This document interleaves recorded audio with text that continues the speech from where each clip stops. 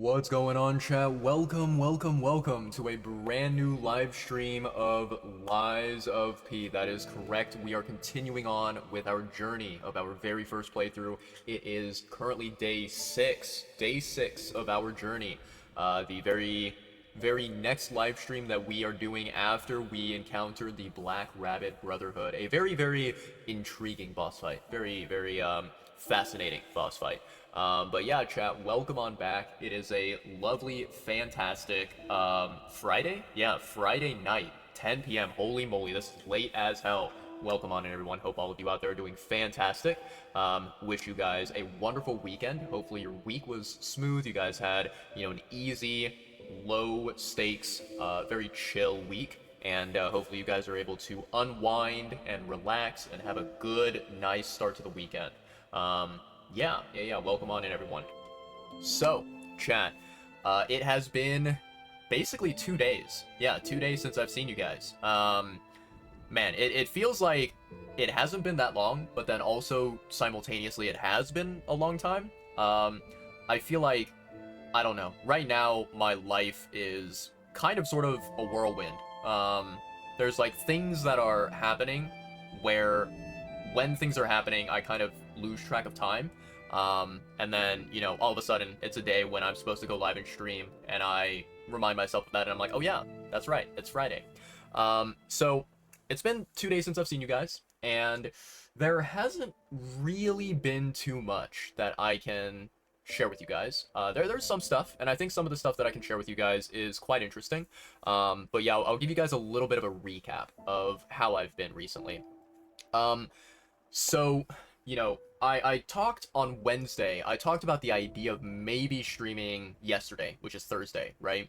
I was thinking of maybe streaming a little bit on Thursday, just so I could do 2 of my makeup rescheduled streams, from missing 2 previous days that I'm scheduled to stream. However, I didn't end up streaming on Thursday, and there was one very big reason why. Basically, I got the opportunity to sit down with my lovely, wonderful mother, and I got to watch a brand new TV show with her. We watched, I think it was the first 3 episodes of Severance, and it was quite enjoyable. I think that, I have only scratched the surface of watching Severance. I have not really seen a lot of the story, but what I've seen so far is really interesting, and I want to watch more of it. We watched 3 episodes, and after we finished the 3rd episode, my mother was like, okay, it's bedtime, she has work to go to, so, she couldn't stay up all night long binging the entire show, even though I would have been totally able to, right? So that was what occupied my Thursday night, and I had a great time watching Severance.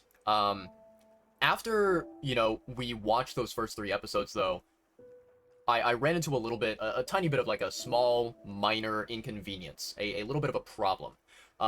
So let me back up and let me explain some context. So, for those out there that don't know, I do not have Apple TV, and I don't pay for subscriptions. I don't pay for Disney Plus, I don't pay for Hulu, I don't pay for HBO, any, streaming service out there that requires a subscription. I do not pay for that shit, because to me, subscriptions are a major fucking scam. They are a waste of money, right? I have never ever liked the idea of basically paying for a particular product or a service every month, and then if you don't pay for that thing, you don't get access to it, right? I more so prefer the business model of like, okay, you pay one time, a certain amount of money for a product or a service, and you get to have that product or service forever, right? That is why, when it comes to things like movies and TV, I really value things like Blu-ray or DVD, right? Those are physical media where I get to keep them, and I get to hold on to them, and I get to cherish them, I get to watch them whenever I want to, in my own home, right? And I don't have to pay a dumbass subscription service for it. So I don't have Apple TV, and I likely never will. And so I had to basically find an alternative way to watch Severance. Now, here's what ended up happening, right? On Thursday, so I managed to find a way to access the individual episodes of Severance without a subscription. Like, I was able to get the MP4 files, and I thought that, you know, the MP4 files that I had were perfectly fine. Like, there was no problems with them. However, what happened was I attempted to play the very first episode of Severance on my TV. So what I did was we got a USB drive, a flash drive, right? We put the episode on the flash drive, and then we plugged the flash drive into our TV at home. And the TV was able to read the flash drive and was able to play the episode, right? So we started playing episode 1, and things seemed okay. Things seemed like they were working out initially. And then what happened is, roughly about maybe 10 to 15 minutes into the first episode, the audio of the episode basically just went to shit. It went absolutely, like, garbage. And so, you know, there are these scenes in the episode where characters in the show are talking, and when they were talking, their dialogue was so goddamn quiet that it almost sounded like it was completely muted, and there was no audio dialogue at all, and it was just, like, almost silence, right? So, at first, I thought that, oh, well, maybe this is intentional. Maybe this is, like, some kind of a scene of the TV show where they are showing, like, a dream that a person had, and in the dream, the dialogue is muted, and it's very quiet, so you can't really hear the dialogue, you just know that there is dialogue being said, right? But then, as the episode kept on going, right, and as more and more dialogue scenes were happening, I realized not long afterwards that I was completely 100% wrong about that. And I realized that basically there was an issue with the MP4 file where the audio was getting screwed up, right? So I had to stop the video, of course, and I went to go and research, like, how could I fix this? And I think that I may have potentially found a fix. You know, I haven't tested out anything, and I haven't confirmed anything, but what I found out is that apparently there are different audio encodings that are available out in the world, right? Different audio encodings that exist. And certain audio encodings, they work better on some devices, and they work not better on other devices, right? They basically don't work.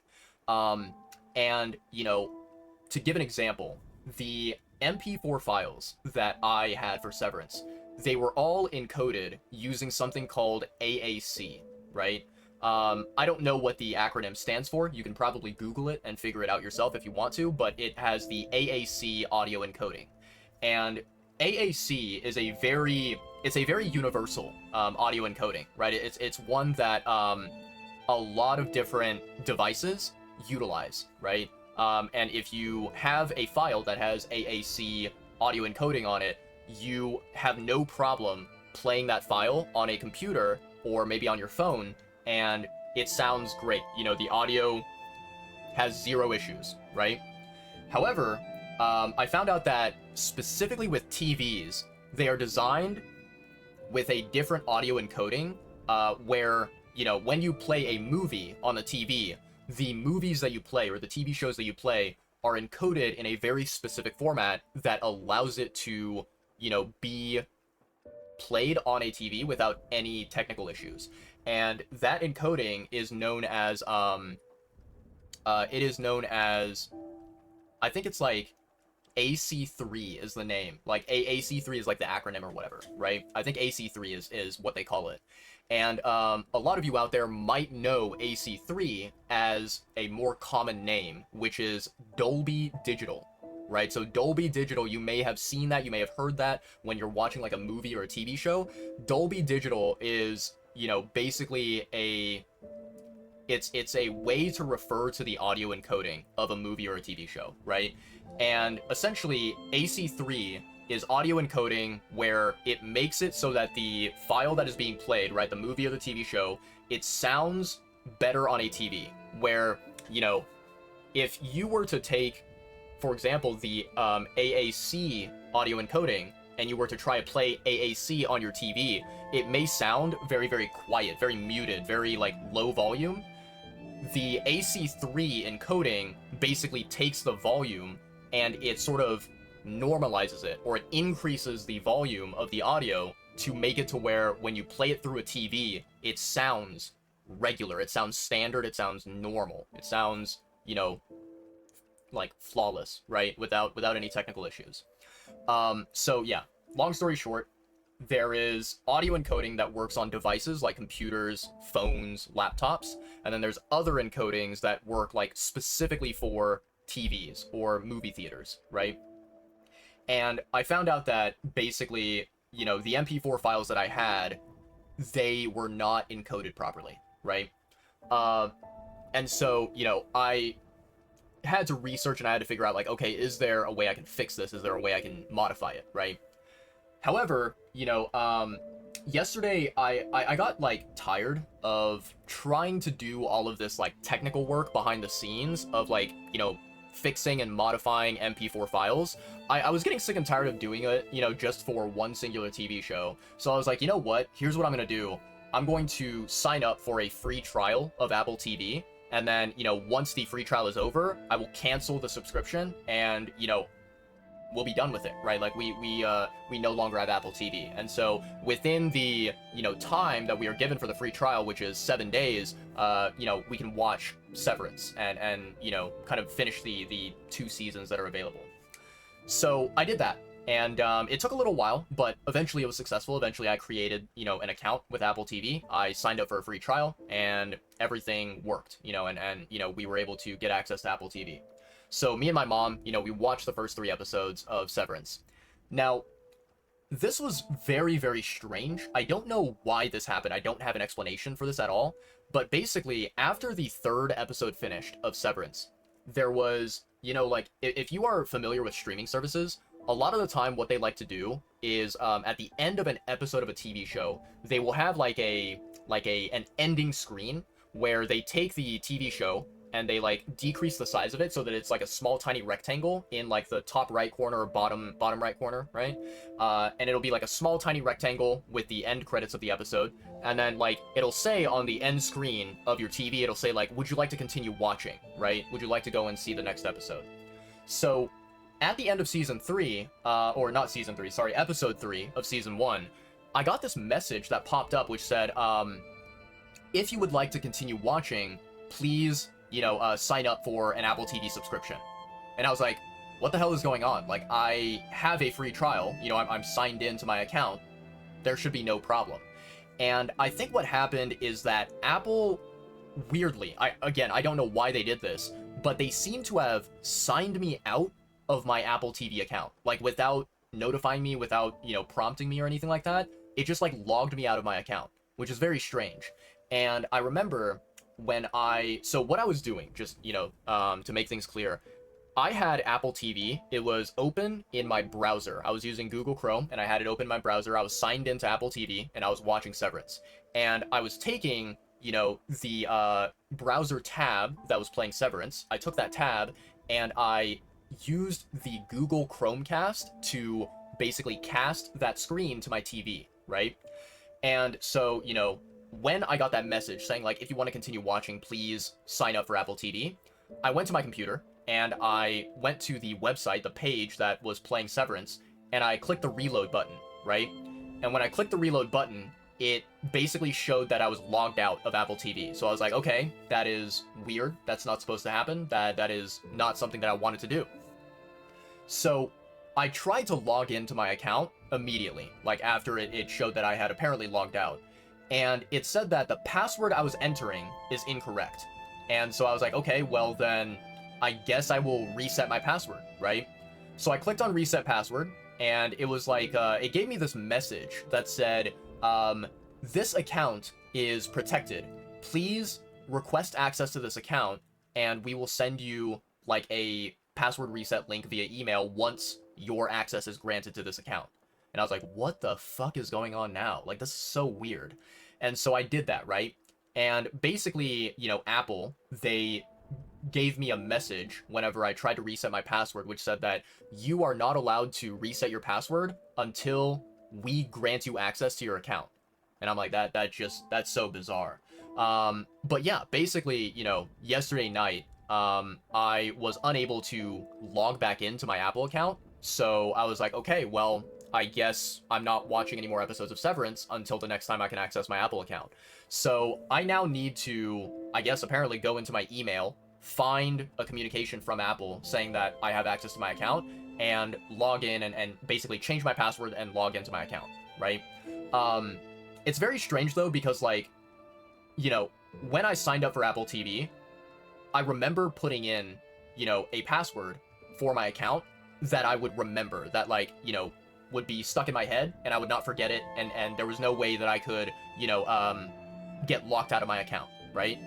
But whatever password that I entered for my account, when I typed it in to try and log in, it said that it was the wrong password. So I don't know, maybe there's like I think like a 1% chance that I accidentally clicked one button wrong when I was typing in my password, choosing it. And so maybe my actual password is very, very slightly different than what I have remembered in my head. But anyways, so I don't, yet have access to my Apple account. I need to get back in.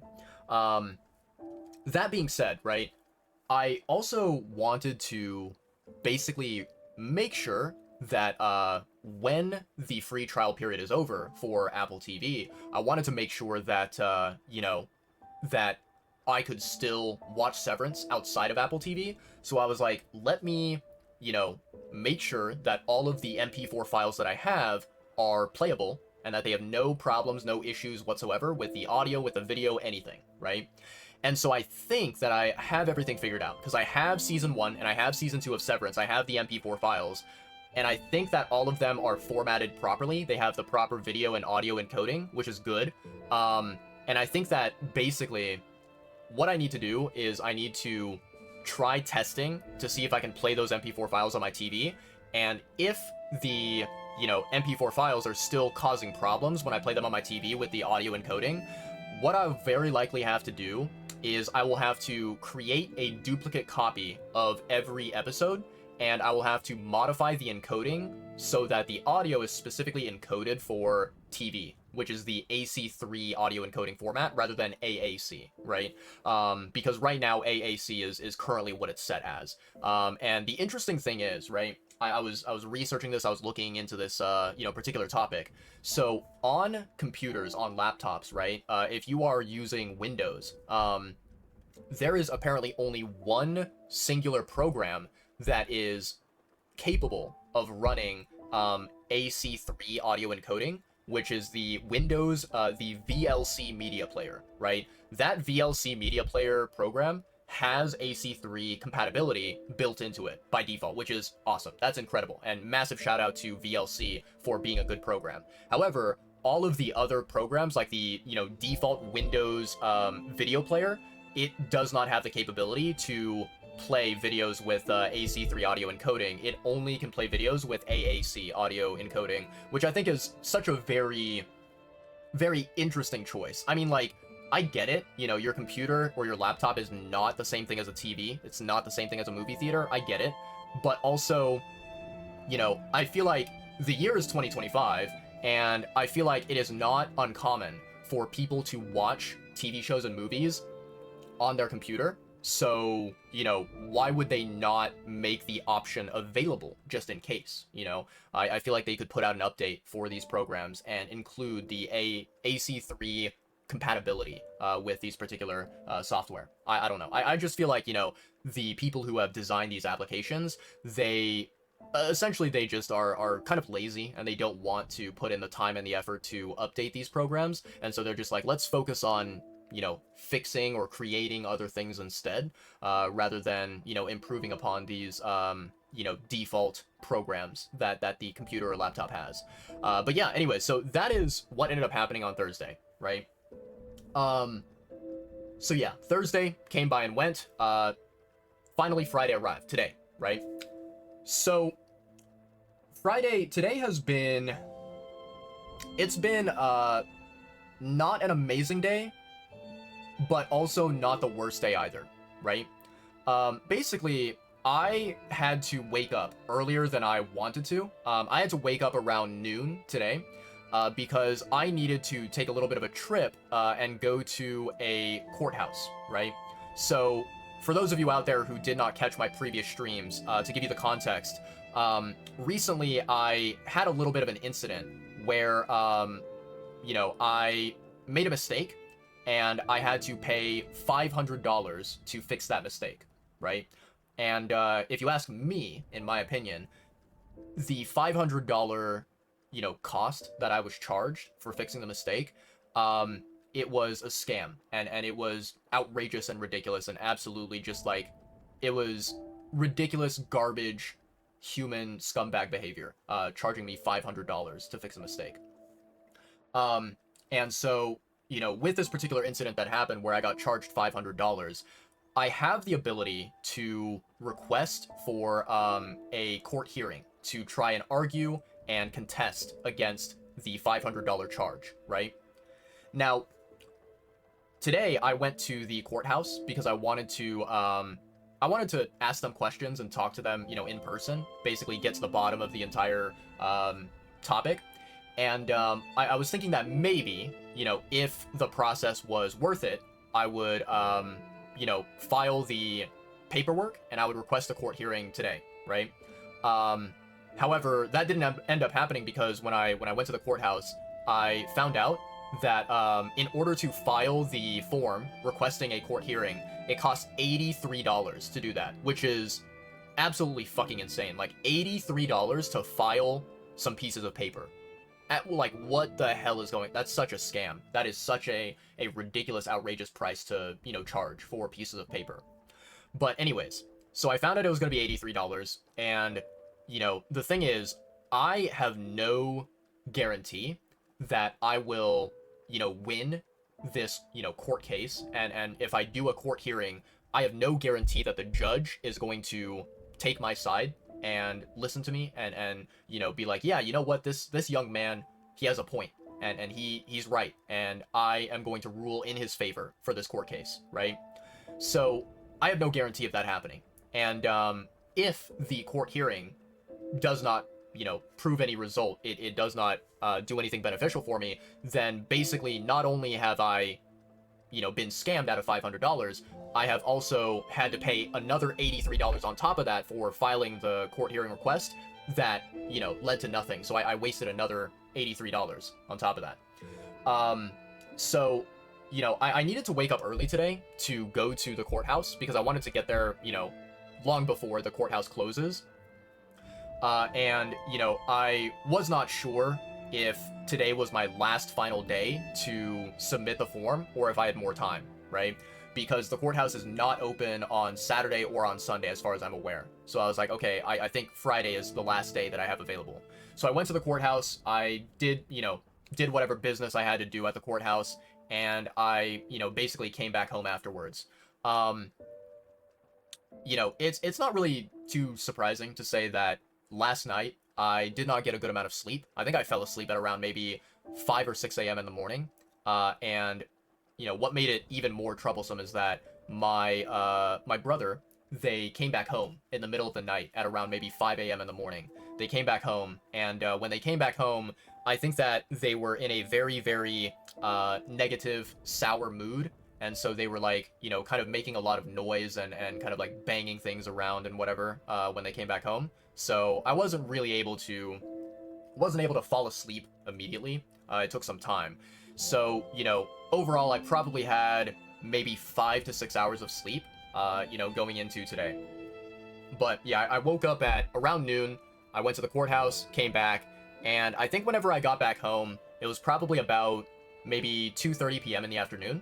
And so I came back home, I did my usual thing where I, logged into Nikkei, logged into Genshin, all this sort of stuff. I was checking the usual, games and the usual, programs that I normally check, right? And another thing that I was doing, right? So, for those who are not aware of this, basically during the last week or 2 weeks, I think maybe 2 weeks or 3 weeks or whatever, I have been exporting all of my Twitch highlights over to YouTube. And, exporting the videos, it takes a while because it has to process the export. And when you export things to YouTube, YouTube takes a while to, upload the video and then process the video, make it into higher quality and make it, look good, and make sure that like none of your videos have DMCA or copyright content, right? Um, and so I've been slowly but surely moving things over from YouTube to, or from Twitch to YouTube. And basically, yesterday night and today, I finally got to the point where I have finished, moving all of the Twitch highlights that I want to move over.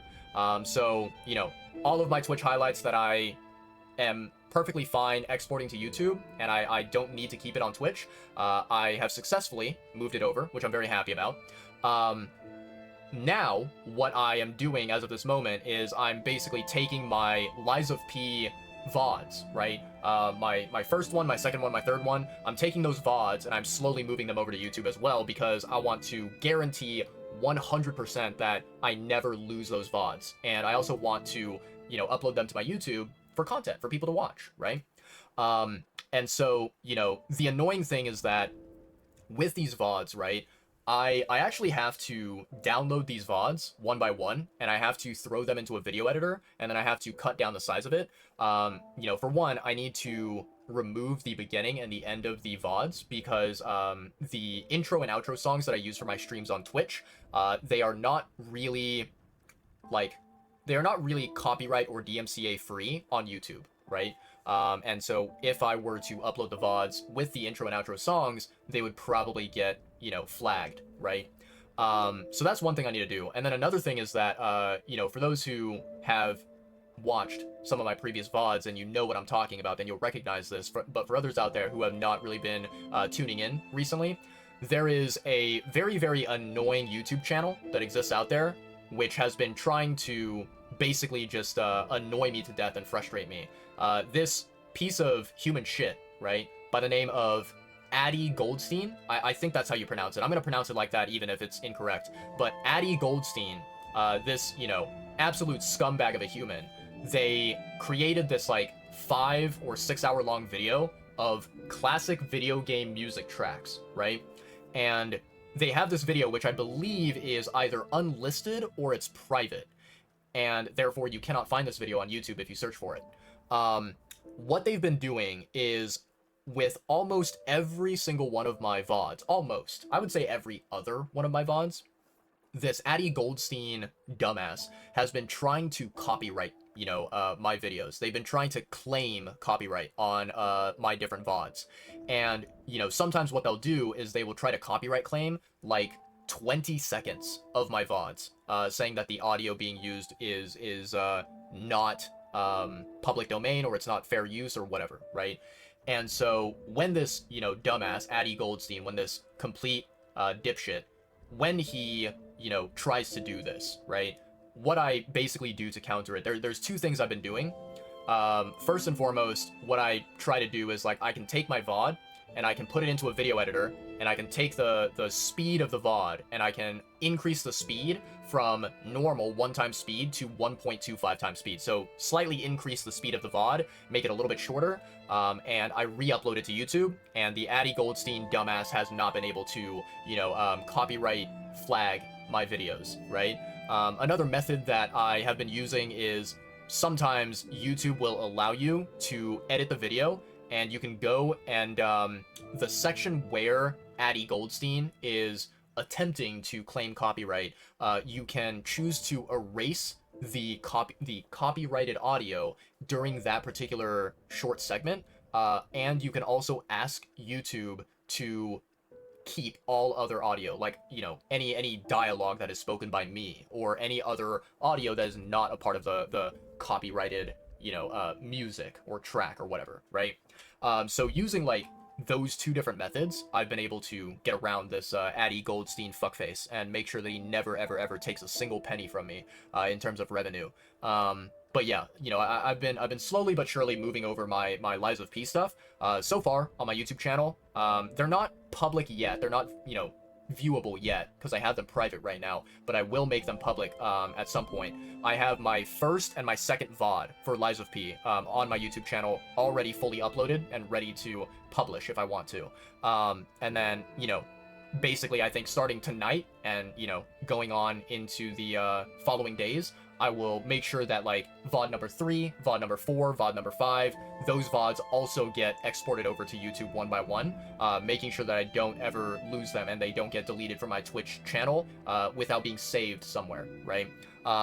So yeah, I've been doing that, and you know, basically I came back home today on Friday after going to the courthouse, did my usual thing. I did enjoy a nice, delicious McDonald's meal because Friday is McDonald's day, basically, to me. So I enjoyed a little bit of McDonald's. I played some video games. I was, like, watching YouTube videos and Twitch streams. And I also...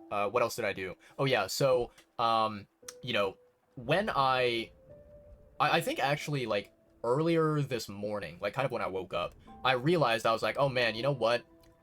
I think it's probably a smart idea for me to freshen up, for me to shower. So I was like, okay, I'm going to deal with, you know, the court stuff and whatever, like go out and run my errands, and then I'll come back home and I will shower. And then, you know, after I shower, I will be fully prepared and ready to stream, right?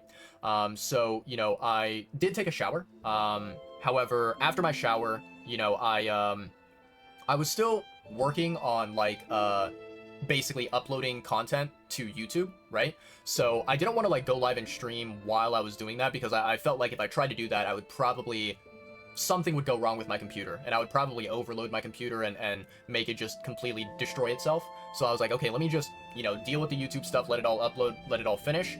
And, you know, in the meantime, I will make sure that I've logged into Genshin, logged into Wuthering Waves and done my dailies and everything, right? And then I can log out and eventually I can go live and stream. And, yeah, no, you know, other than doing that, I basically just, you know, very quickly prepared some dinner food for myself and for my mother. So we ate a little bit of some dinner. And I will say, you know, chat, I think so during maybe the last couple of days or so, yeah, I think at the very least the last couple of days,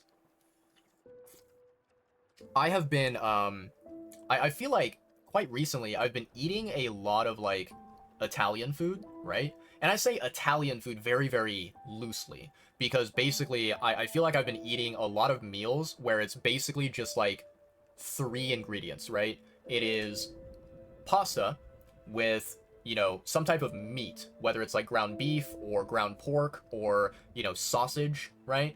And then I mix the pasta and the meat with, you know, like tomato sauce, right? With something that would resemble spaghetti, right? And I feel like I've been eating that particular dish quite a lot during like the past week or 2 weeks or whatever. And so, you know, tonight I basically had the exact same thing because my mother, she had gone to the grocery store and she bought this like frozen bag. It was like this, you know, one of those quick meals that they sell in the frozen section, and it's like this giant bag that says family size on it, and it's supposedly some type of like this Italian dish with pasta, and I think it's supposed to be like hamburger meat or like ground beef or whatever, and then it's supposed to be like mixed with some other stuff. I don't really know, but I think that, you know, with this frozen meal that you buy at a grocery store, I think it's like one of those cheap ones where I'm pretty sure in the bag there was only, you know, pasta, meat, and sauce, right? There was no like vegetables, no other added ingredients to enhance the dish, right? And also, by the way, the meat that was included in this frozen family size, you know, quick dinner meal, the meat was like really, really, really low quality. Like, this is the type of stuff where you could buy one of those microwave frozen meals that's like for one single person, and it comes with meat, you know, in the meal, and it's like really, really cheap, kind of like disgusting tasting beef that is not at all delicious. It doesn't even really taste like beef. It kind of tastes more like cardboard, right? So yeah, it's the same type of meat that was in this like family size frozen dinner meal thing. And yeah, the crazy thing about this particular you know, particular meal that my mom bought from the grocery store is that, you know, it supposedly came with a sauce, like it came with sauce packets, you know, when my mom bought it, but I guess that the amount of sauce that they provided, when you mix it together with the amount of noodles, the amount of pasta, and the amount of well, actually no, there was basically only a tiny amount, you know, a tiny little portion of meat. I feel like probably 80 or 90% of the frozen meal was literally just pasta. That's all it was. So when you mix the sauce with the amount of pasta that there was, and then the tiny amount of meat that came with it, basically the sauce kind of evaporated and just like disappeared. And so it was like, yeah, basically the pasta and the meat together, like the end result of what we cooked using that frozen bag, uh, it almost just looked like, it almost just looked like really, really low quality spaghetti, but without any sauce at all. It looked like it was just plain pasta, no sauce, no nothing, and then just like tiny tidbits of meat. And it just looked so incredibly depressing, right? So we actually, my mom, she cooked that yesterday. She made it yesterday. And we ate a little bit of it. And then today, we finished the leftovers. We ate the rest of the pasta and the meat that we did not eat yesterday. And I can confidently 100% say right now that probably for like the next month or so, I am tired of pasta and meat. I want something else. I want to eat anything else besides pasta and meat, and anything that is like, trying to imitate or trying to replicate Italian cuisine. I'm sick and tired of it. I would eat anything else at all in the entire world. Yeah, it's been a while since I have gotten exhausted of a particular food. But yeah, I think at this point, I'm just like, no more pasta for like the next month or something like that. I've eaten too much pasta recently, and I don't want any more. But yeah, I ate some dinner, and then afterwards, I prepared for my stream, and eventually I went live. Eventually, here I am. Yeah. But anyways, chat, let's go ahead and quit the yapping, quit the blabbing. We are going to dive on into day 6 of our Lies of P journey here. Let's continue. Yeah, chat. Last night, right, I told you guys that I stayed up quite late last night. And, okay, nice. So I stayed up quite late last night, and I remember, I was staying up late, and I thought to myself, I was like, since I'm staying up this late, maybe what I should do is, maybe I should try to, try to get something done that is on my checklist of things to do, right? And so I was like, okay, let me see if I can record a brand new channel trailer, right? Because I've been meaning to update my channel trailer for a while, just because I have, obviously, my adorable capybara mascot that I love to hang out with on stream. And then on top of that, I'm kind of a little bit shifting my content and moving it away from, like, Genshin and Wuthering Waves and gacha games, more towards variety games and Souls games, right? So I was like, yeah, maybe I can record a brand new channel trailer, and I can, upload it and post it to my channel, and it'll be great. It'll be awesome. But I don't know. I think it was like, there was a part of it where I was like, yeah, I am tired. I am quite exhausted and sleepy. So I wasn't able to, like, basically give it my best effort for the channel trailer. But also, I think I found it kind of daunting, kind of intimidating a little bit to basically try to market or advertise my channel within a very specific short limited time frame, right? I had to talk about many different aspects of my channel and my content and squeeze that into like a 1.5 or maybe 2 minute video maximum, right? And I just felt like every time that I would record like a version of my updated channel trailer, right, I just felt like there was something missing, or I said something incorrect, or I could have phrased it differently or whatever. And so I kept on trying to redo it and redo it and redo it, and eventually I was like, you know what, I give up. I don't think I can do it tonight. So I was like, I'm going to postpone it. I'm gonna do it another time. But at the very least, there was an effort made. At least I put in the thought towards attempting to update my channel trailer, right? So there's that. And then what else was there? I'm trying to think. I think there was like maybe one more thing that I wanted to mention. Oh yeah, that was it. That was what I wanted to mention.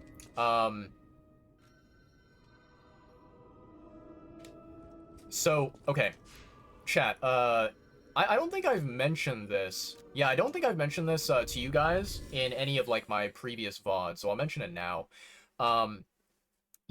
with the most recent update that Genshin has had, as well as Wuthering Waves, right? Um, with these two updates that came out, first of all, the update to Genshin, right? It took a little bit of space to update the game and to download the new content, right?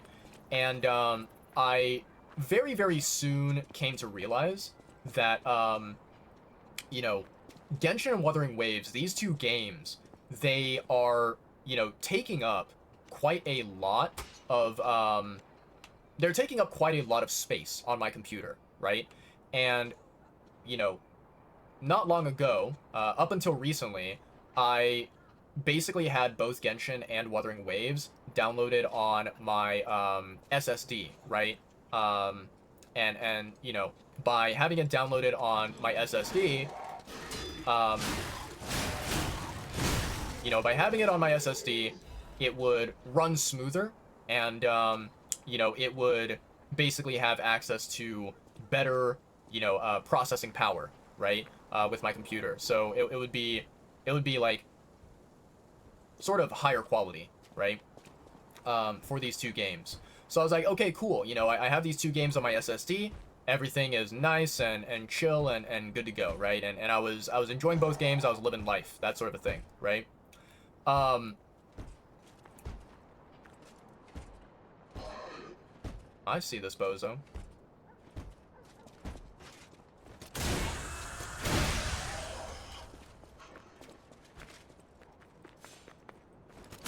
Nice. Easy kills. Okay. So, I recently came to this realization where I was like, man, having these two games on my SSD, right?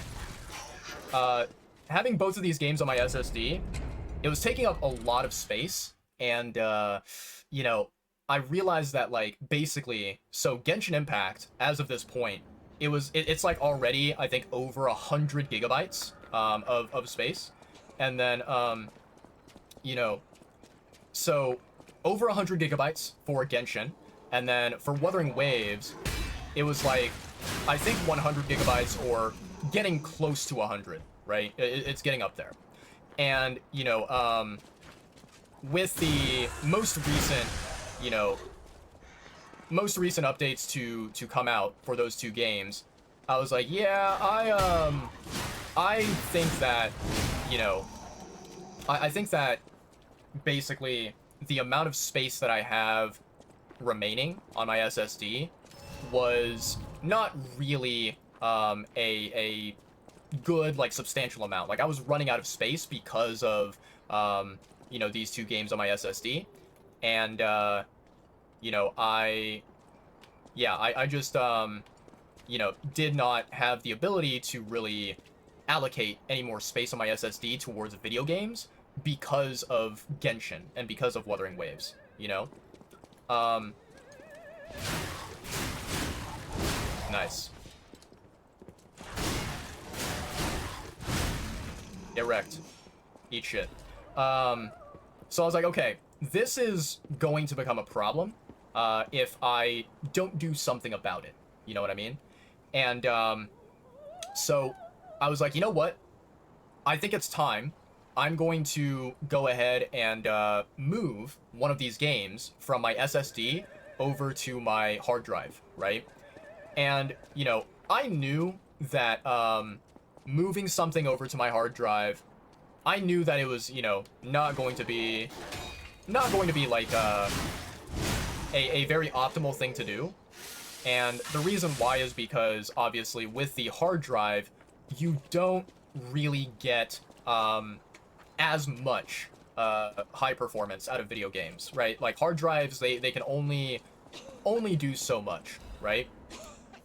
And so, I had to make a tough decision, and what basically led to me making the choice was that I don't know if you guys out there heard about this, right? Those of you who are familiar with Wuthering Waves and listen to the news for that game, right? Basically, I found out that Wuthering Waves up until basically like, well, even now, currently, Wuthering Waves, when you download it on your device, on your laptop or your PC or whatever, it has its own separate client, right? It has its own yeah, it has its own like program or application that it runs through. However, I found out that sometime soon, maybe in the summertime of this year, or maybe in fall or something like that, Wuthering Waves is eventually going to be released on Steam. It's going to be available through the Steam, platform, right? And I think that is actually really, really good news. I think that's awesome. And the reason why is because, even though Wuthering Waves is a very enjoyable game and I have a fun time with it, the application of Wuthering Waves, the program, right? The way that it runs is so absolute like garbage. It is really, really, really shitty. It's as if they had a college student who, has very basic foundational theoretical knowledge of computer programming. It's as if they had this, rookie, newbie college student design the user interface and the layout of the program, the launcher, and everything, because it runs really, really badly. At the very beginning, like when you are loading up the game, it is not a good experience. So I am really, really I'm very eagerly looking forward to the Steam release for Wuthering Waves. And what I have decided is that when the Steam release happens, I'm going to obviously delete Wuthering Waves from my PC, like the separate external application, and I'm going to re-download it through Steam. And I don't know if I'm going to download it on my SSD. Probably not. There's a chance that I might, but it depends on how much space it's going to take and how much space I have available. But, for the time being, I basically just told myself, I decided that I was going to move everything from Wuthering Waves over from my SSD toward, like, all the way over to my HD, right? My hard drive, right? So, I did that, and boy, oh boy, let me tell you guys, there is a massive, massive difference in performance. Insane difference. Like, I kid you not, when I would play Wuthering Waves and it was running, on my SSD, once you load into the game, right? Not talking about the really annoying, very like low quality like process of loading the game up and entering into the game. Once you enter into the game on my SSD, everything was nice and smooth like butter. There was no technical issues whatsoever. It felt great to play, right? There was no performance problems whatsoever. However, on my hard drive, dude, like every single action that I take, right? Like let's say that I'm teleporting to a different location, or let's say that I am doing something that requires a loading screen, right? Every single action that I take when I'm playing the game now on my hard drive, it has this like buffer. It has this lag that is absolutely horrible. That is just like, wow. It is very, very noticeable, and it feels terrible. It feels horrible to, experience that, right? And it's crazy because like, when you play the game and you play it at its like best optimal performance, and you know what that looks like, what that feels like, and then you downgrade from that to a worse experience, it makes the worse experience feel even more unbearable and even more annoying and frustrating than if you never ever ever experience the optimal ideal performance, right? And so yeah, like, as I mentioned, it takes like several minutes to load the game if you're like teleporting from place to place, right? And so it takes several like minutes to load. And then also like, okay, I'll give you an example.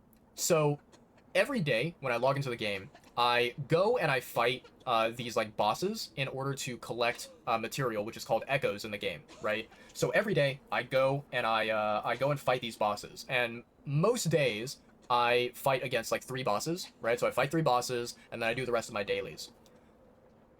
Every single one of these bosses that I fight against, when I'm playing the game now on my hard drive, there's a very observable, very noticeable lag, where what will happen is like, okay, I teleport to the location, and my character appears in that location. Like my character spawns and you see my character.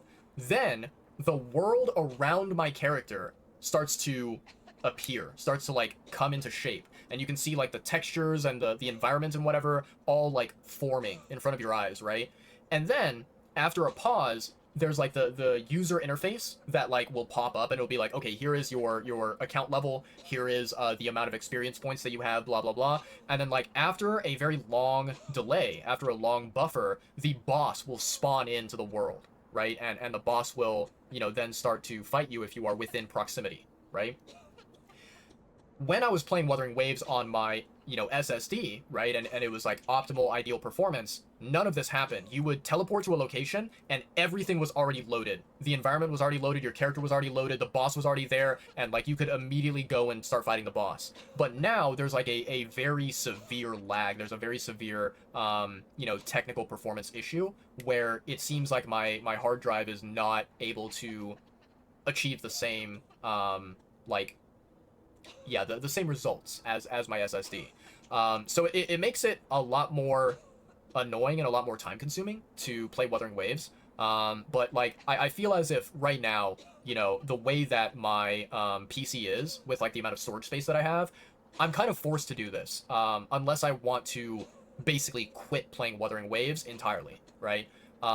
Because I know for a fact, like, no matter what happens, if you were to ask me, okay, like, you can either drop Genshin Impact or drop Wuthering Waves and give one up entirely for the rest of your life, which one are you going to do?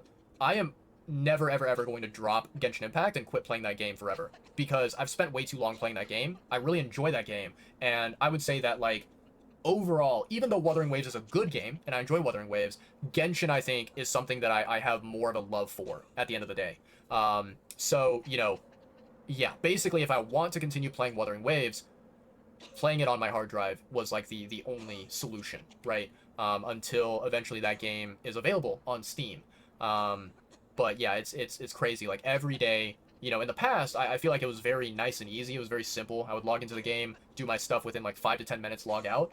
Now I think it takes me like maybe 20 minutes or like half an hour to do everything in Wuthering Waves, and it's like, oof, it is a very big noticeable difference without a doubt. But yeah, I mean, it is what it is. I'm continuing to do it, continuing to survive. And hopefully I'll still be able to enjoy whatever like unique content the game has, even though it's not optimally running on my hard drive. But yeah. What's going on, Yvain? Welcome on in. How effectively are you lying in this game? Kind of effectively. I think you know, I've been given multiple opportunities to lie in this game, and there has only been, so there's like one NPC character that I have not lied to, or actually no, wait, hold on, let me, it's confusing because it's kind of backwards, right? So almost every character where they like ask you a question or whatever, and you have to tell answer A or answer B, and then like one of them is a lie, one of them is the truth, right? So basically, a lot of the characters, a lot of the opportunities I've gotten where it's like, okay, I can lie to them, and in that scenario, lying would be, you know, like, it's a good thing to lie to them because you're supposed to lie to them, but simultaneously, when you lie to them, your body reacts negatively to that because you're not technically allowed to lie, right? It's not something that you are built for. I've done that option basically almost 99% of the time. There is one NPC where I spoke to this NPC, and okay, I lied to this NPC, but the lie that I told to the NPC, it was considered as like a good lie. And what I mean by that is that like my body did not react negatively to lying to this NPC. Even though I'm technically not supposed to lie, it seems like lying was the correct answer, right? And so like, yeah, I did not choose the option that would cause my body to react negatively to what I did, to me, you know, either telling the truth or lying or whatever. So yeah, but the funny thing is that with that NPC, right, even though I lied to the NPC and I did not, you know, I did not have any negative consequence for lying to that NPC. Basically, the NPC in question, they managed to discover the answer that I could have told them straight up. They discovered the answer on their own, and they, when I spoke to them and I had dialogue with them, they were like, I'm very disappointed that you betrayed me, that you lied to me. But they were like, it's okay, I will still be like, what's the word? Still be like amicable with you, and I won't like fight you. I won't try to kill you or anything like that. But yeah, basically the NPC was like, I am very sad and disappointed that you lied to me. Is what they said. So yeah, that was quite intriguing, quite intriguing. But yeah, I wanted to test it out and see. Smooth like butter. Great. Now I have that song stuck in my head. I'm very happy that I do not know what that song is and that it will not be stuck in my head. Interesting. Yeah, yeah, yeah. Didn't realize the lying mechanism had a positive versus negative aspect to it. Yeah, so this game, it's really interesting. I'm gonna be honest, I do not 100% understand how it works or like what it does, right? But basically what I discovered with this game is that there are certain situations in the game where basically you are talking to another person, and there are some situations where the game wants you to lie to them. Like, lying to them is considered good, right? And if you lie to them, you don't get a negative consequence for lying, right? Then there are other scenarios where it's basically the complete exact opposite, where you want to tell them the truth, and if you lie to them, you will get negatively affected. And it's very, very dependent, very situational. But yeah, it's kind of like, you kind of just have to use, I think, your own, maybe your own perspective of like your morality to figure out like, okay, do I think that it is a smart idea to lie to this NPC in this moment, right? Like, is it something that's worthwhile, or should I tell them the truth? Like, is it risky? Is it dangerous? What is it? What is the answer, right? Like, what is the correct course of action to take, right? Ooh, I don't know what the heck this Pokemon is. I'm gonna be honest, chat. Yeah, so like the Pokemon TCG app, they release like a brand new pack of Pokemon cards. And I think that these Pokemon are from like the newer Pokemon games that came out on Nintendo 3DS and Nintendo Switch and whatever, because I've never ever heard of these Pokemon. But this thing right here is like a shiny fish. It looks like a giant catfish or some crap like that. I don't know what the hell this thing is. I've never ever heard of this one.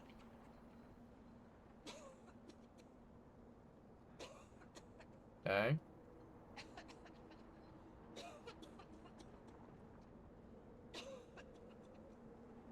Yeah, apparently this Pokemon is a shiny Pokemon, which, I mean, I guess that's cool, but it's a dumb fish, so I don't really care if it's shiny or if it's regular. A fish is a fish, and I don't, you know, fish are not something that I'm like, oh my god, look, it's a cool Pokemon, I freaking love that. No, I would rather take anything else that's shiny. Yeah, that's, meh, boring. Oh shit, I need a Wonder Pick, that's true. Let me do a Wonder Pick really quickly. Let me see here.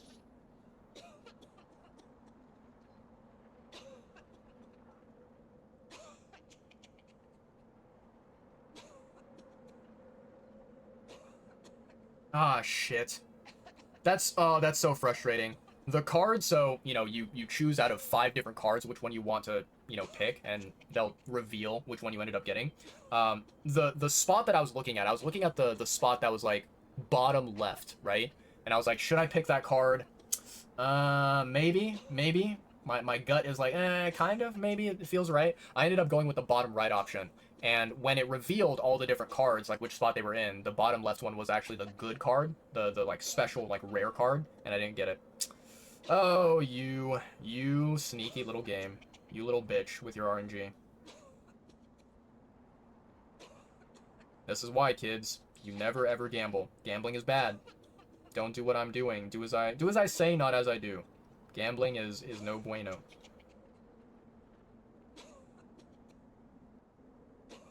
Okay, we do that. Yep.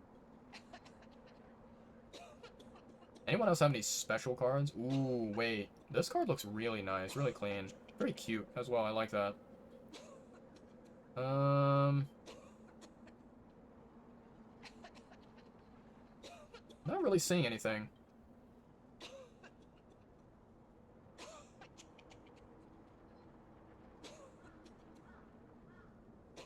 Okay, I don't know what this Pokemon is, but it is a... It's like a holographic card, so I'll add that to my wish list. Anyhoozle. Alright. I'll log into the Pokemon app at a later time, and I'll finish whatever gameplay that there is available, assuming that there's any gameplay at all.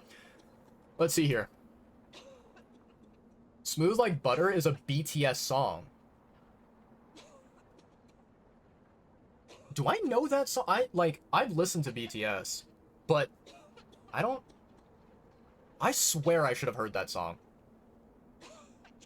Alright, here's what I'm gonna do. I'm going to, let me see here. Where is my... YouTube? Okay. Advanced audio properties? Okay. So, for YouTube... I think track 2 is the VOD one. So I'm gonna turn off track 2. Okay.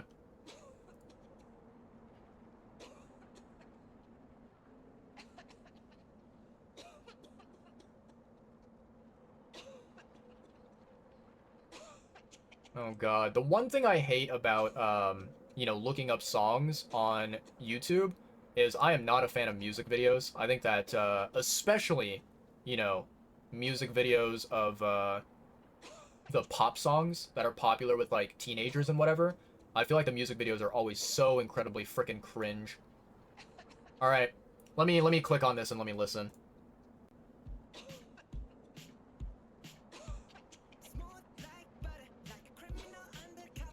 Okay, yeah, I know this song.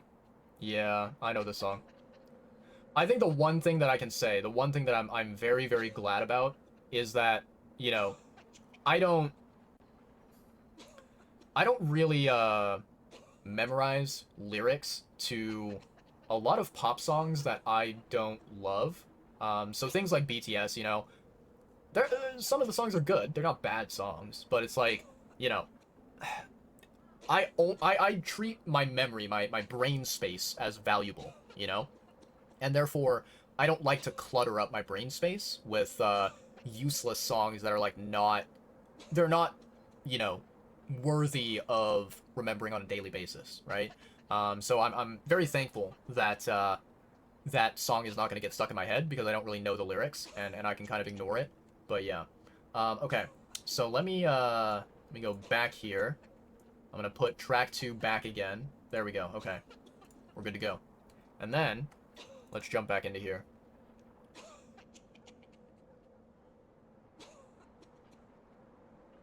No clue on what that Pokemon is? Yeah, me neither. It looks like a really dumb fish. Shiny is rare equals good card. Indeed. That must mean it's incredible. Gambling is great if you win. Remember, kids, 99% of gamblers give up before they hit it big, before they win the jackpot. So never give up. Always gamble, always go full in. You just throw all your poker chips on the table, all in, all the time, baby. You never know. 99% of gamblers quit before they win it big. Let's see. You definitely know the song if you listen to them. Yeah. Music videos are terrible. They are. I cringe at them. This is why, like, I'm so glad I use things like Spotify, where I don't have to watch the music videos. I can just listen to the audio, and that's it. But yeah. Anyways, okay. Chat. Let's read. The Witch's Tower and the Princess Poster. The Witch's Tower and Princess, the comedy praised by audience and critics alike. The Estella Opera House will be presenting its grand finale. It's the last work of the best writer of crop, Coppelius Campellin, as well as the last performance of Red actress Adelina Corday, the greatest prima donna of our time. The greatest adventure of an evil witch, a gallant knight, and a beautiful princess awaits you. Come join an unforgettable experience of laughter, tears, and thrills Beautiful. Absolutely beautiful. I don't know what the hell this thing is, but hard pass. I'm gonna skip. I don't watch this type of stuff. You okay there? You keep coughing and interrupting me quite a lot. Why? Ah, my stalker friend. I was worried the puppets had come back. They're demons. They won't give us a moment's peace. Even an elderly lady like me. They wouldn't even let the dead rest if they had the petrification disease. Drives a lady to drink, it does. Which reminds me, I could use a proper tipple. There's a wine called La Bleuie. When I was younger, they called it the Ruby of the Heavens. I'm sure there's still some left in the wine cellar at Lorenzini Arcade. You're an enterprising lad. Bring it to me and I'll give you something nice in return. Okay, okay. Remember, Lorenzini Arcade. A wine cellar, La Bleuie. Ah, the Ruby of the Heavens. That had hit the spot. A delight on the tongue. And a memory of bygone days. Okay, okay. Remember, Okay.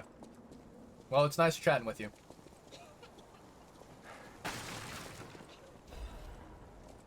Cluster grenade. Hell yeah, baby.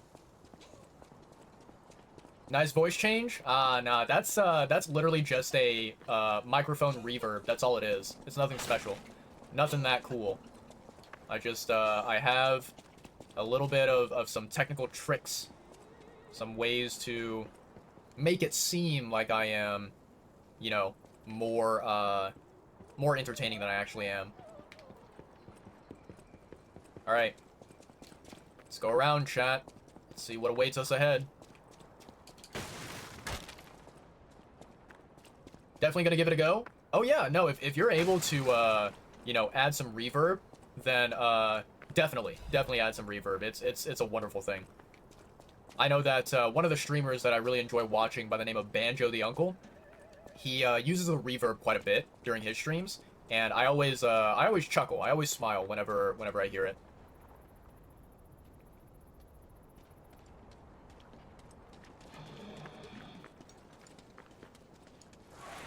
Ow. This guy's quick. There we go.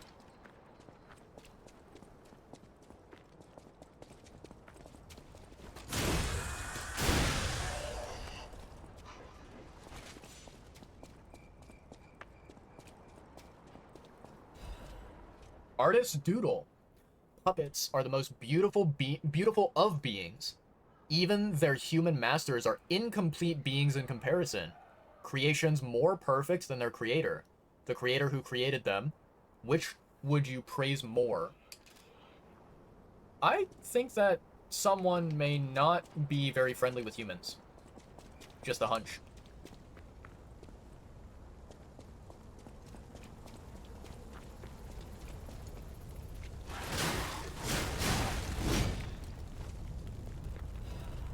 Nice. Crescent Moonstone. Let's go, baby. Oh, wow. You can get overheat just by standing nearby? Interesting. I'm going to assume that this button is electrified. Alright. Let's see here. There's no pathway over here, is there? I'm pretty sure there isn't. Yeah. Yeah, that's what I assumed. I knew it. These bozos.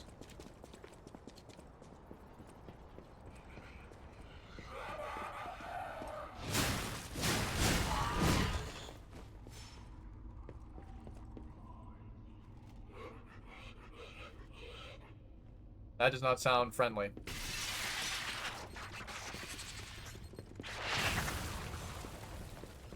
Okay. Another one? How many of them are there? What the heck?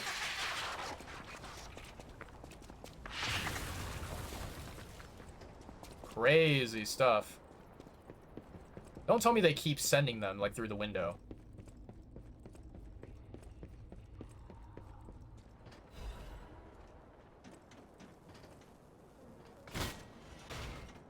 Okay, free ladder, okay. Yeah, this area does not look very fun, chat.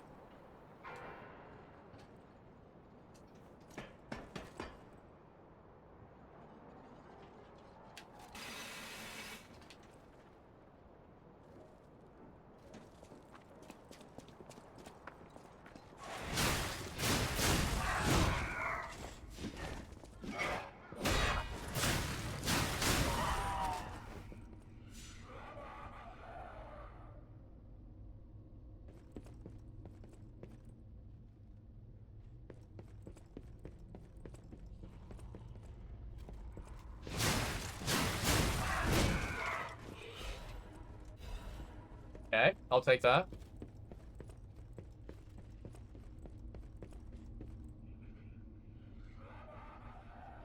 What the hell is that?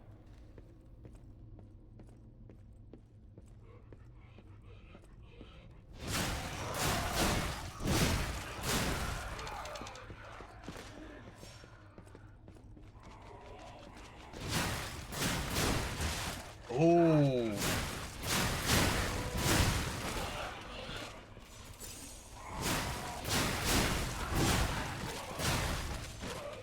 Yeah, these things have, some insane hyper armor.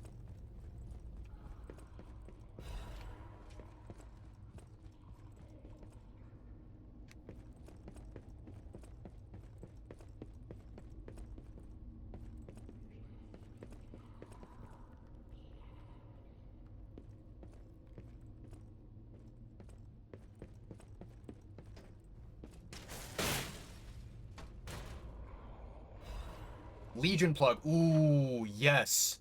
Yes. This is a fucking rare item, chat. This is really good. Legion plug is needed to craft Legion arms, which can be done at Vanini Craft Machine. Use Legion calibers to modify Legion arms. Yeah. So this will be really, really, really useful for us.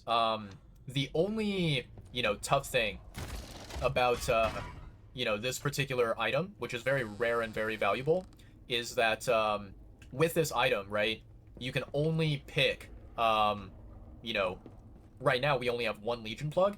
You can only pick, one particular, Legion arm to craft, right?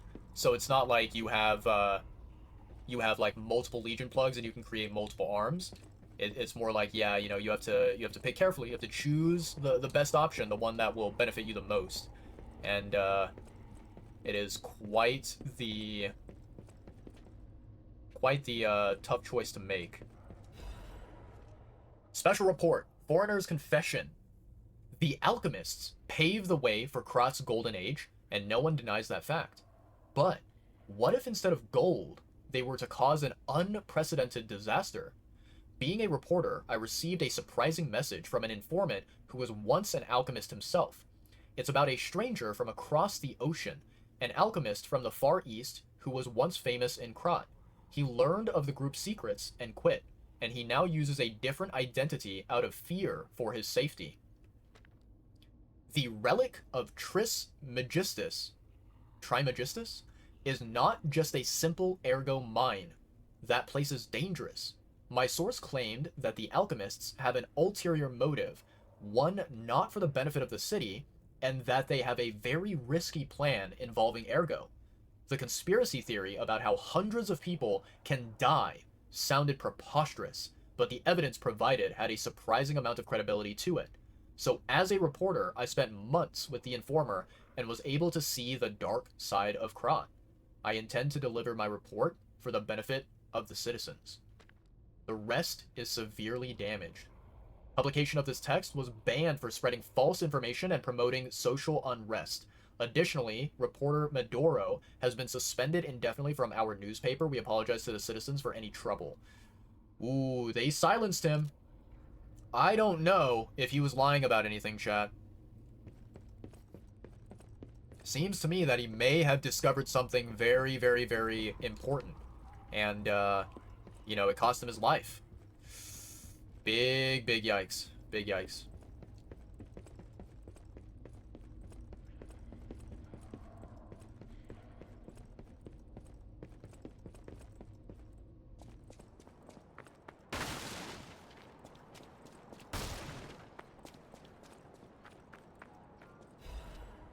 Okay.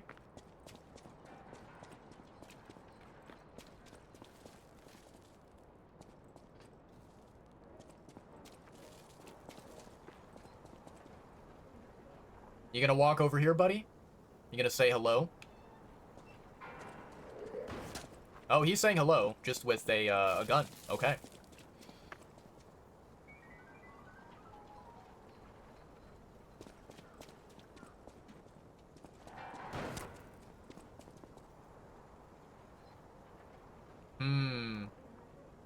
I truthfully do not want to go anywhere near that group over there.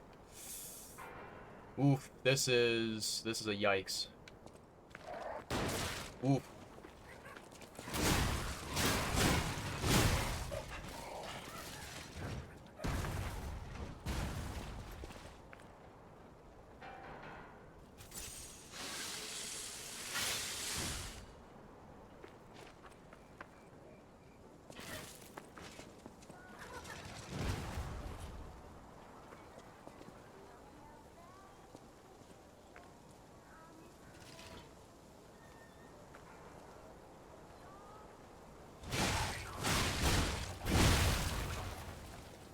Okay.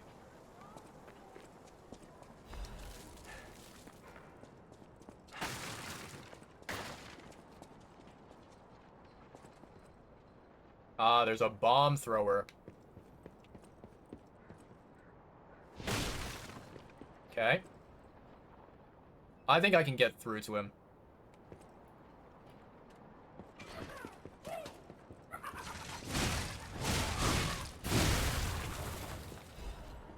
Nice.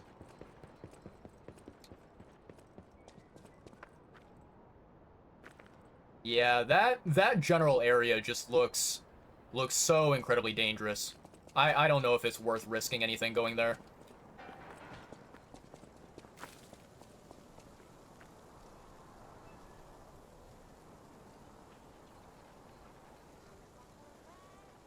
I mean, there is a chest, but other than the chest, I don't really see anything that, like, you know, I don't really see that there is maybe a shortcut that I can unlock that direction or anything. Hmm.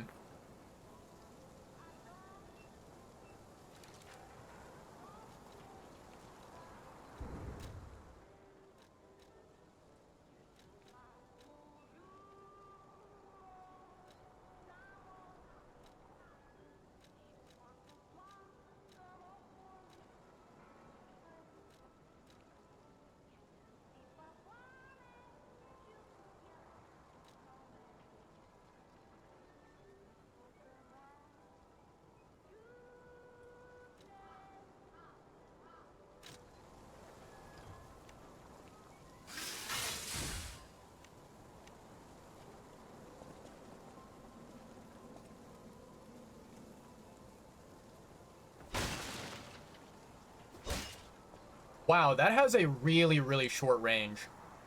Unless, of course, I'm, like, hitting some kind of a, you know, some kind of an object that is in my way. Yeah, that definitely did not work out the way that I expected it to. Big yikes. Okay. Let's ignore that area for the time being, chat.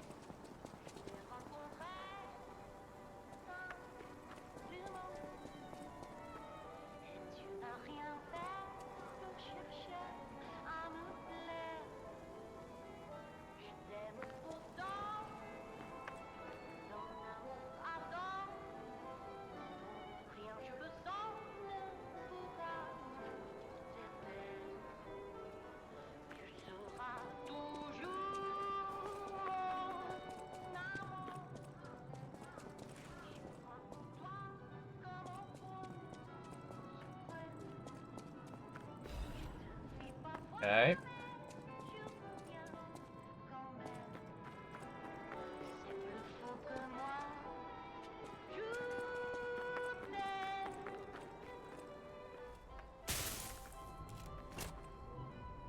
What is the entrance there? I want to unlock that particular pathway.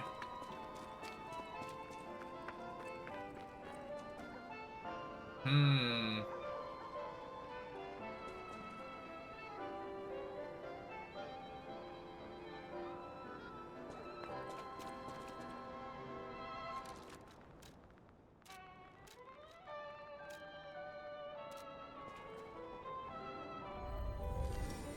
Okay, we're disappearing out of there. Because I don't think we got to explore everything. And if this is a boss fight, I don't want to get into the boss fight immediately.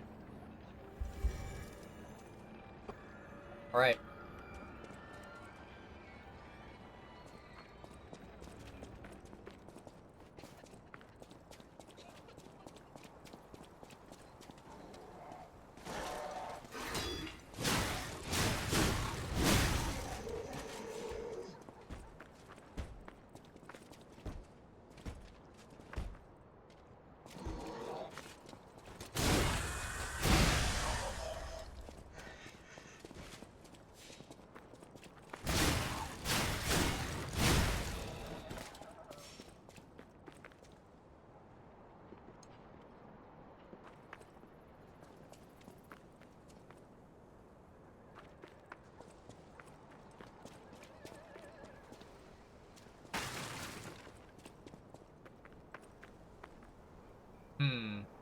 I actually don't know how far their range is. Like, how far can they see?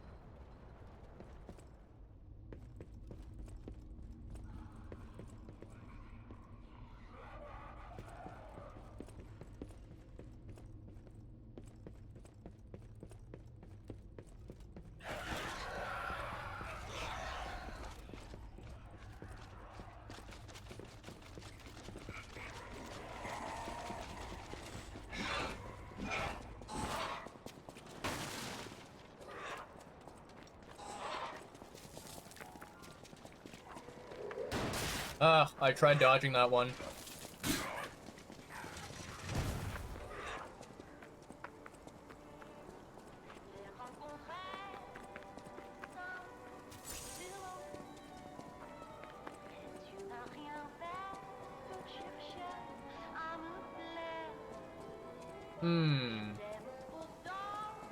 Is there maybe a shortcut up there that I'm not seeing? Maybe there is, chat.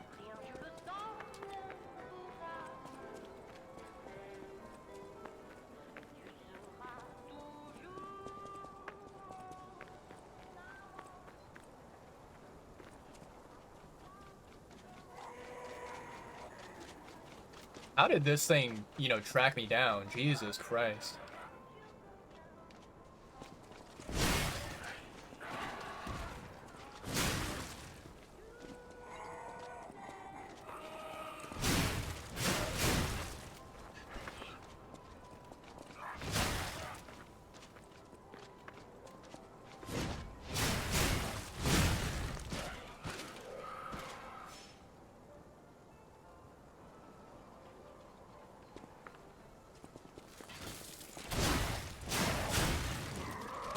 Oof.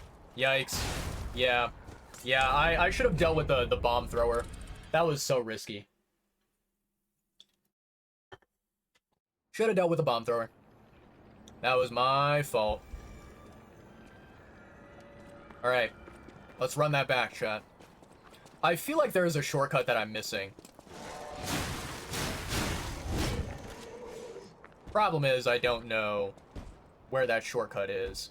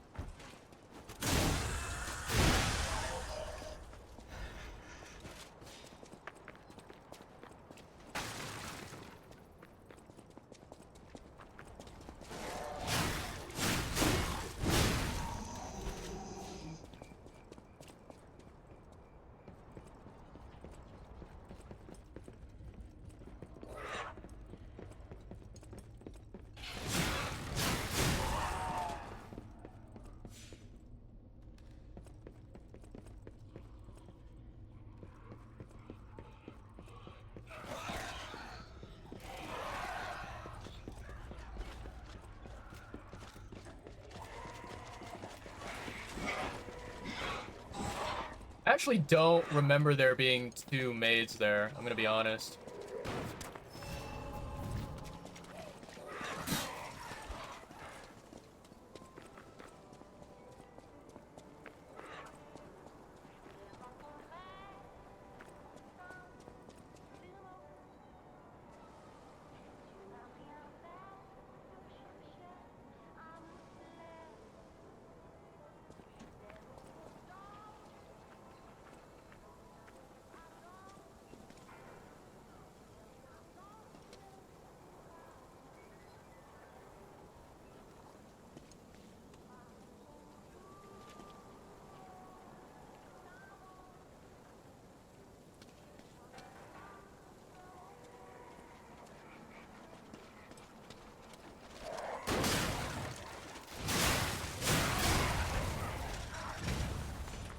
Okay. I actually don't know how that rifleman saw me there.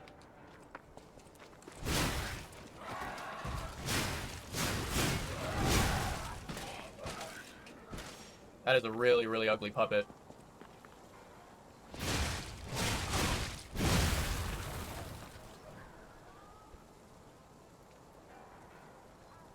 Hmm.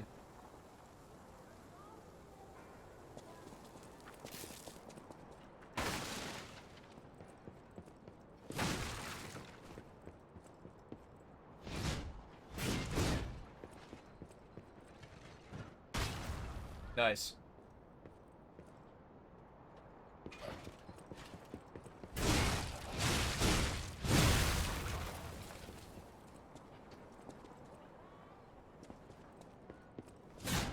Wait, what?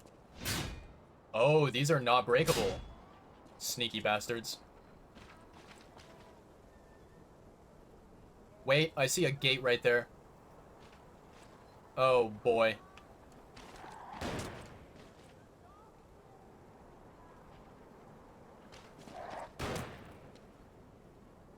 I don't like this, chat. I don't like this one bit. This is a no bueno situation.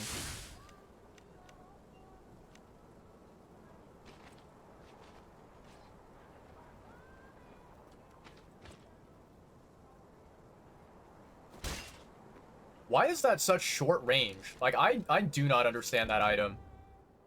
It feels so crappy to use that item.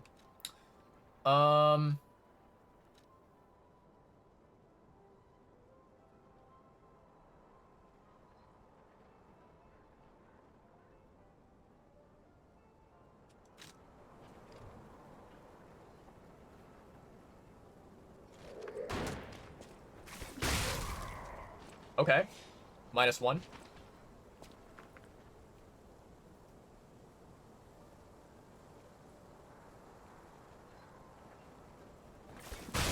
-2.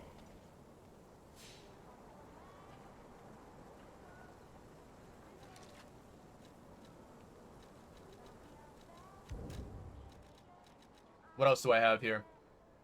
Throwing cell? Okay, I can use that.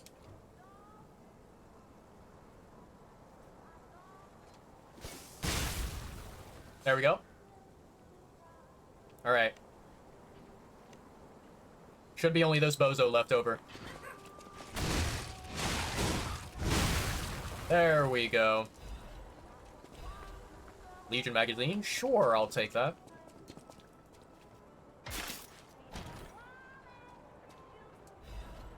Dancer's curved sword. Ooh.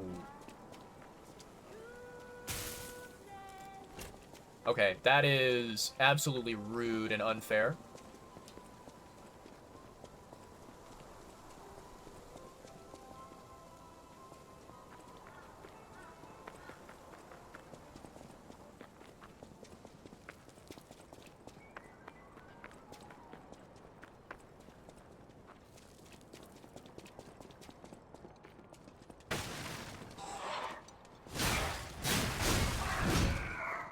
Fuck off.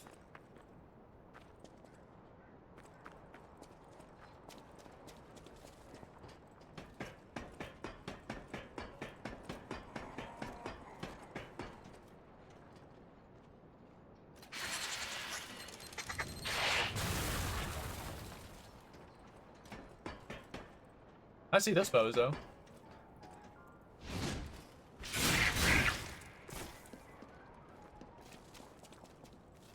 Oh, they're not gonna be able to get me now. Alright, alright.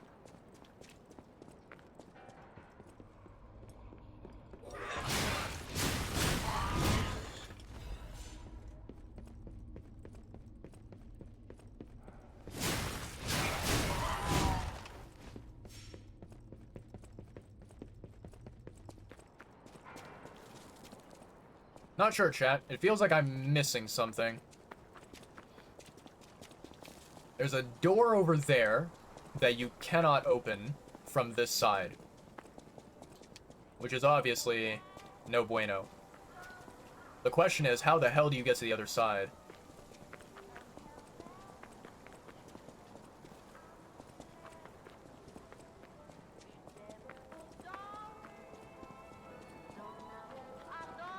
Because, yeah, we went way too far down here. I basically need to get up there, but I can't. Like, even if I were to sprint and then jump, yep, I can't do it.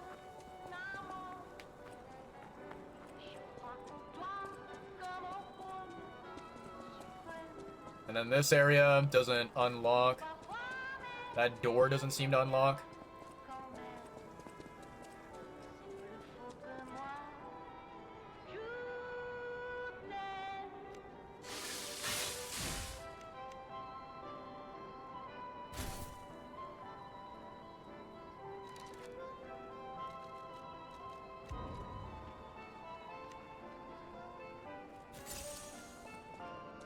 Well, here goes nothing, chat. I know for a fact this is a boss fight because this looks perfectly set up for a boss arena. Oh, what a beautiful puppet you are. I can hear your springs even if you try to hide them.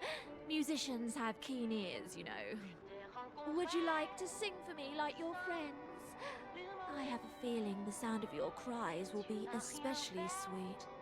Let's have an encore performance of Pain for the Red actress, Adelina Corday.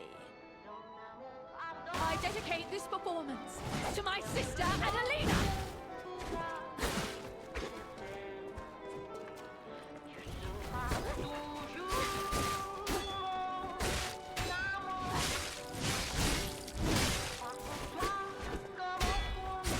You stole my sister from me! My god. Okay.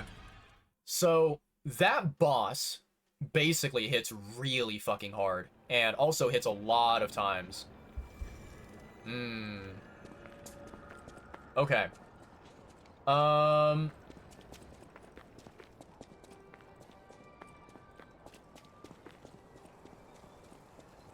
Have I explored this way? Can I even go this way? I can't. Of course I can't. Of course the game wants to, block me off from exploring other pathways. Very, very typical. Typical Souls game. Alright.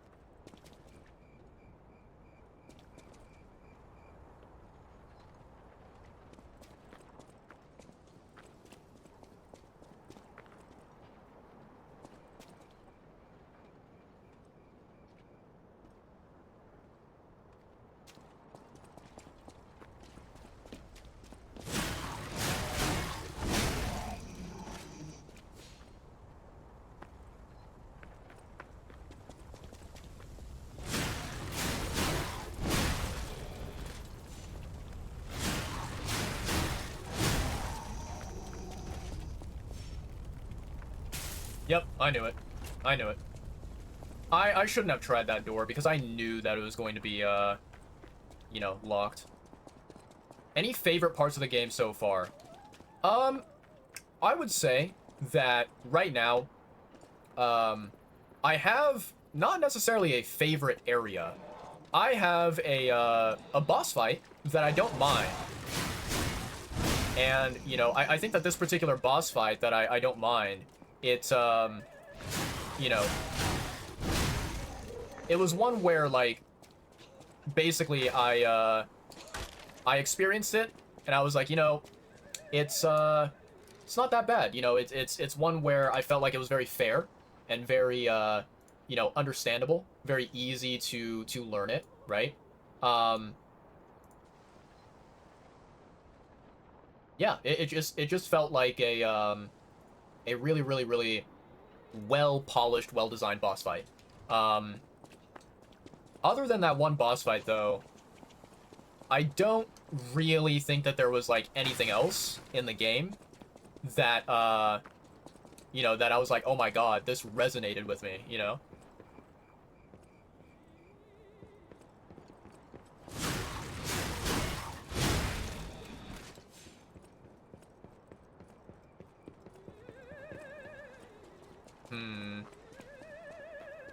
Okay. Yeah, this particular area right here is so weird. I feel like there should be... I feel like there should be multiple pathways. I feel like there should be, you know, like a shortcut or something that you can unlock. But so far, there's nothing. I haven't found anything that resembles one.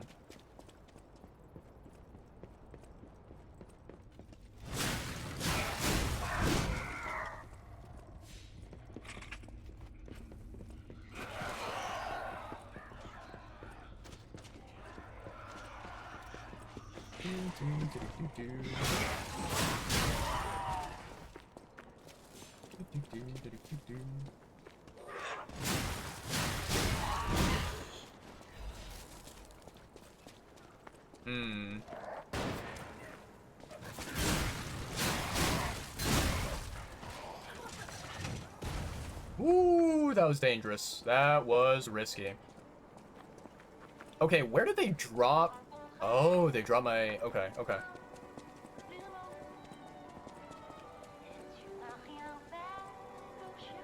Oh, you got hit with the ads? Apologies, Yvain. I was not paying attention.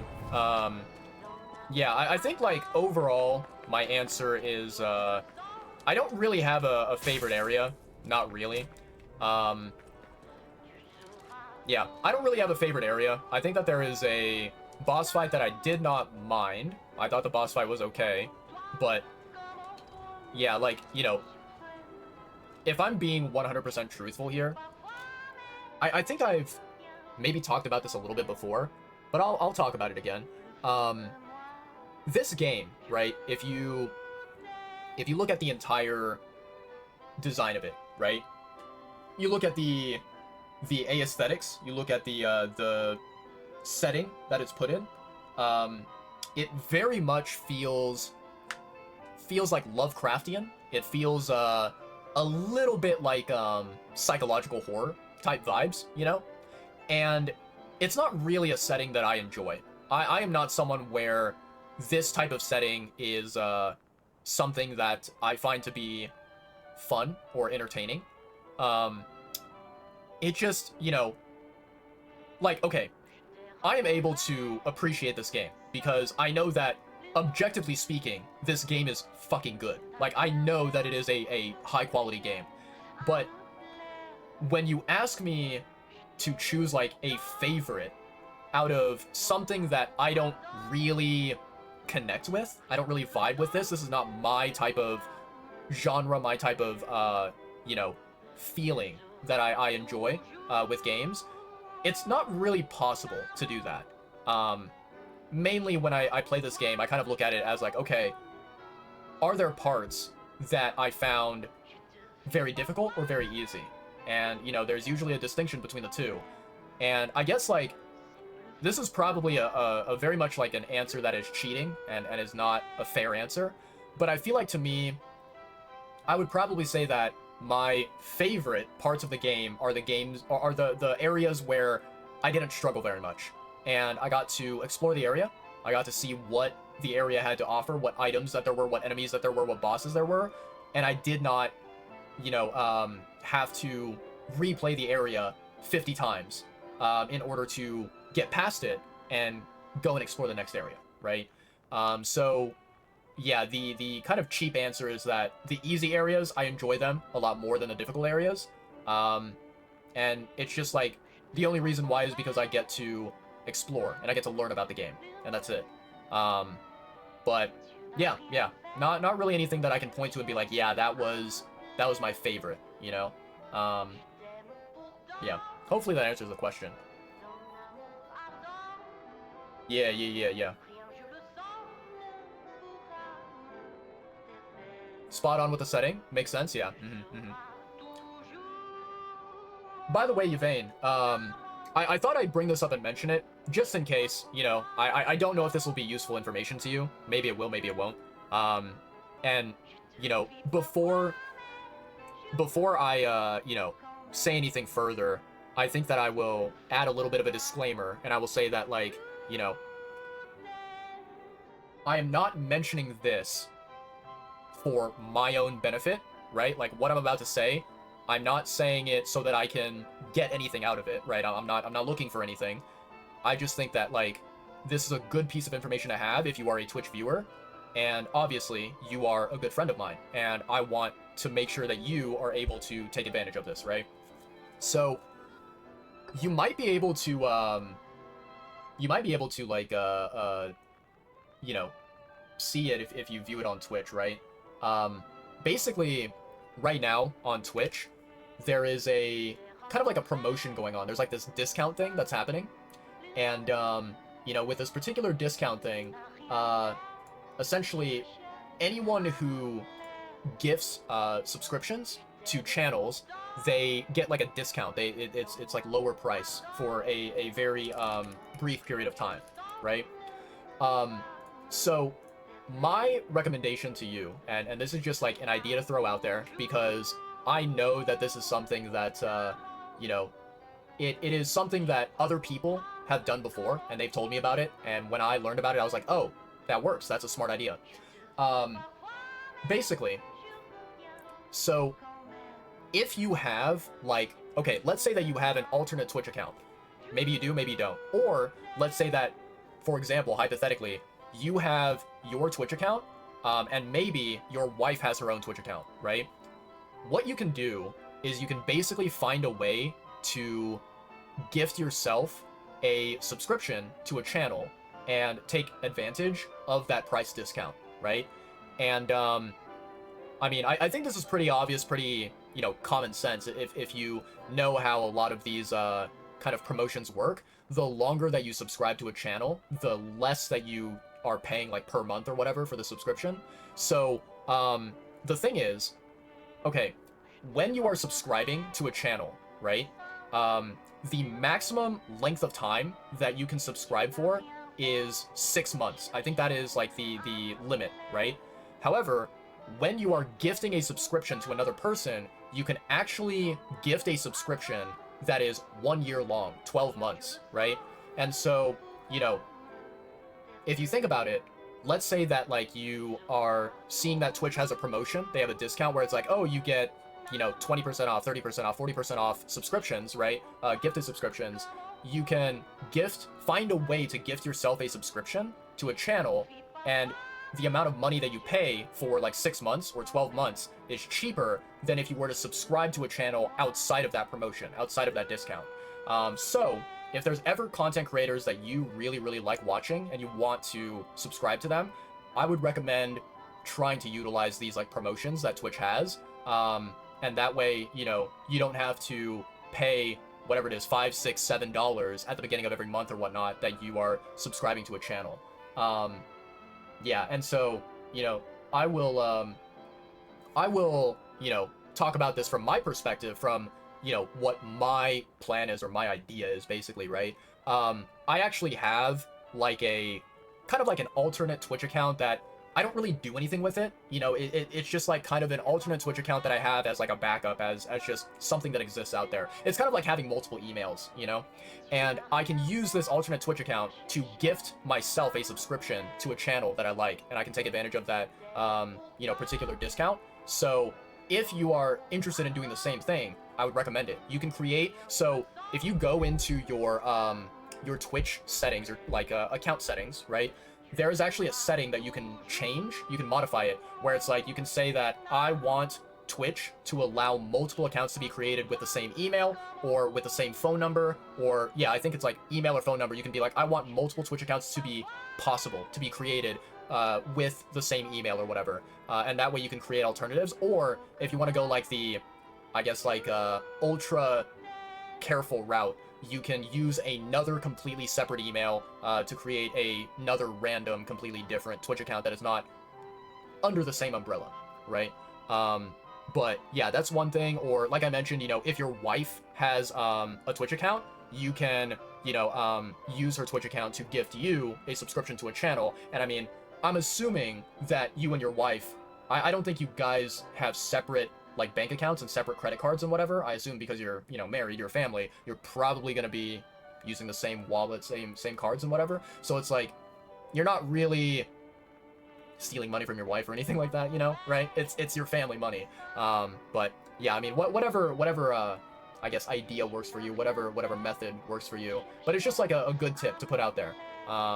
So yeah. I think like, you know, so my plan for me specifically, I'm going to wait until like the very last day that the promotion is happening, which I think is like maybe 2 days from now or something. And I'm going to subscribe to other channels for 1 year. That way, like, I get the next 365 days ad-free without, you know, needing to pay monthly or anything like that. So yeah, just something to throw out there. Yeah. The 12-month discount is really nice.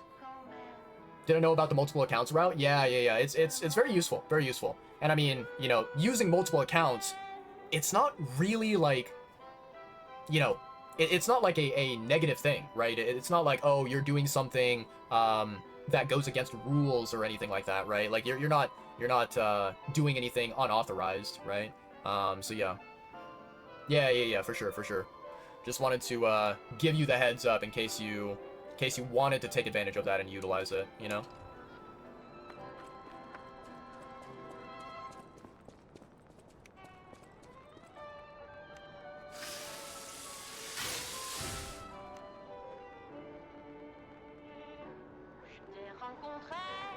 Let's have an encore performance.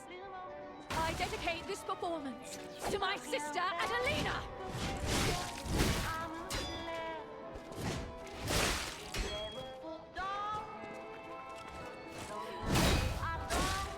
I thought I blocked that.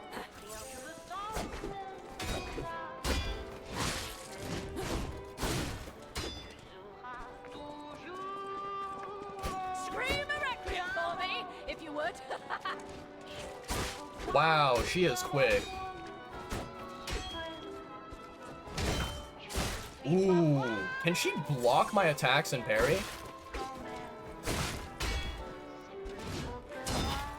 Yeah, she can. Oh.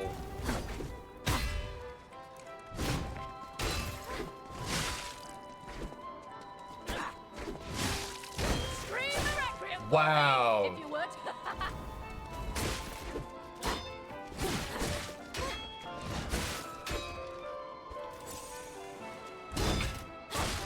My god, her parry ability is good.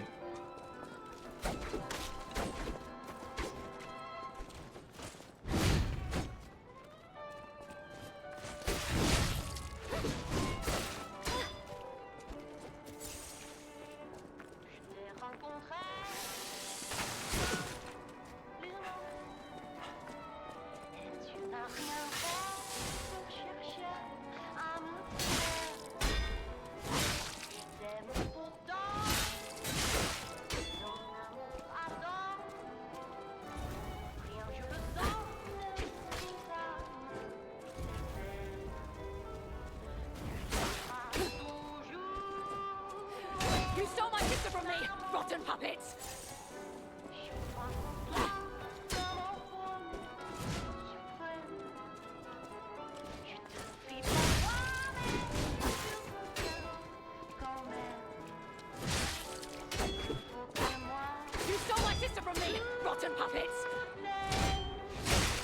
Oof. Man, that parry ability she has is,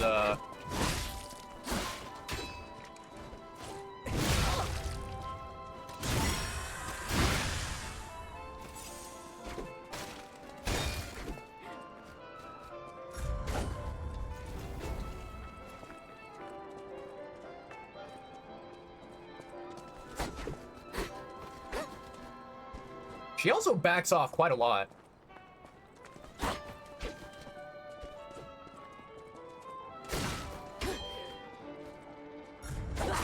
Ooh, that attack is bad.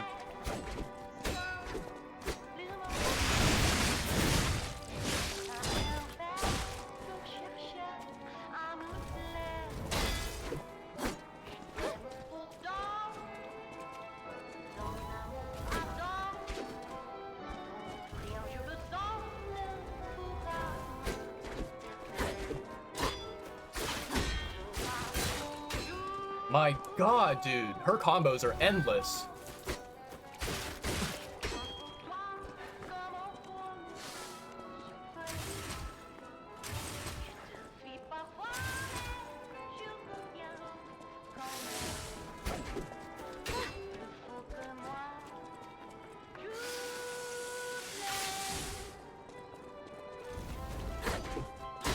Yeah. Dude, this is a tough fight. Okay. So, I made a lot of mistakes there, which is basically you know, the biggest mistake was I kept on trying to be offensive, like trying to be aggressive and you know, basically I tried to take the lead and hit tried to hit the boss first without being, you know, defensive. And without being defensive and waiting for her to attack, which was not a smart idea, not at all.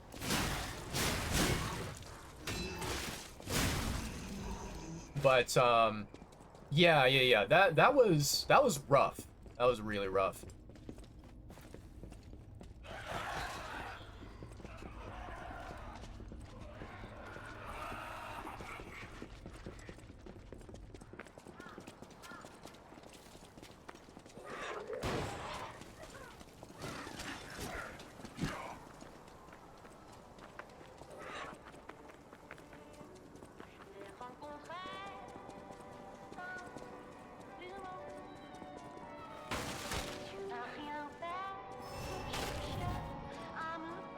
Okay, okay.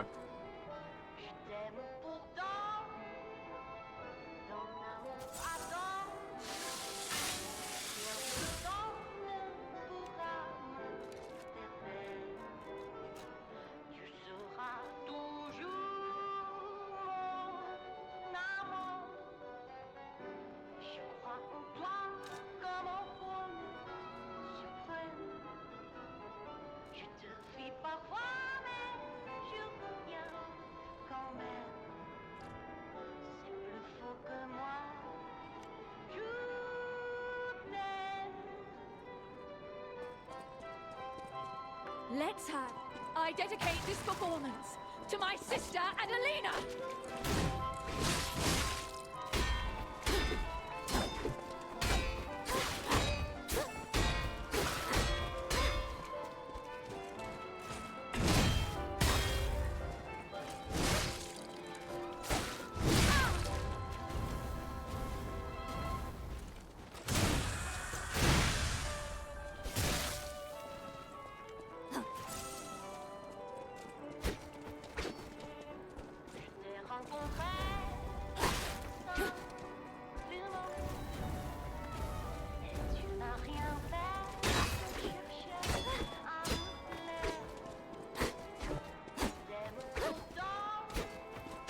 You stole my sister from me, rotten puppets!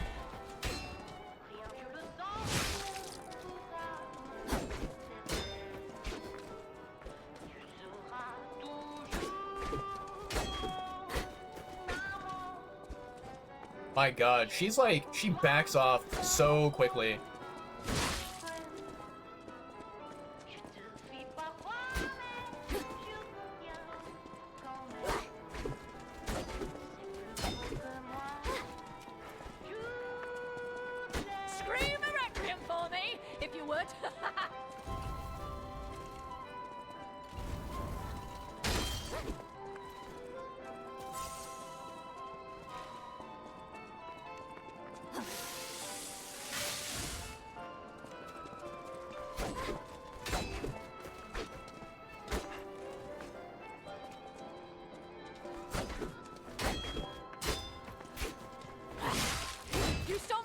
me, rotten puppets! Such a nasty one. So you can't, like, get more than one hit in.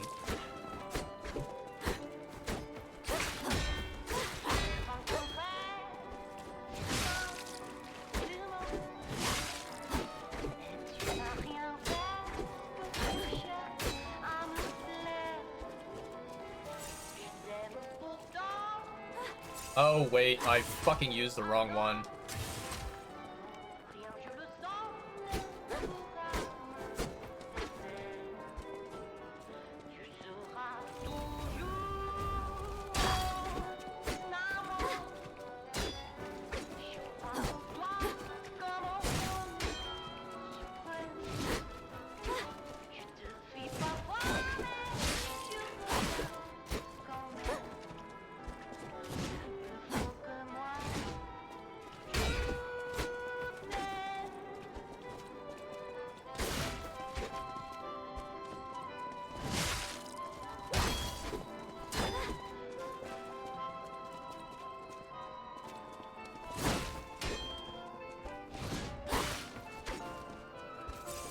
Bad.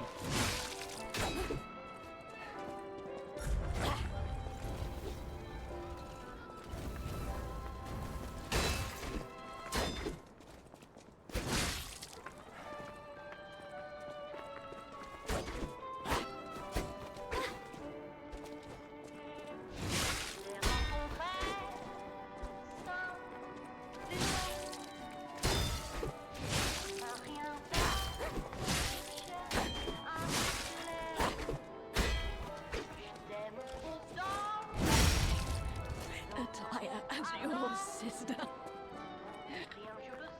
As promised. Let me guess. This is a phase 1. Match.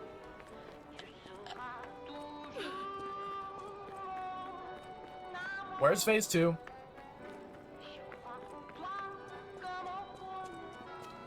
Wait, that's it? That's it? No way, that's it. Really? Wow. What a quick boss fight. I didn't think that it would be that quick.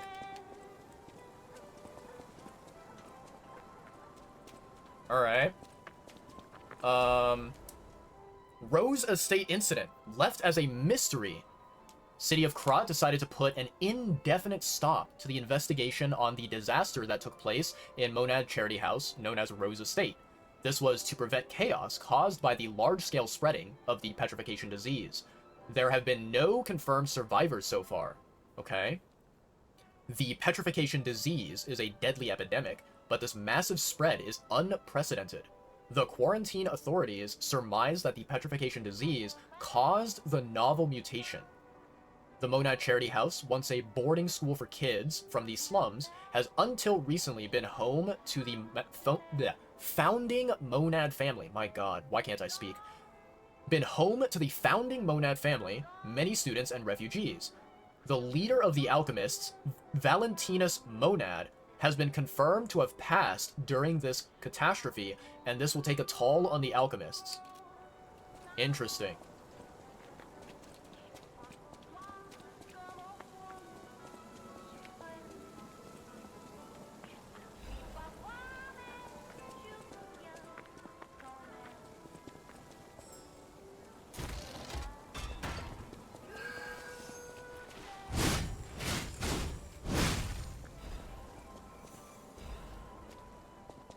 Okay.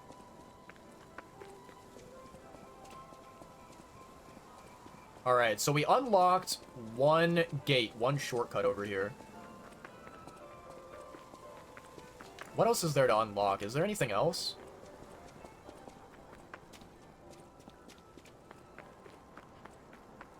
Why is there an item over here and why can I not access it? I friggin' hate this game. This game. There we go. Alright, alright.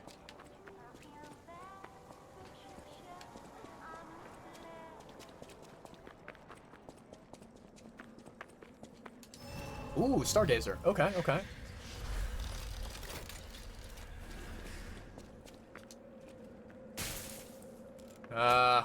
This is rude.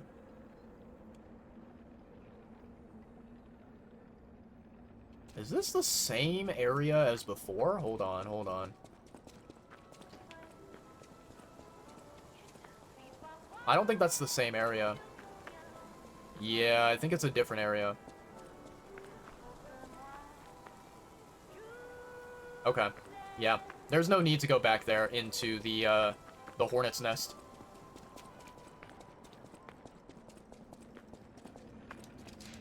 Alright, let's rest. Teleport. We go to Hotel Krat. Gotta level up a little bit, and then we should be able to continue forward into the next area and see what lies ahead.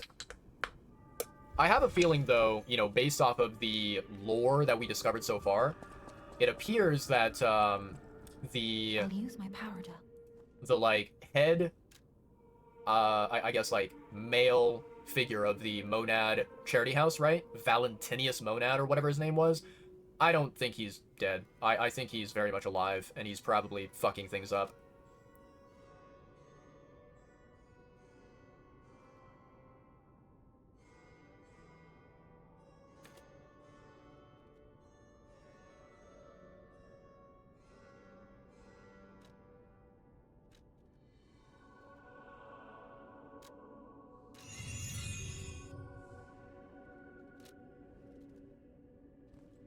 Okay.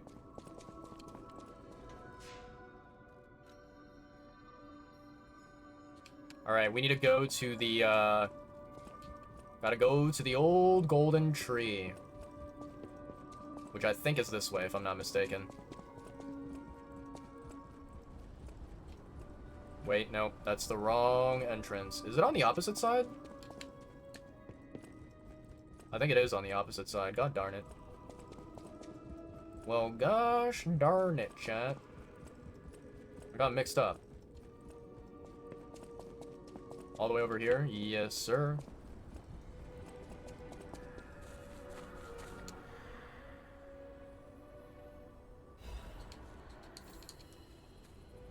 Okay.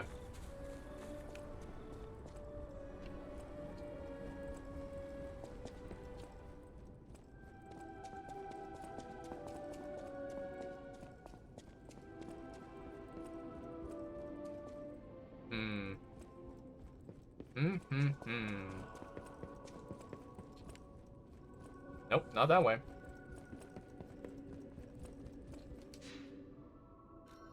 Alright, let's see here. Teleport to another Stargazer.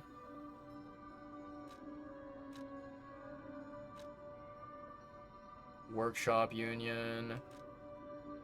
City Hall Courtyard. I don't think this is it.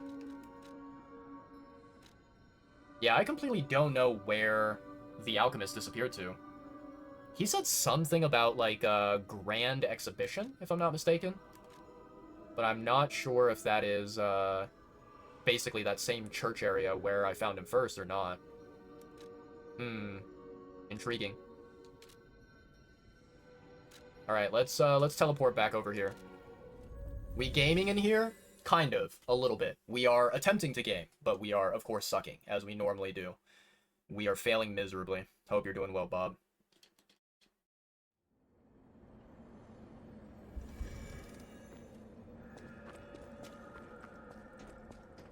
Oh, who might this be? Oh, you're walking about in a place like this. You must be a stalker. Can I ask you a favor? My wife's body lies on Rosa Isabel Street. There was a fire, and I couldn't reach her through the flames. I know she's gone, but I hate to think of her just lying there. Would you bring me her belongings? Then I'd have something to remember her by. Thank you. Small kindnesses like this give me something to cling to.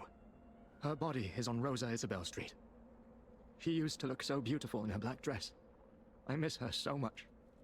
Every day is harder than the last. Please, bring me her belongings. Okay. So, I need to find this woman nearby the fire. I don't know if she is on the side of the fire where the Stargazer is, or if she's, like, located on the opposite side. But I need to find her body.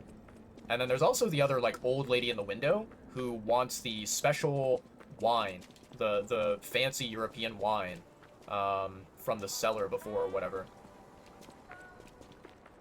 Okay, okay.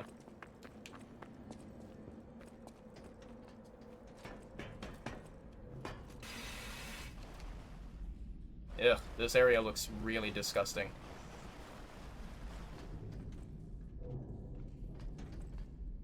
I hear footsteps. Mild to moderate gaming. La Blaiwise? Blaiwise? I don't know how you pronounce it. I'm not European, so, excuse my Americanness.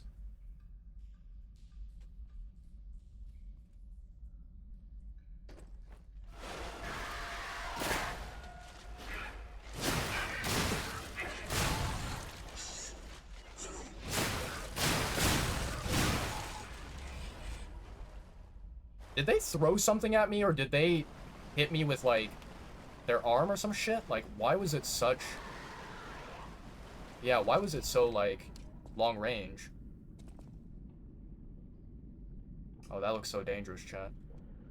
Can we actually make that?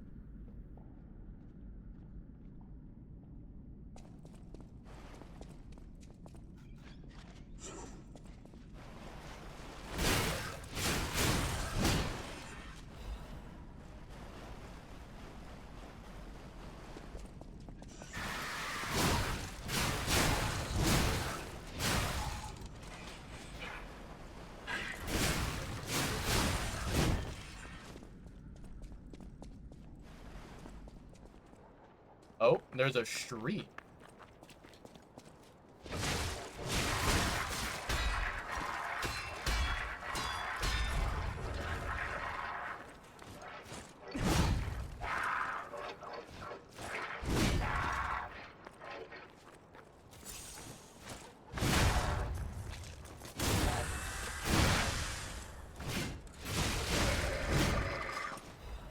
Okay, well that thing is definitely not an easy, you know, kill.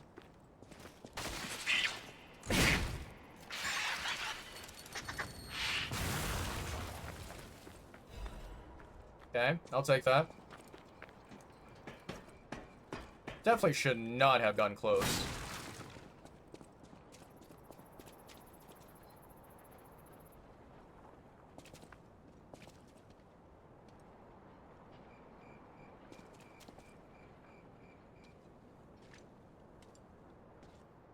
Why, hello there.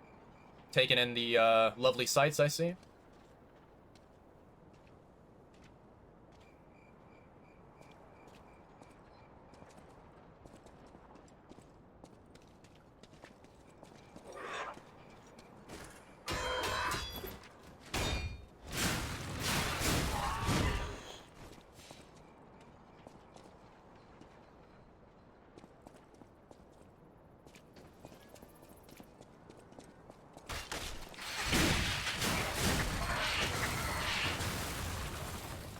Okay. Dodge roll for the win, baby.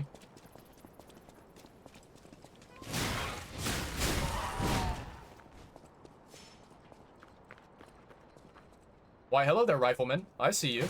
You're not shooting at me. You can fuck right off, respectfully.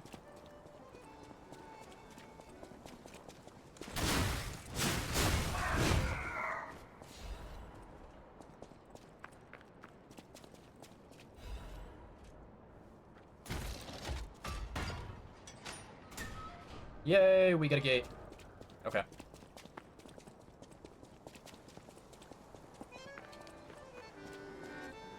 That's some beautiful music. I like that music a lot.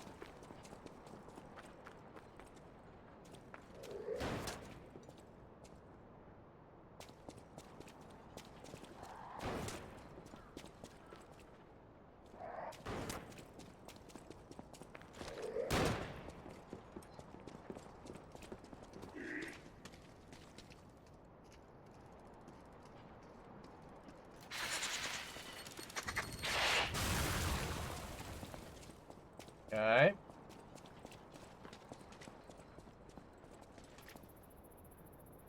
So far, nothing. So far, we're good. Bye-bye. Nice.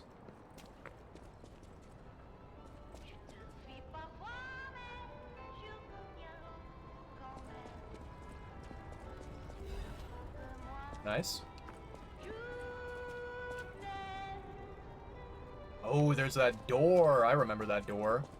The question is, how the heck do you get to that door?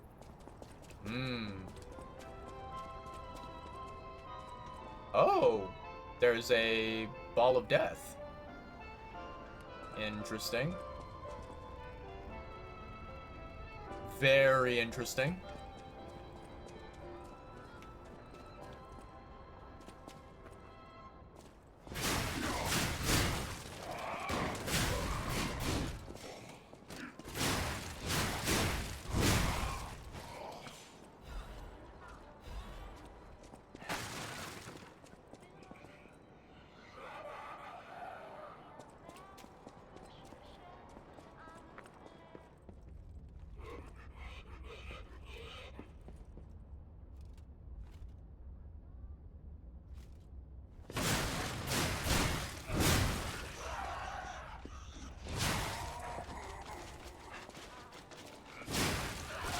What?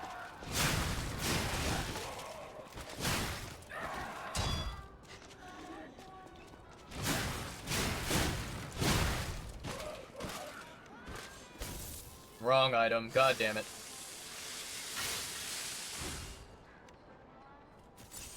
Why is it that I always have the wrong items, you know, out in the pouch?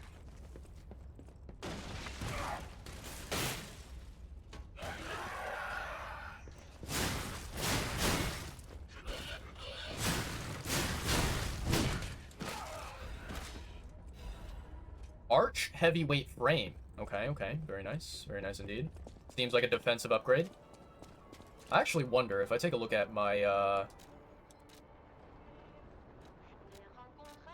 my parts here.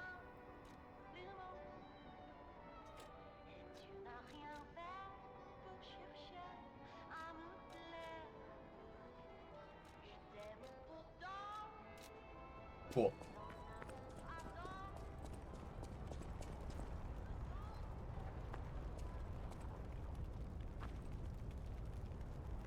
Oh, that guy has a flamethrower. We found it! The black dress! But it's just a puppet? What on earth is going on? Interesting. Seems like that, particular man that asked us for this task may not be telling us everything.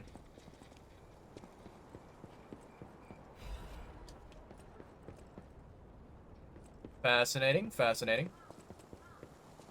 Nothing down there. Okay, okay.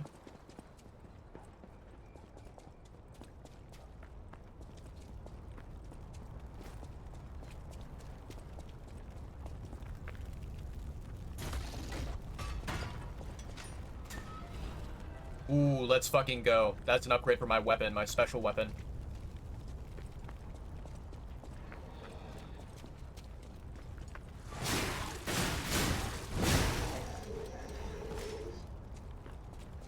Okay, so that's that door.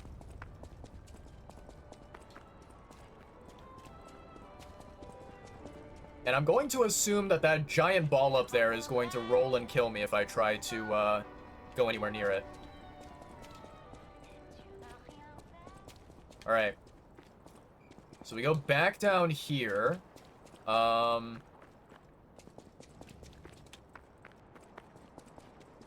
And there's the Stargazer. Perfect. Don't think there was anything else. Okay.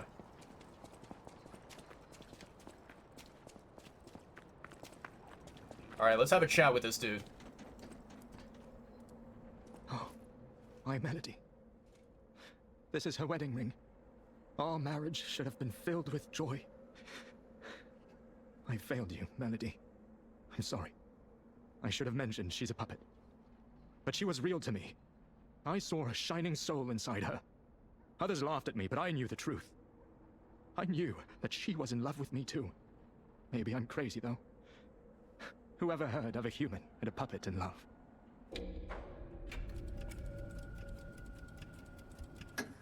Oh, Melody. My Melody. Your words were everything to me. She was my guardian angel. The reason I survived the Krat disaster. Even puppets have hearts, do they not? Perhaps all we need is something that helps us perceive what they're feeling. Interesting. Sorry. I ramble when I get upset. Here's your reward. I think you deserve this ring more than I do. I'm more than happy with Melody's belongings. I wish I could offer something more, but this is all I have. Please, remember the love Melody and I shared. Who knows? Maybe you'll find true love one day, too. Interesting. Interesting. Okay, okay. Alright. So, this other area down here, where the drop-off was, I don't even know if this area is accessible. I feel like there's a chance I would die. Yeah. But, I mean, there's only one way to find out.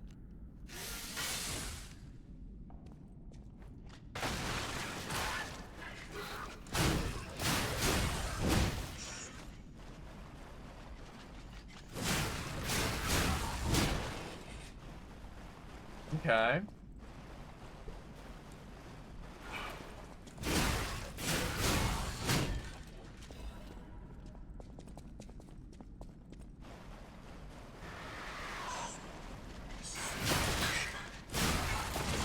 Oh my god.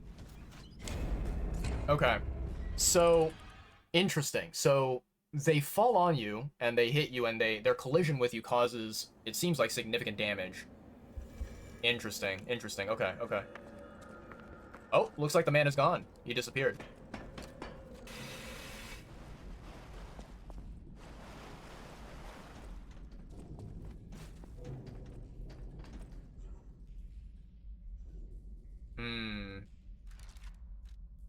Let's go to...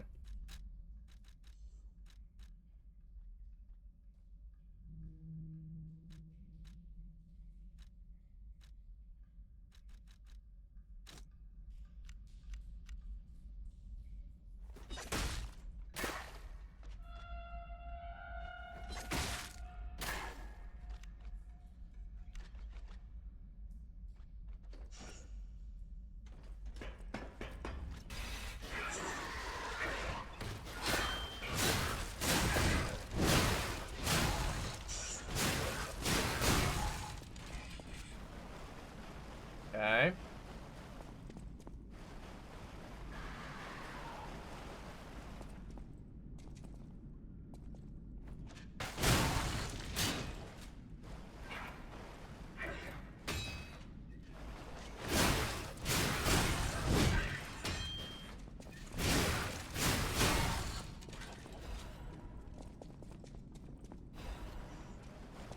All right.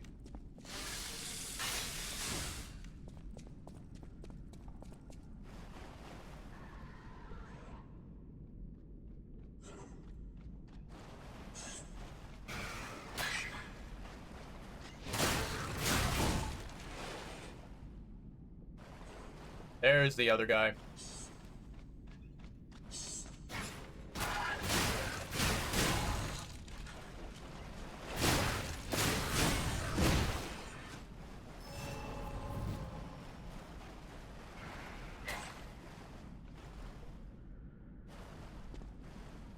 This place is hideous.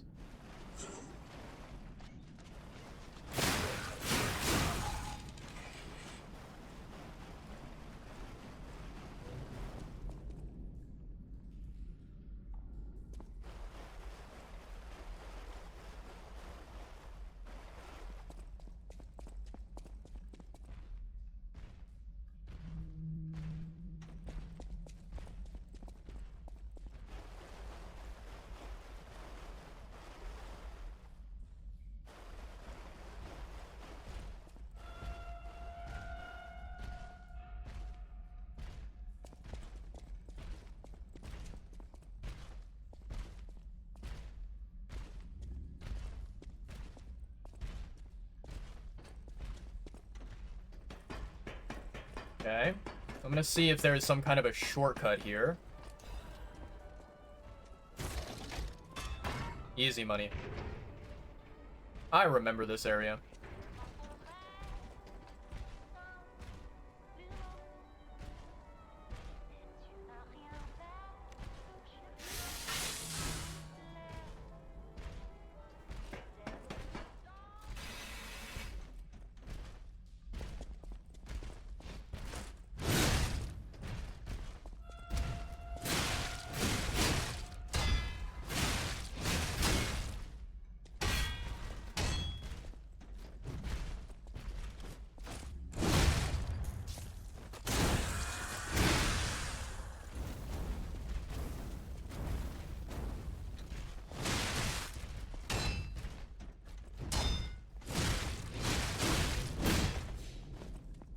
Okay.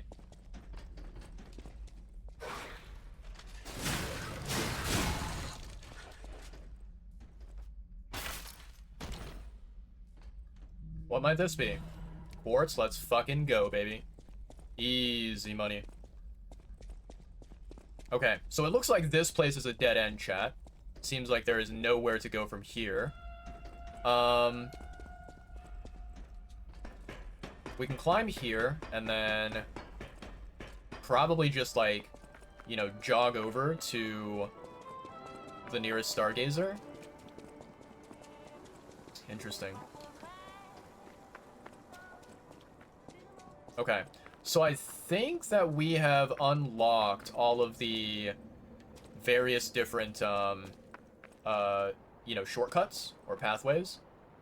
So, does that mean that I need to... Do I need to go to where that flaming ball of fire is?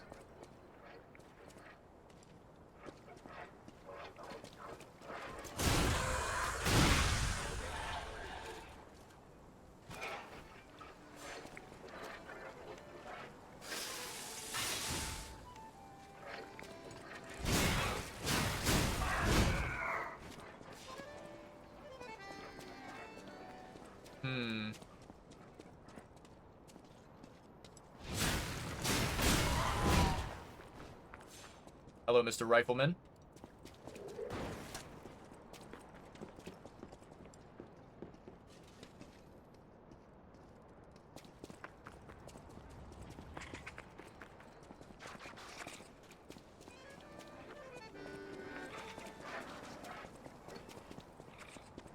How far does this thing reach?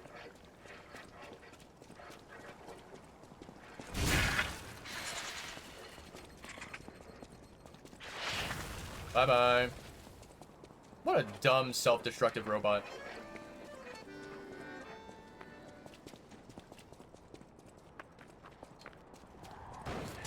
Ooh, nice dodge.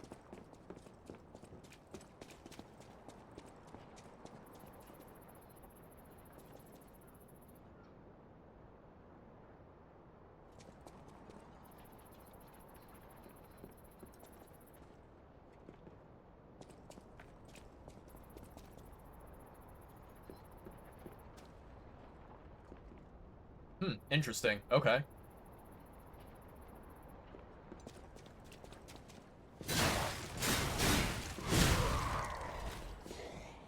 Well, nice try, bud.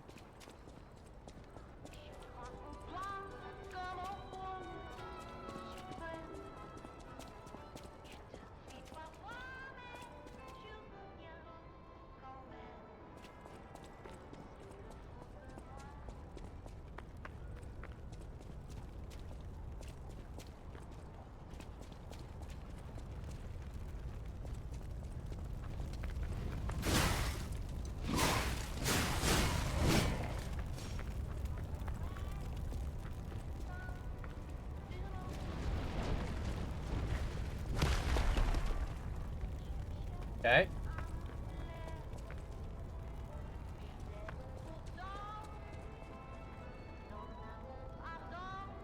I see a big puppet up there. Advanced crank, very pog.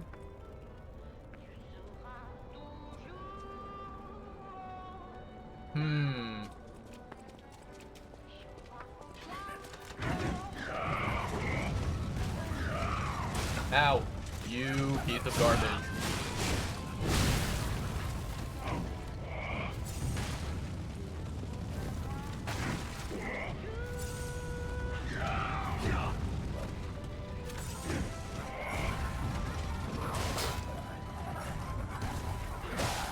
Wow, wow, wow, wow. Okay.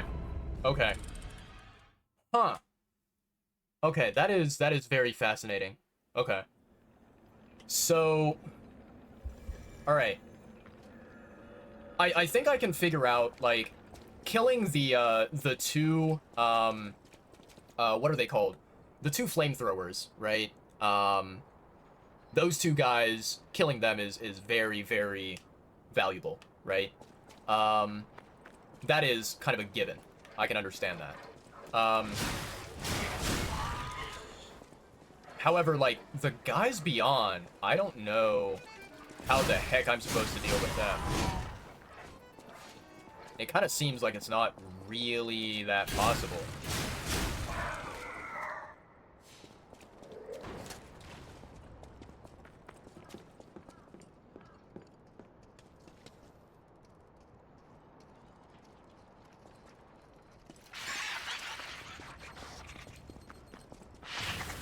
Bye-bye.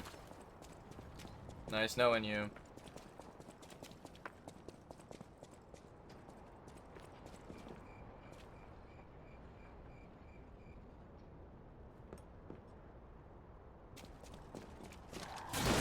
Really? Fucking environmental bullshit. Absolute trash environmental shit, dude.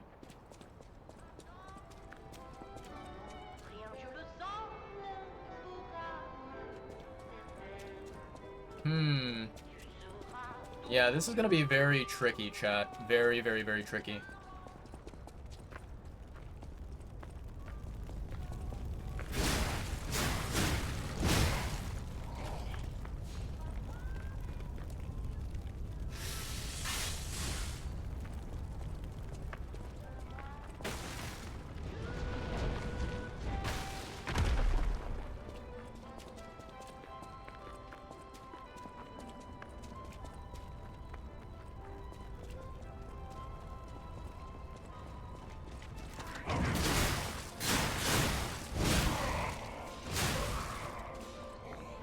Okay, those two are dead.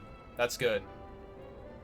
I'm gonna heal just before, you know, I end up losing half my fucking HP bar.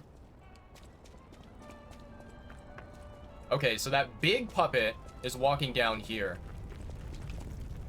I wonder how far he walks and if he turns around. Because I definitely do not want to go near him when there's the bomb-throwing guy that's over there as well.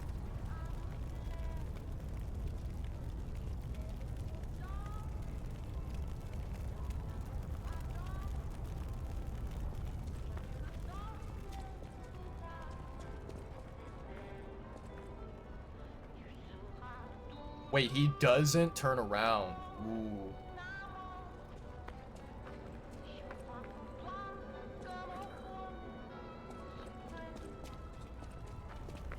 Okay. Is there an escape path up here? I actually don't remember. Yeah, it looks like this is a dead end.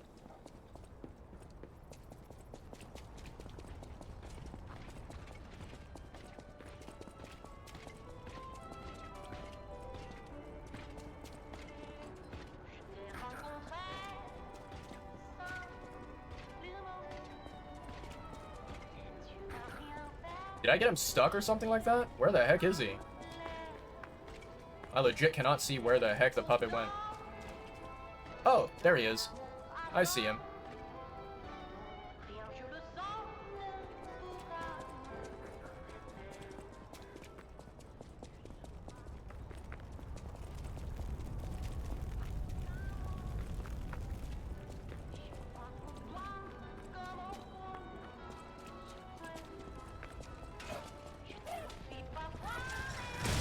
Really?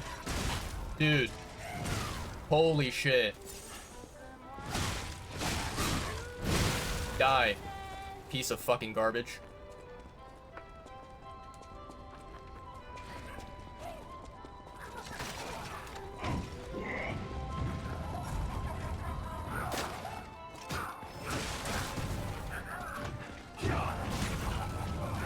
Dude. That's so, like, troublesome right there. Trying to, like, pick up my ergo and run. That's so troublesome. Okay. I have a modified plan? Modified plan. I don't know if it'll work.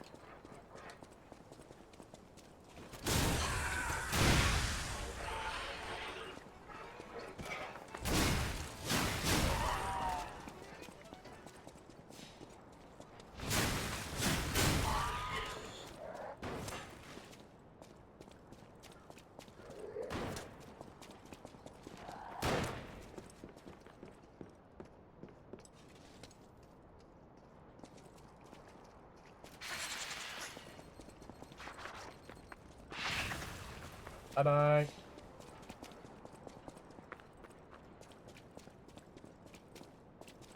Why is this dude backing off?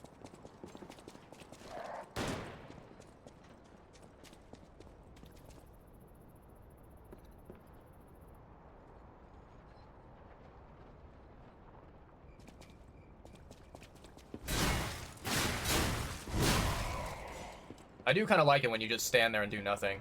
That's always the easiest for me.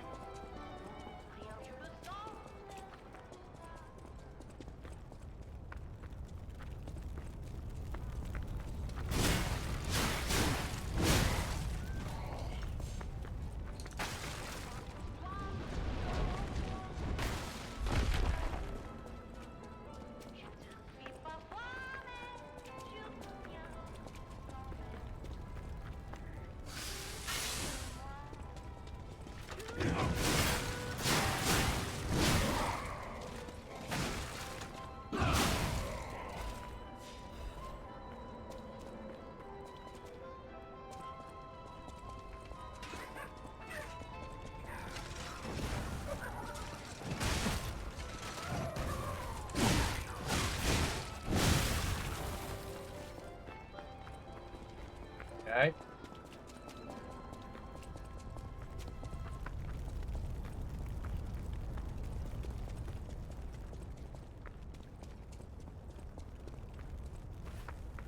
I actually don't know how far this guy can move.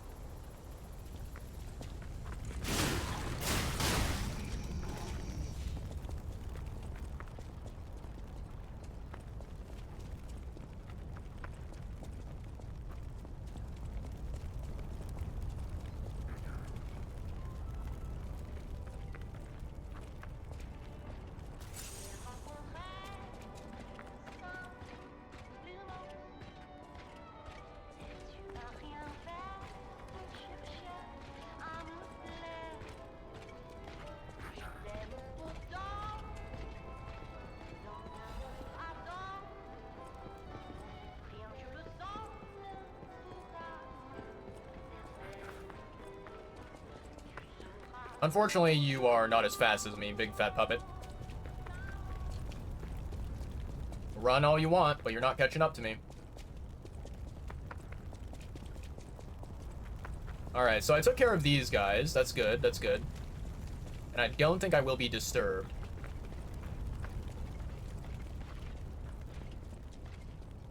Ah, there he is. Hello there, big boy.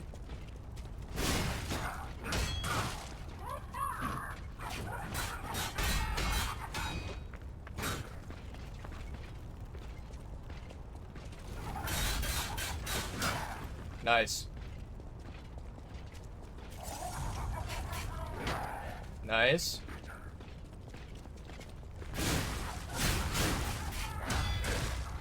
Oh, he does a follow-up.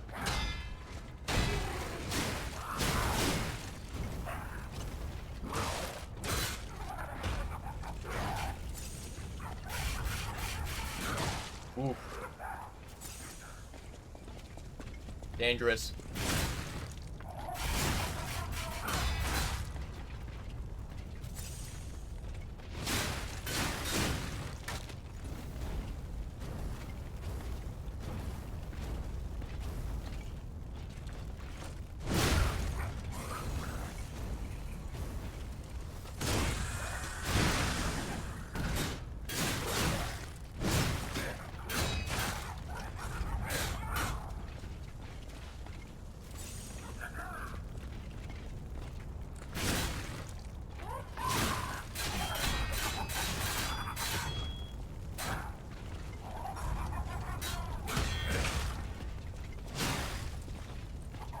Oh, I'm out of heals.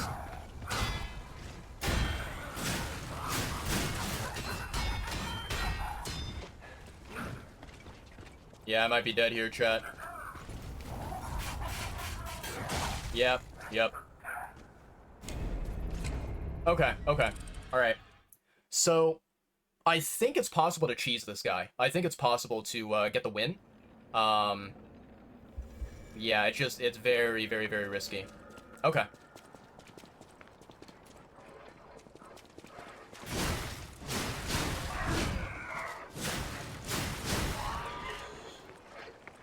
You know what I'm actually gonna do, chat? Hold on. I have an idea. I have an idea.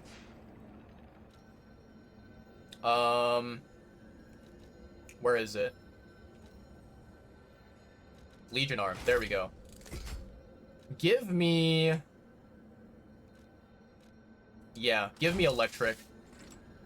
I think Electric might serve me better here. Because I didn't see... Like, whenever I fought the Clown, basically I noticed that, like, he was not getting overheated at all.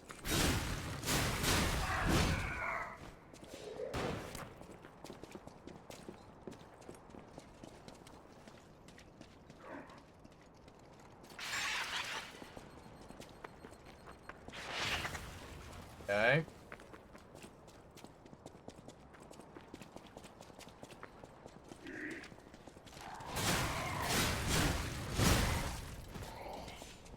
Get wrecked, idiot.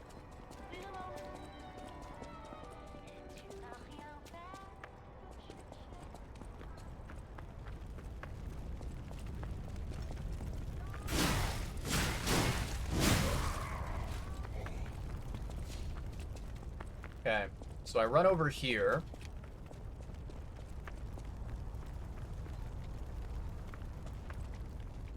Come over here.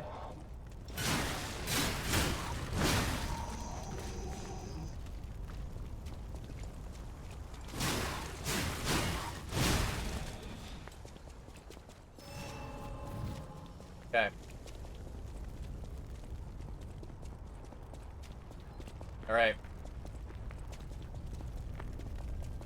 It really, really sucks that, you know, when I fought this guy the very, very first time, you know, I lost all of the, ergo that I had.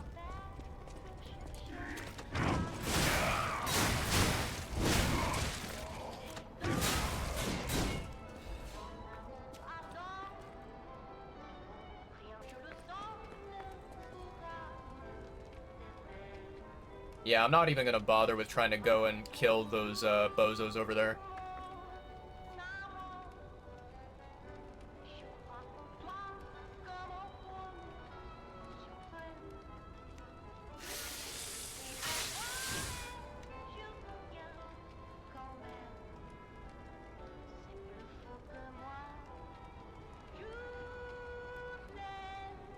My god, he walks so slow when he's not aggroed. Which I suppose is not a horrible thing, but...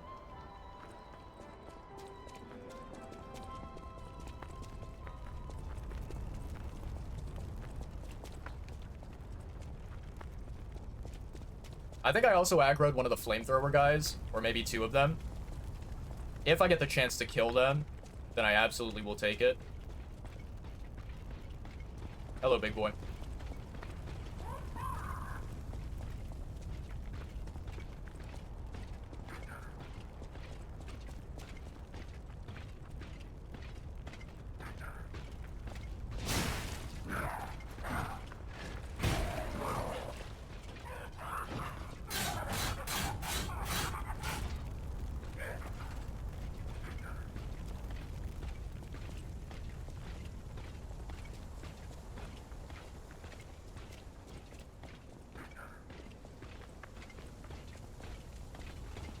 How far does his aggro go? Wow, he's crazy aggroed right now.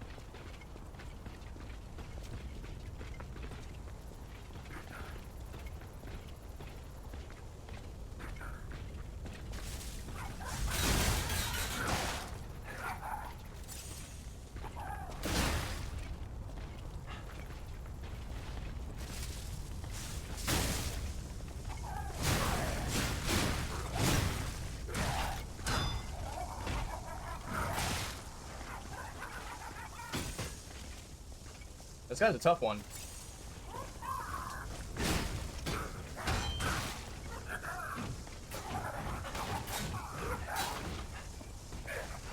Okay.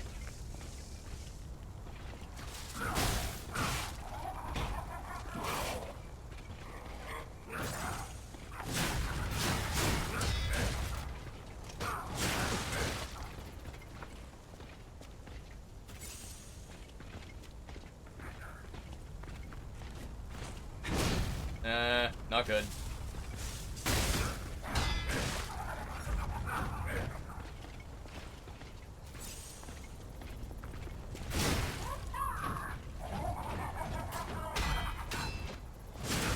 Oh, that fucking follow-up move is so annoying.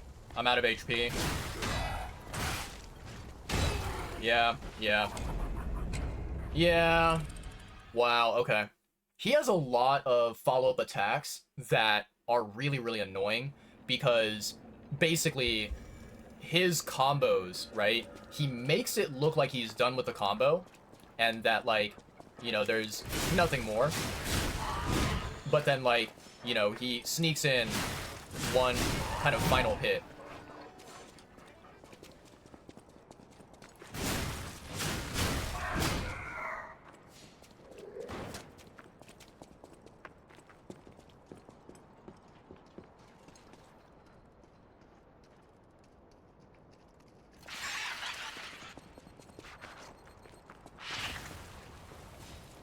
Okay.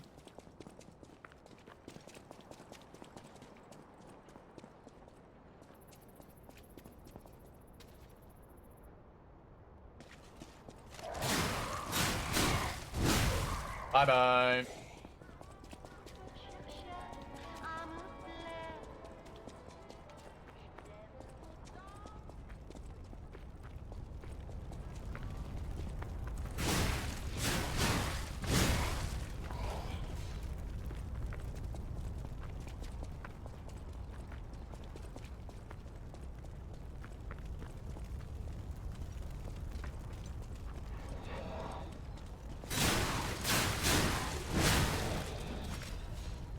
Okay.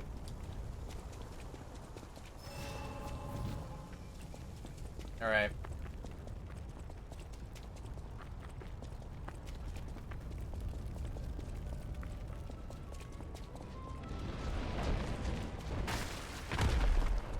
Nicely done.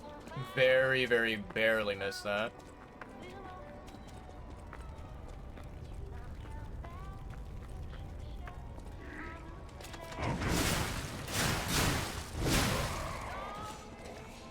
Okay, nicely done.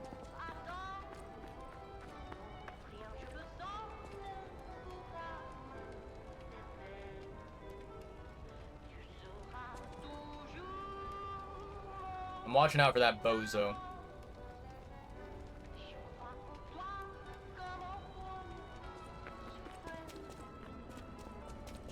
Surprisingly, the clown puppet seems to move faster than the firefighter dude. Which is very, very impressive.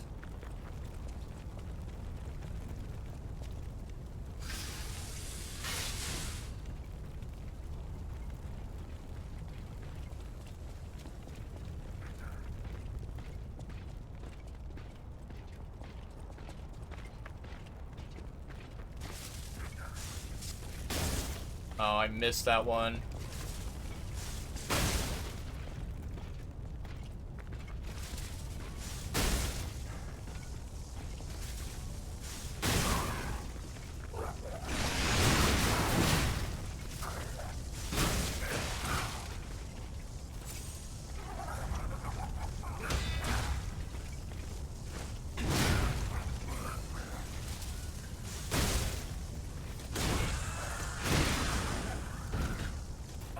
Oh, wait.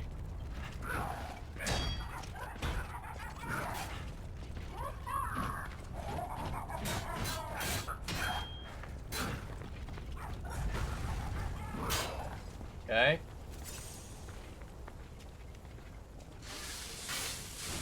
There we go. And then... there we go. Do do do do do do do do do do do.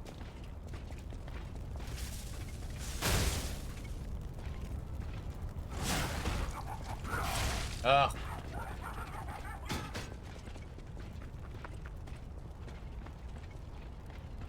Yep, come chase here. Yep. Ah, you big baby.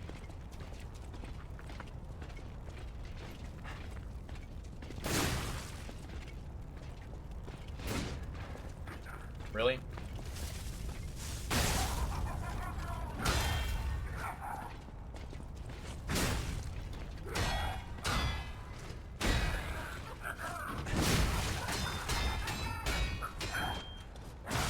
Oh my god. I think I ran out of stamina there, and also I basically you know, forgot to like take into account the final attack that he had. And, you know, I kind of had this thought in my head where I was like, okay, I have enough time, you know, before he does that final swing to do like a charged heavy attack, which is very inaccurate.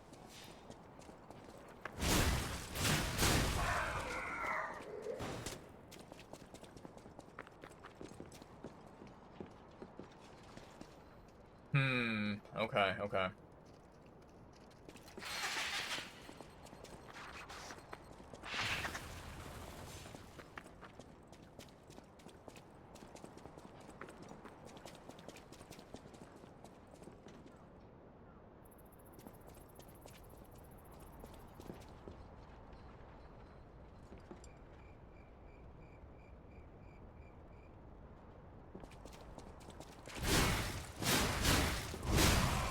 Always gotta be sneaky, chat. Always bide your time.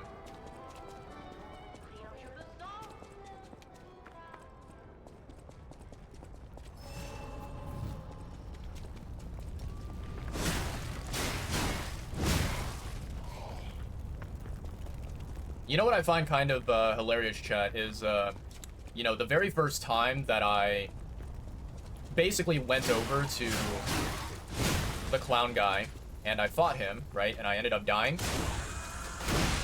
So when I did that, basically my ergo was dropped in a spot that is very, very difficult to get to and retrieve and survive as well, right? So what ended up happening is I died before I could collect my ergo, and I lost whatever ergo I had collected, right? And you know, when that happened, you know, when I lost the ergo that was like way up there, I think I lost maybe about 7,000 ergo. I'm pretty sure the amount of ergo that I'm getting right now just by, you know, killing these bozos, it's eventually going to add up to roughly about the same amount that I lost. So, it's like kind of just sunk cost fallacy at this point. We keep going until we, you know, manage to win against this guy. Yeah.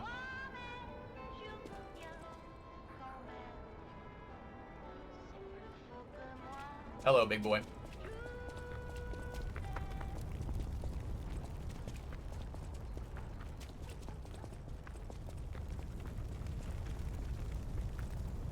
Might take him a second to move over here.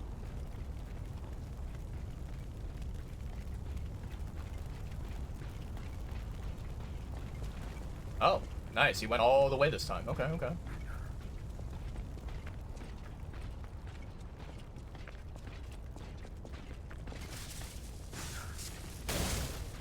That didn't work.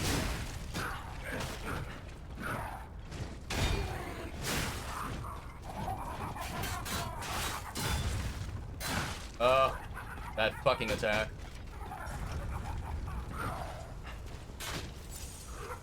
That almost was a death blow, chat.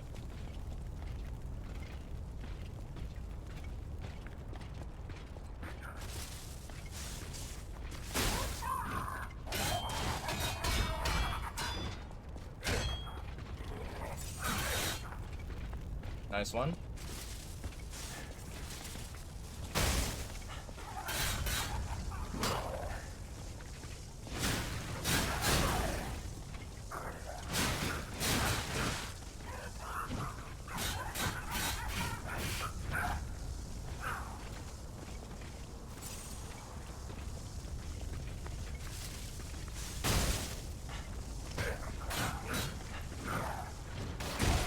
What? I blocked that.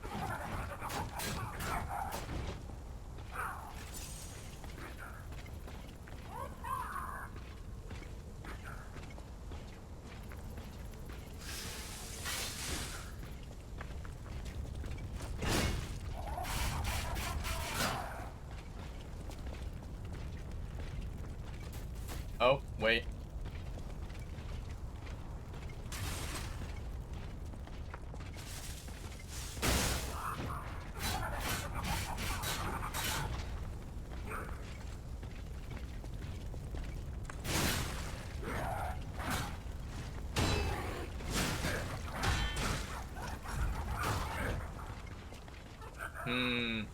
Not good.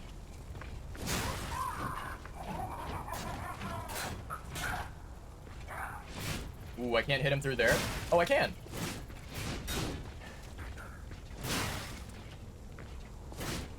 Nice. There's like a very, very, very tiny window.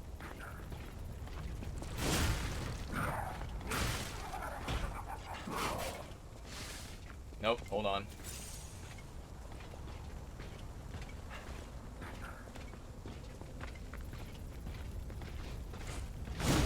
Oh, that's so tragic.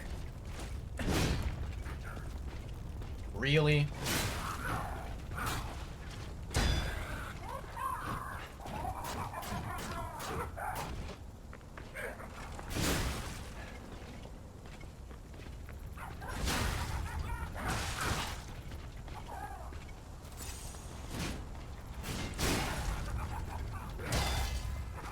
Okay.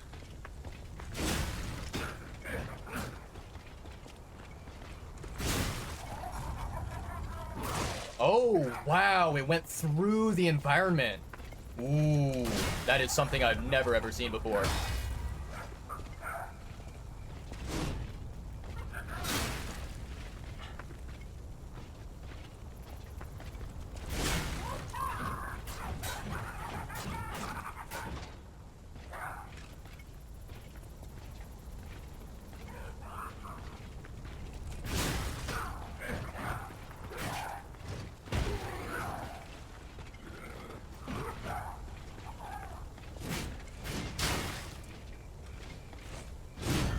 Ooh, so close.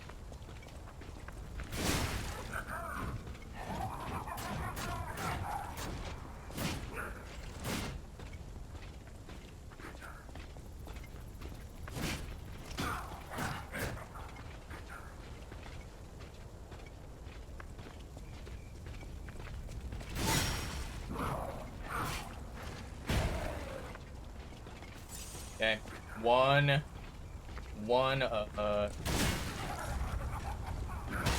nice. Good hit, good, good, good. We're doing well, chat.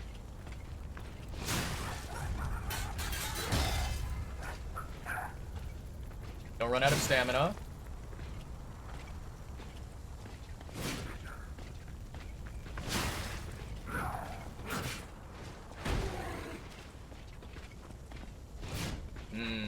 Let's be careful here. Oh, I thought I blocked that right on time. What the hell? That hit me? There we go. That's what I was looking for.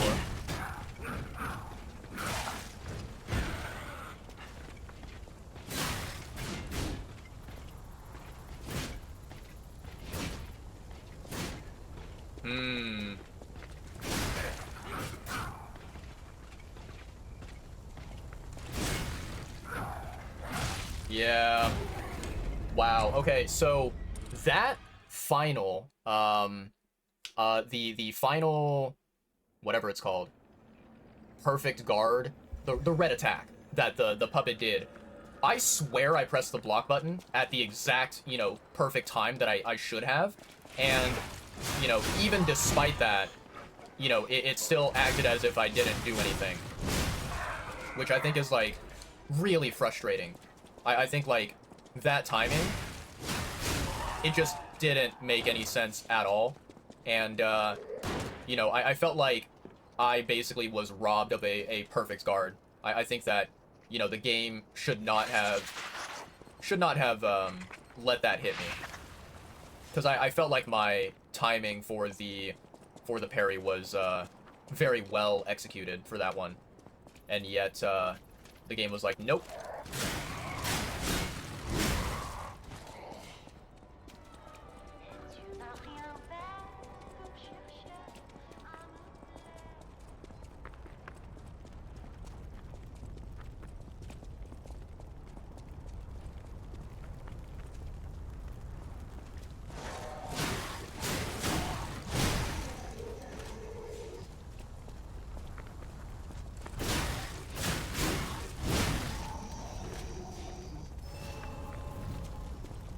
Okay.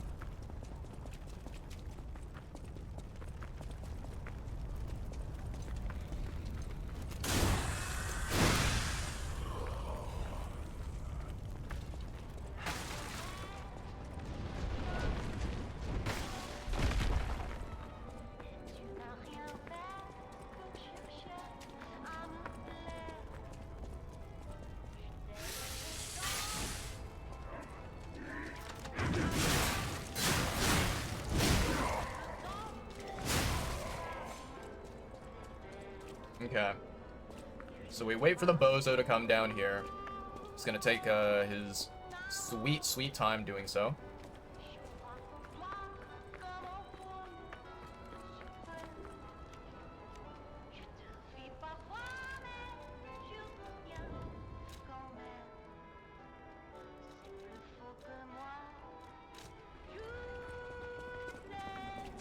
Come on, bozo. La la la la la la la la la la la la. It's kind of interesting how, like, you know, the game is programmed in a way where even if there's like multiple pathways for your character to take, if you aggro onto an enemy or a boss, they have the capability of telling which pathway that you took. Just the AI has this, you know, knowledge, right? Very, very interesting.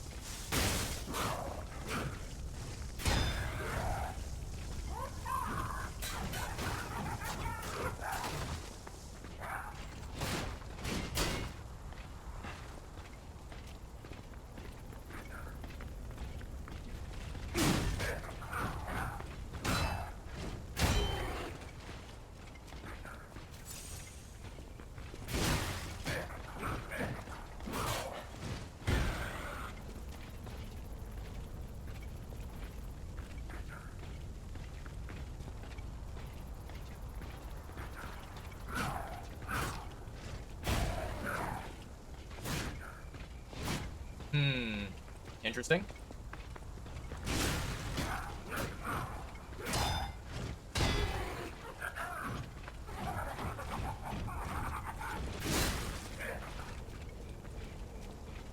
Okay.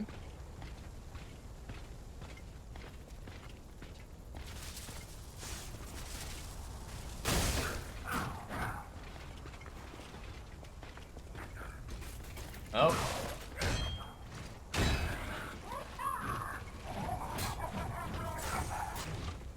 Alright, so I have no more of the Legion arm. That is a little bit no bueno.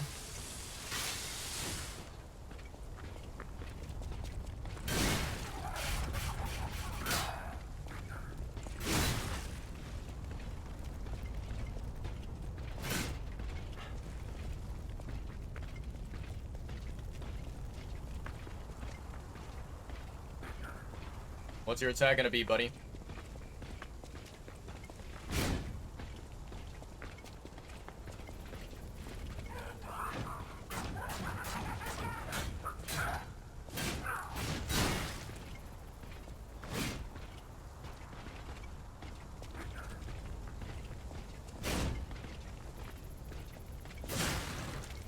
Okay.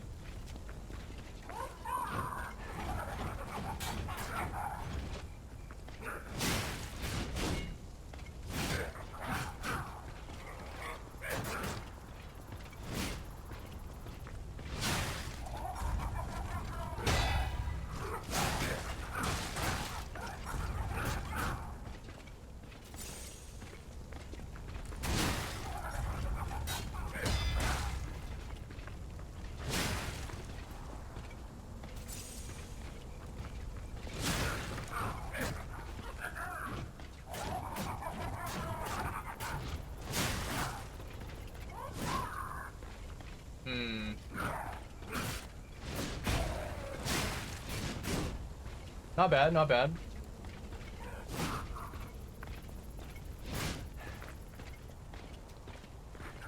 I just need him to not do the spinning attack. As long as he doesn't do that one, I can handle it.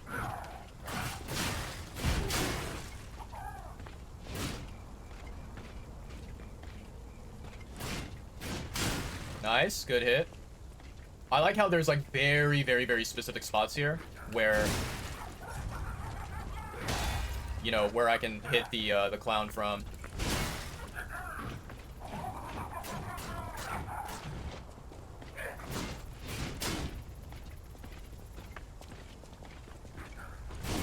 Ooh.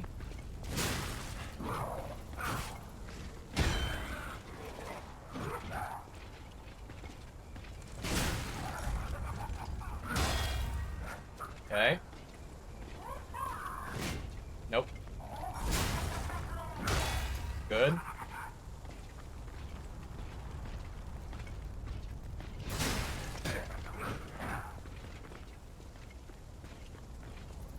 Come on, do the perfect guard attack.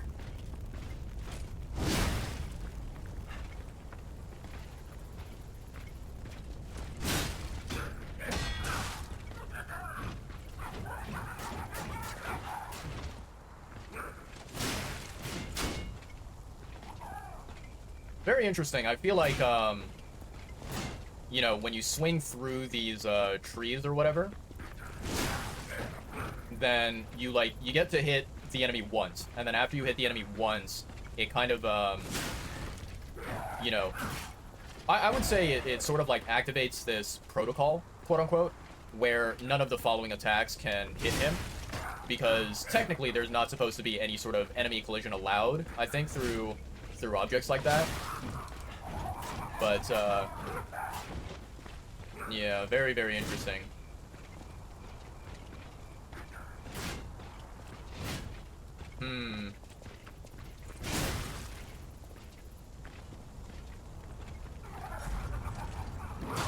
Ooh, I thought I blocked that in time.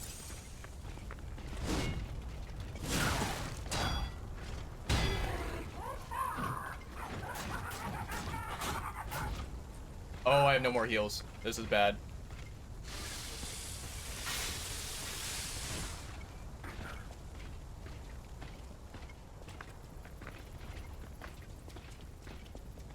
I don't want to throw, you know, any object through there.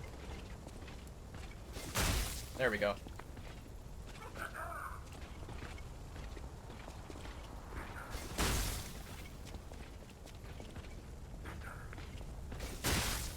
Nice.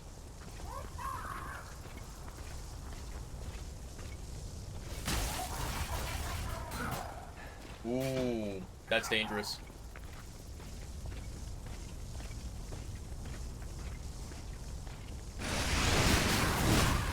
Get fucked. Nice. Okay, okay. Got a quartz out of that. I'll take that.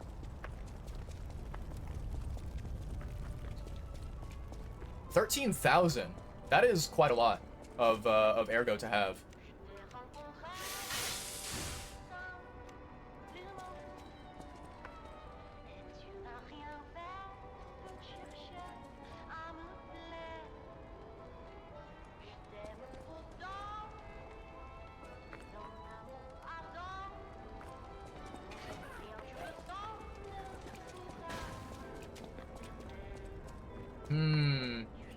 Yeah, getting up there is gonna be quite the task, chat. Quite the task. Alright. Let's see here.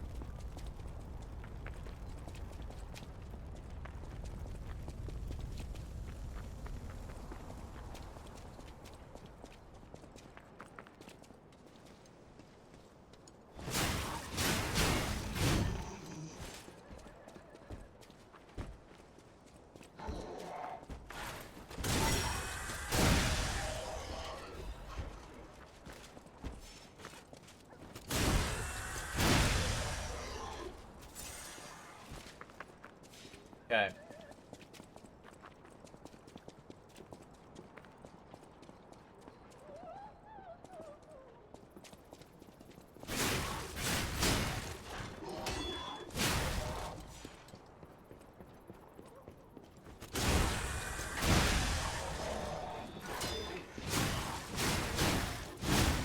Nice. Honestly, all I'm doing right now, chat, is I'm trying to build up my meter for the Estus flask, also known as the you know, healing.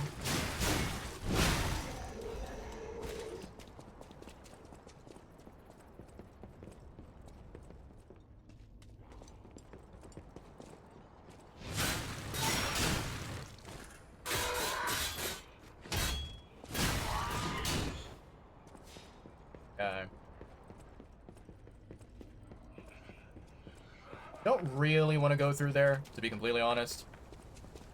That area is just, like, full of really annoying enemies, so I think I'll pass.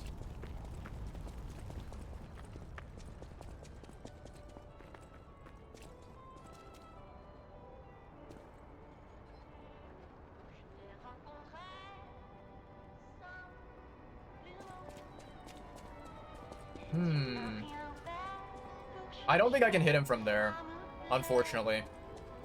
If I had the range, I absolutely would be trying. But, yeah, it doesn't really seem possible.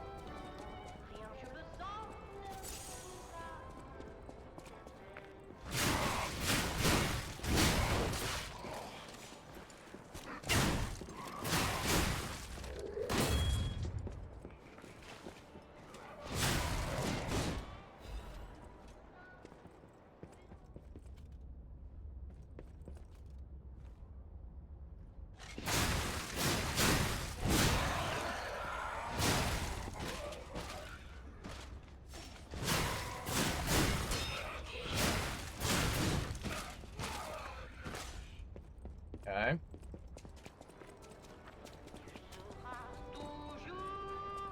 Truthfully speaking, I think that was kind of a waste of, yeah, waste of, like, HP.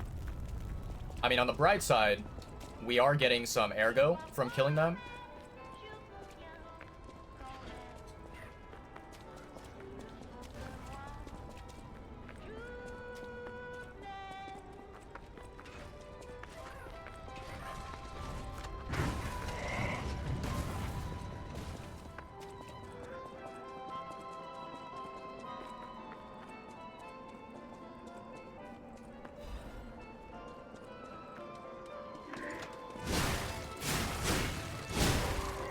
Nice.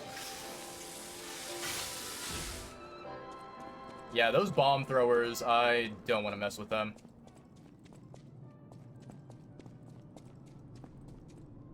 Oh, there's a stargazer. Hell yeah.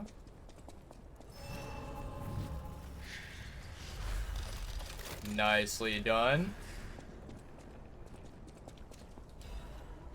Okay, I'll take that.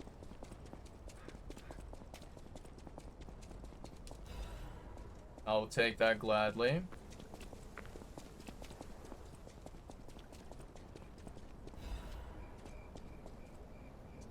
In honor of the happiest days of our family, because of her presence, I still miss you, Camille. I think that said Camille.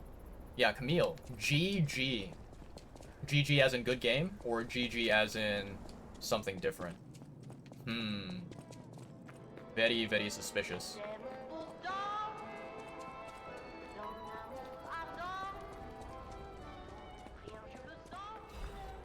Okay.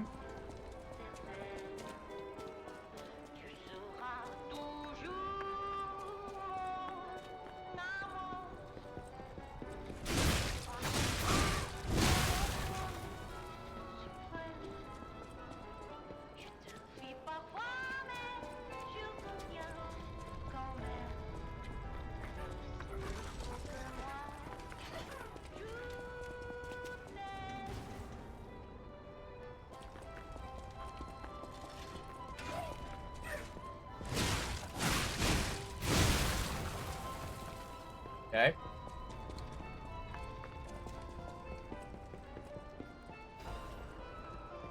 Don't really need that now, but it'll come in handy later. Alright, so it doesn't look like there's anything else here that I have not yet explored. Alright. Let's see.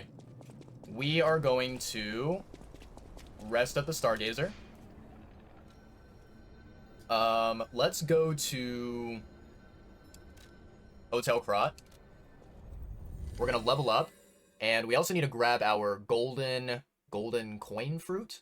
I always forget if it's golden coin fruit or golden fruit coin. Kind of sort of similar to one another, but whatever. I'll use my power. Okay, let's see here.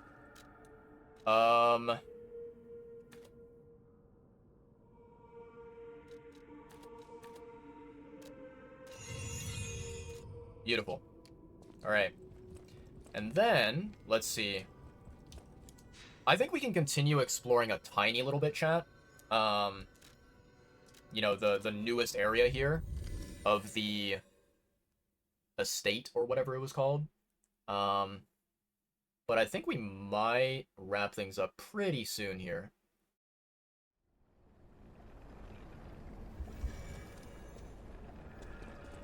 Estella Opera House entrance. Okay.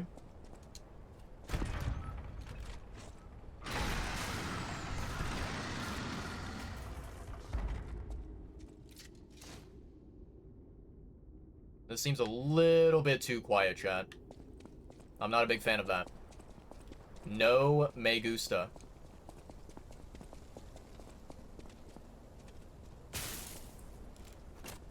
Of course, this is only openable from the other side, of course. Is there any other pathways? Okay, that is not a pathway. And that is obstructed. Cool. Cool. Well, at least we know that this is the only way forward, chat.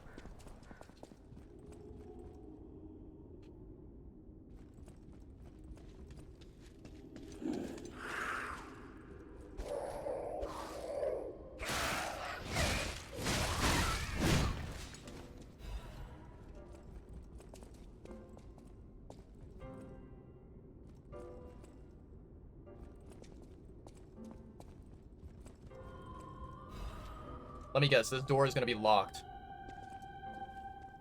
Yep. I knew it, chat. You see, Souls games do not have the ability to phase me anymore.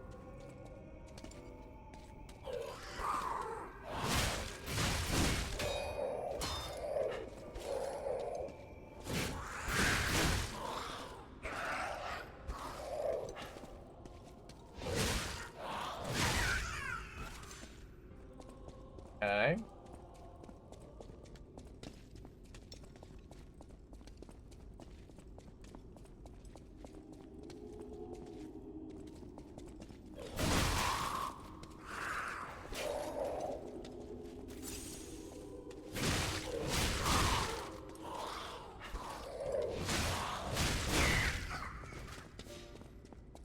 These, you know, puppets, these dolls, They deal a significant portion of damage.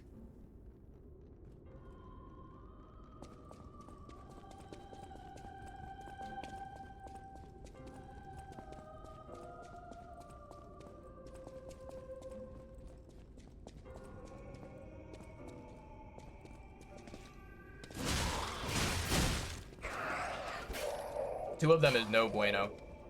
I don't like two of them at once.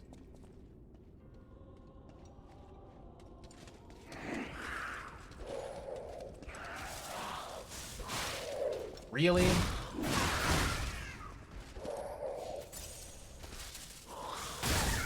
There we go.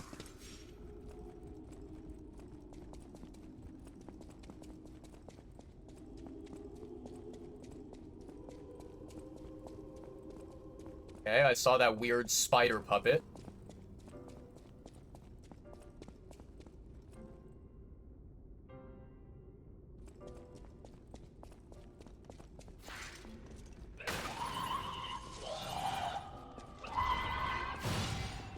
The hell was that? I don't even know what the hell that thing just did.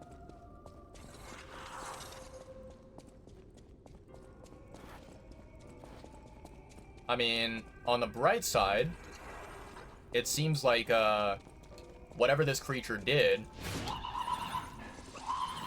it doesn't take away HP.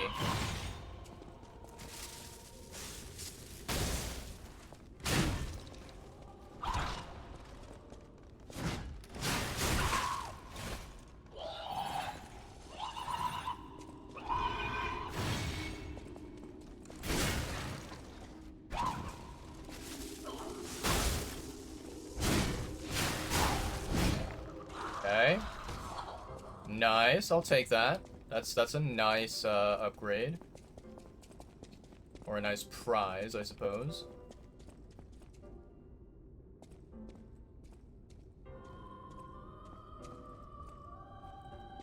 Ah, I see, they blocked it off. Okay.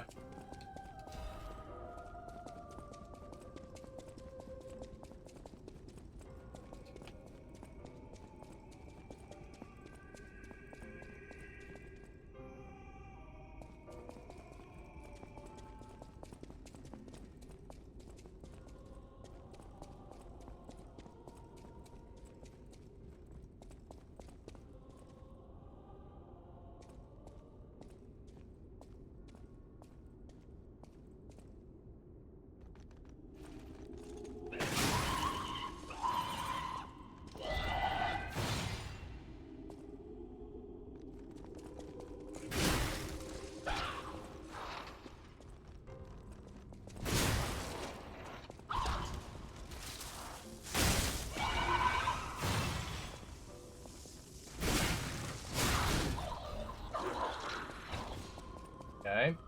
So it looks like killing only one of them gives you, like, a rare item or a rare reward.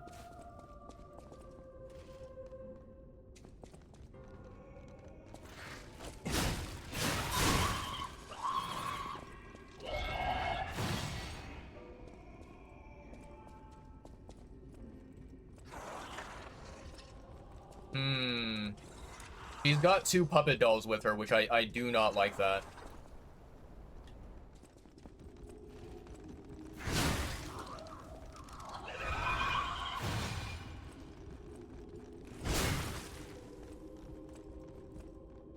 Yeah, those two puppet dolls are way too dangerous. I can't just leave them, you know, unchecked.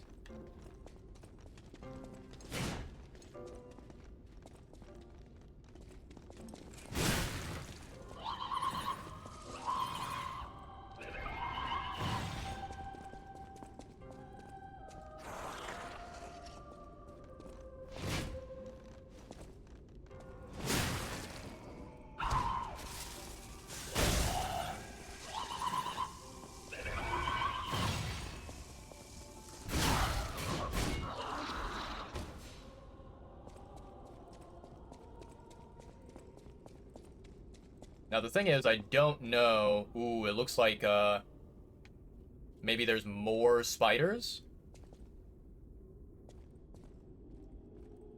Or this, like, human-looking puppet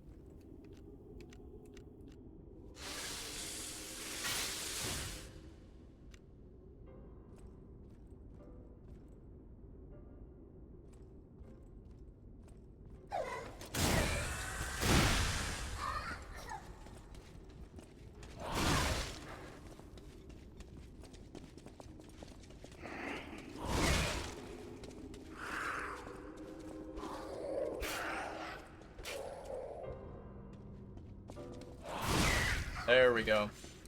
So it seems like the running attack is effective, but if I, like, stand still and I just swing regularly, I don't think that that works. I can see one.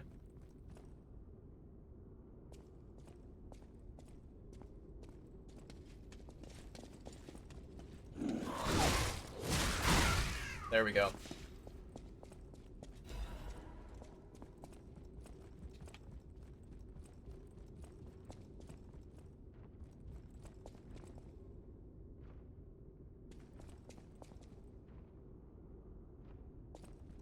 Very fascinating. Okay.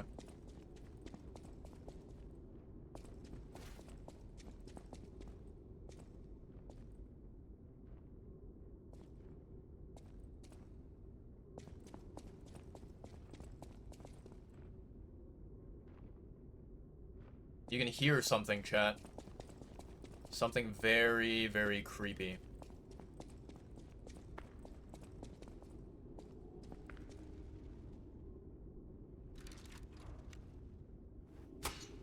Wait, my lamp was on? And I legit cannot see anything here.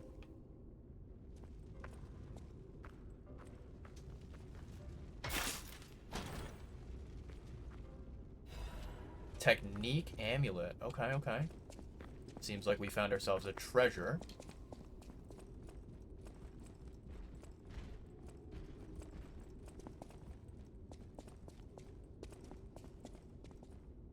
I don't like the look of that puppet. That puppet looks very, very, very dangerous.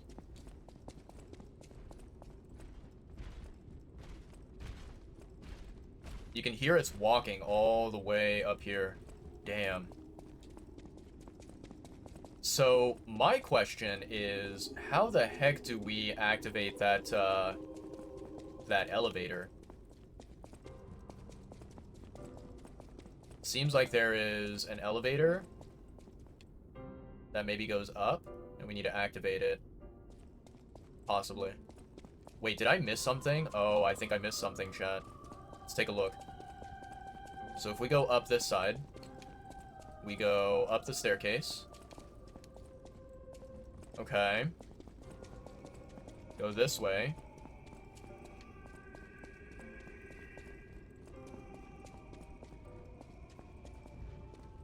Oof.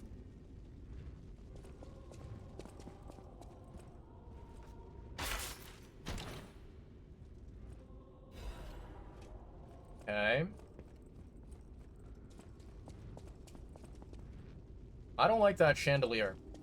That chandelier spells bad news.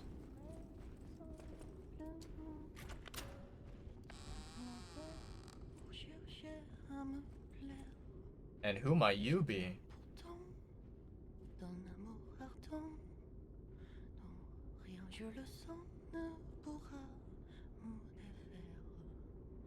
Oh, who are you?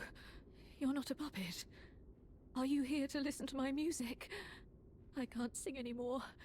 This petrification disease took away my songs. Riddles. I was fooled by him. He said this place was a shelter. Patricia, I'm so sorry. Well, goddamn. Oh, Patricia, I'm so sorry. I'm parched. Just a taste of fruit. If you kill me for giving you this apple, I will come back and murder you 10,000 times. Oh, thank you. Oh, this is the sweetest apple I've ever had. I can't stop death from taking me, but I have enough strength to confess my sins. Can you listen to my last confession? Patricia, I coveted your voice. If I can't match it, then even if I have to break you, Adelina Corday must have it all. I know it's wrong, but still, I love you. I know it's wrong. I know it's wrong. I know it's... So, there's a chance that she is talking about another human being by the name of Patricia, or maybe there's a puppet named Patricia, and basically I know it's wrong. this lady, she feels guilty, but she wants to destroy the puppet and take its voice, I guess.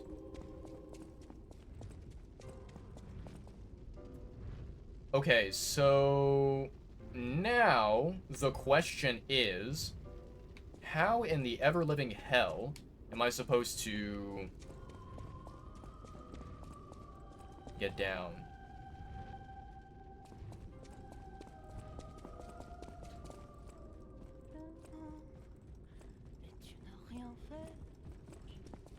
Also, that, you know, that random stalker, character, the one wearing the, like, white suit, who was, I guess, grieving for Adelina. She thought Adelina's dead, but, surprise, surprise, Adelina's not dead.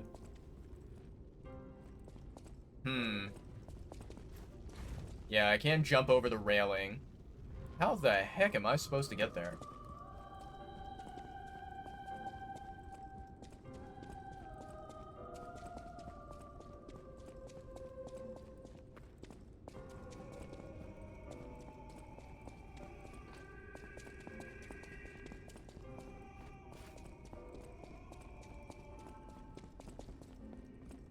Can't open that door.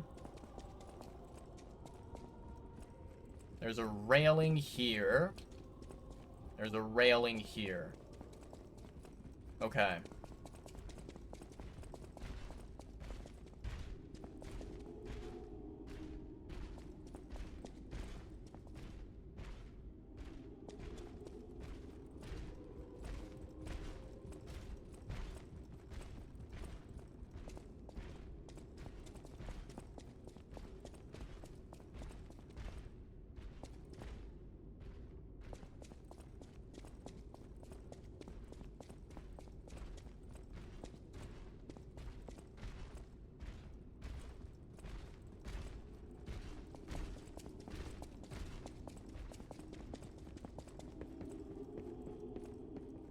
For legendary actress Adelina Corday, even those who envied her reputation... something? Loved her songs. Okay.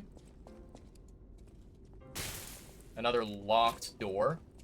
I am getting sick and tired of these locked doors. Not gonna lie. Okay, upgrade material. I'll take that.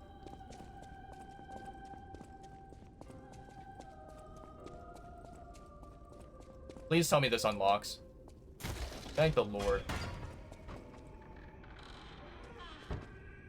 Okay, so we now have a straight shot here. Ah, I can see the, chat, I can see, like, the whatever it's called. The summoning bowl for a boss fight. Okay, okay. Okay, alright. Here's what I will do, chat. Just to, you know, have the stream end on a more, I guess, interesting note. And not something that is underwhelming or disappointing. What I will do is I will go and fight that giant, you know, puppet that we kind of ran past, and hopefully I win and I kill it, assuming all goes well. And then after that, we can conclude the live stream there. Let me see here. Is there anything else that I can equip? I do have Legion magazine. Okay, that's good. Let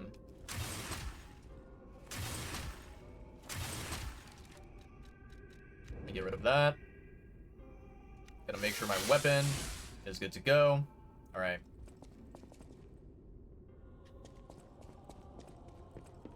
Yeah, so we'll kill the big giant puppet. You know? The weird looking... I don't even know what that is. Is that like a steering wheel on its back? What the heck? Oh, it's guarding this room. Ooh, fancy. So we'll do that, and then we can, you know, conclude the stream there. Exploding pickaxe. Interesting weapon. Interesting.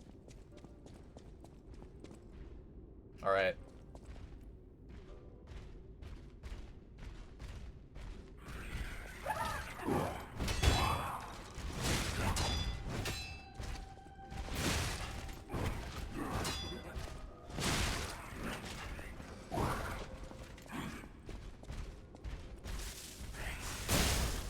Nice.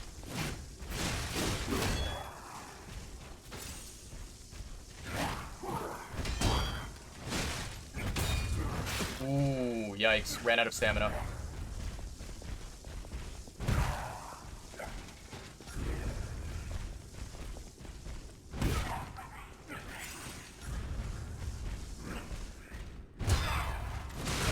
Ooh, it has a follow-up. It has 2 follow-ups.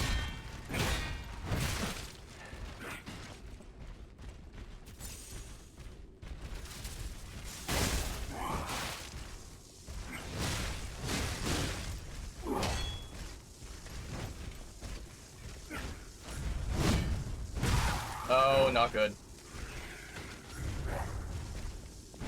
Yeah. Shit. Shit. So, we are gonna kill this puppet, by the way. I'm not gonna give up here. But that puppet, right? I accidentally ran too far back. Whenever stamina recovery immediately decreases. That's an annoying status. I don't like that. You know, I backed up too much, and I wasn't able to get in range of, the, like, charged heavy attack, is what I was wanting to do.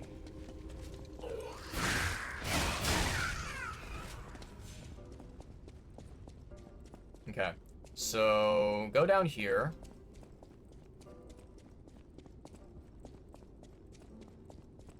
Now, where did my ergo go?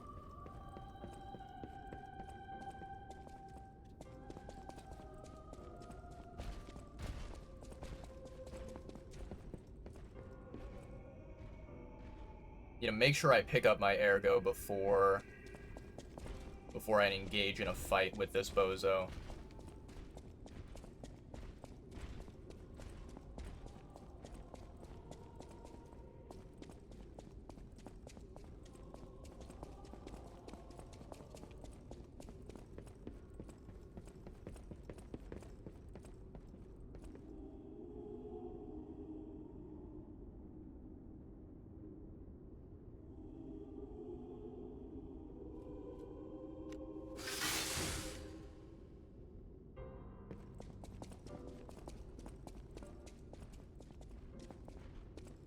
Man, that thing moves really, really slow.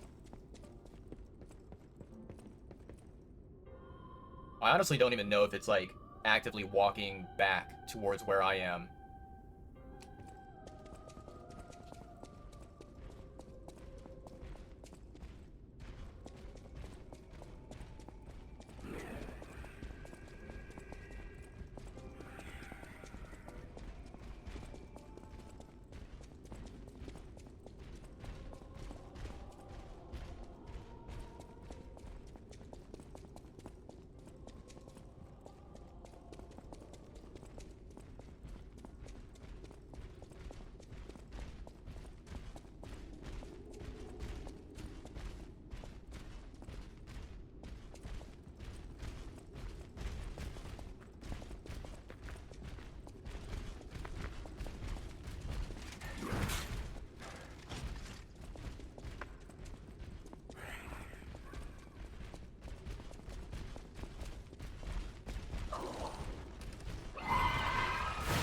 No.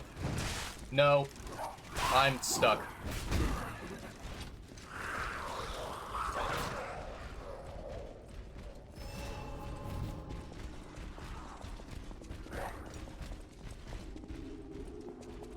Okay. There we go. Alright, we recovered our ergo. That's the main thing that I wanted to do here. And then, let's see. So now what I'll do is I will go and, yeah, I'm gonna go and fight the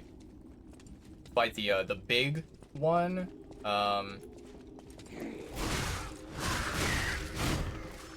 Fight the big one as quickly as possible and then get the heck out, because there's a chance that the big one drops like a very, very useful material, you know?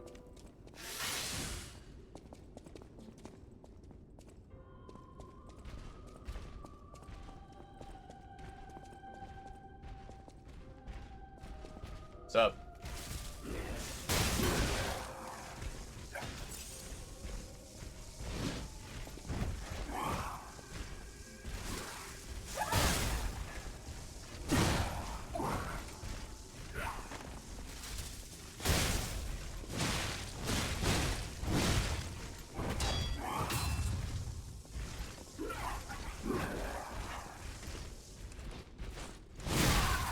There we go. Electric Blitz Abrasive Crescent Moonstone Star Fragment. I mean, that's good stuff. That's good material. I'm glad we were able to get the, you know, rewards for killing. But I will say, you know, compared to some of the rewards, I think that would be much more beneficial for me right now. I think that killing her was not, or killing it was not really the, I guess, like, the most valuable, you know? But in any case, let's go ahead and teleport. We're gonna go to Hotel Krot. I do need to get more of the golden fruit tree. I do need to do that. I also need to figure out where the hell the alchemist guy went, because, ideally I would like to use the golden fruit, and I would like to, you know, purchase things, but I don't know where exactly that sneaky alchemist is staying at. I think it's this way, isn't it? Pretty sure this is the way.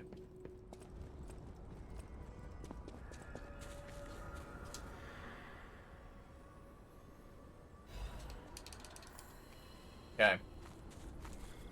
Is the alchemist just, like, standing here? Maybe he never left. There he is. Stalker, please. Purchase. Let's see here.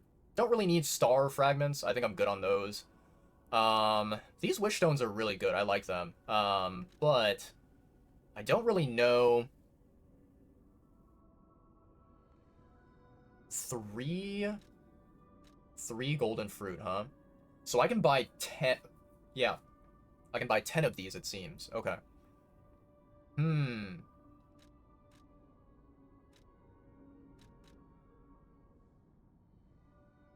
You know, the interesting thing about this particular wish stone right here is I don't know what exactly is the difference between this one and this one. My current theory that I'm thinking of is, you guys know how when you use all of the Estus flasks, right, the HP consumable, right, to restore your HP, when you utilize all of them, you have the ability to attack enemies and recharge your HP flask, right? When that is happening, when you are recharging, you know, one additional flask, right? The color of the pulse cell is kind of like this light purple color, and I feel like this kind of sort of, you know, has some kind of connection or some, you know, similarity with that particular process of getting an extra additional pulse cell or HP flask or whatever it is, right? But the thing is that, like, you know, when it says Spectre HP, I don't really know if it's referring to that or not. Or maybe, like, you know, if you look at the name of it, Friendship Wishstone, maybe it's talking about the like, summonable ghosts that you can bring into the battle, kind of like the spirits in Elden Ring, right? And if that's the case, I can now understand the difference between these two. I don't know if that makes this one that valuable. I don't know. So this one will increase the strength of your summon. This one will provide defense for your summon. This one explodes when your summon is hit.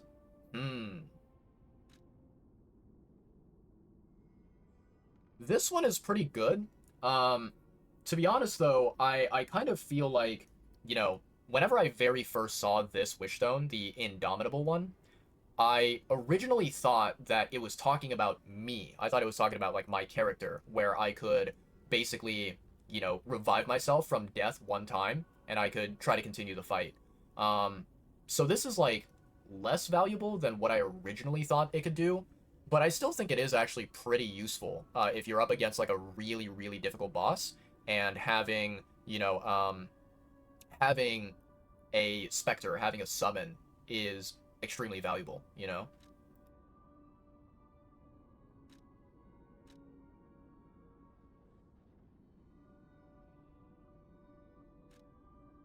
Okay, okay.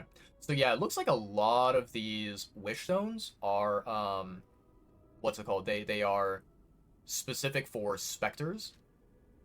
And I guess that kind of goes to show how much the developers probably expect players to rely on the Spectre system, the summon system or whatever, right? Um, you know what I'll do? I'm gonna buy one of each, like, Witchstone that basically benefits me rather than the Spectre, right?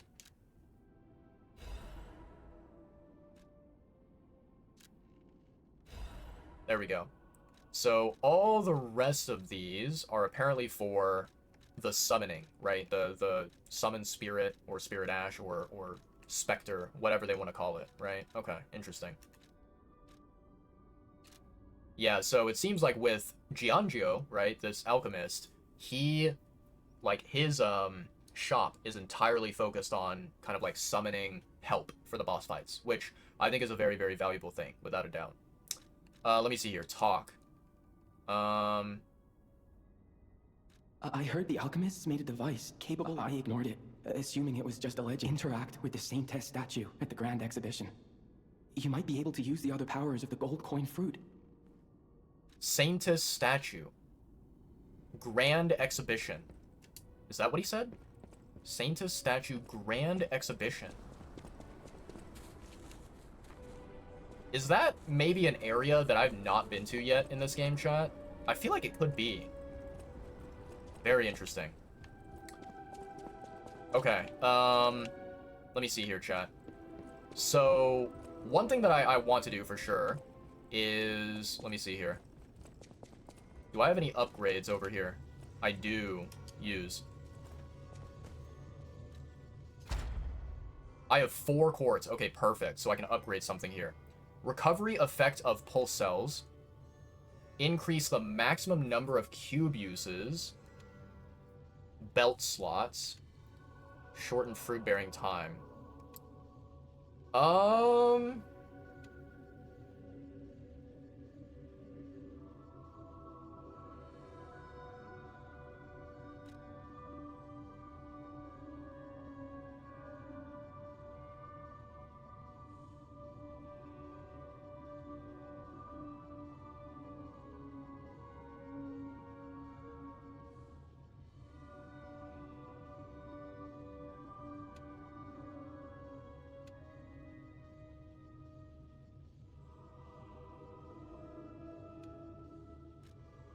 I'm gonna do this one, chat.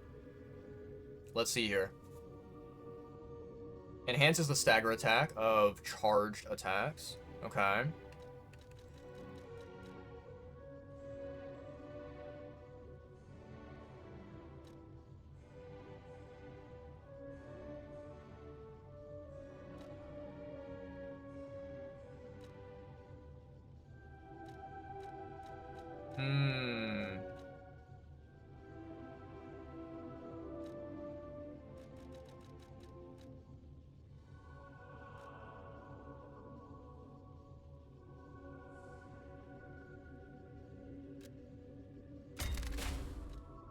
There we go. Can't use another one from here.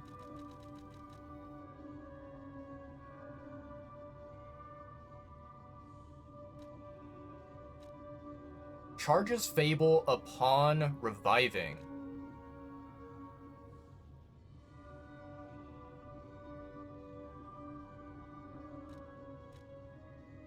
Wait, this one might be huge, chat.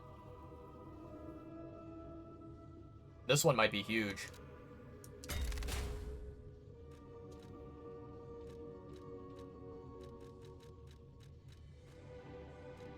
Reduce item prices?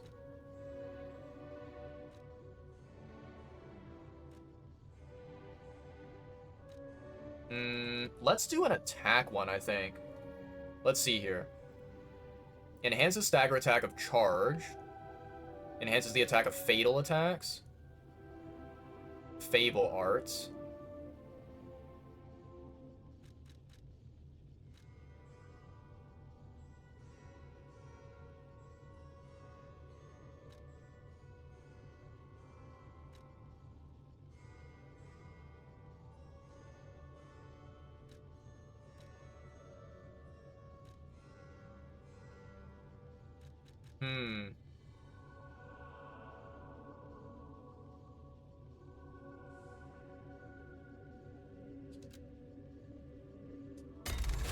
There we go. Okay.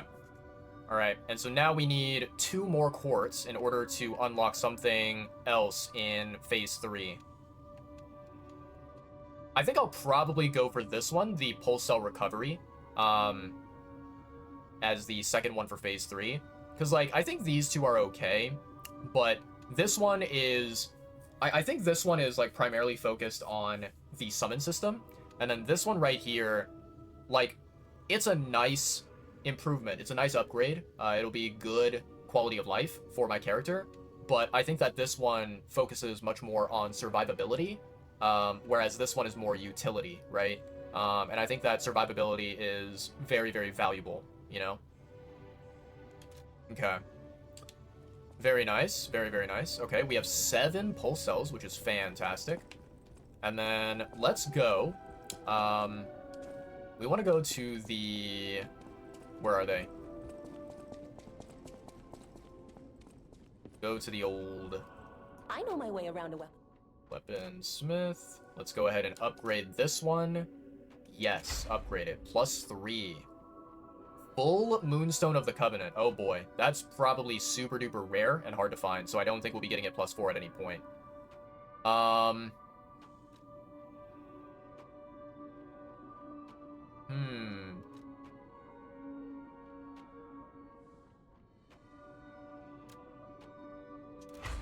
Okay, +6. And then this one right here. Okay.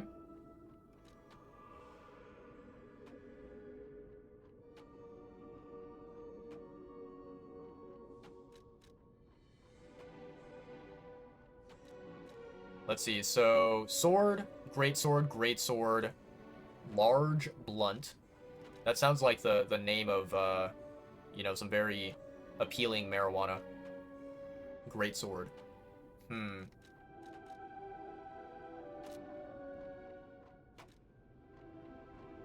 actually very curious to test it out. Let me see here. So, if I get rid of this weapon, and I put this weapon here, what does it feel like?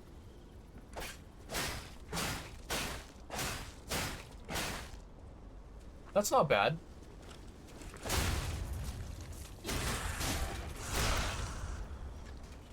I kind of like this weapon. Okay, okay.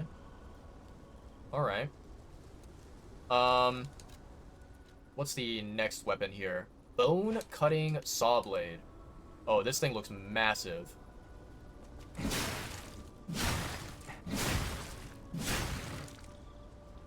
I'm not a fan, chat. This thing looks way too big and heavy for me to enjoy. Okay.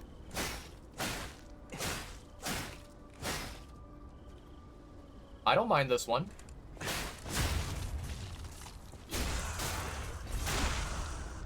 Not bad, not bad. Exploding pickaxe.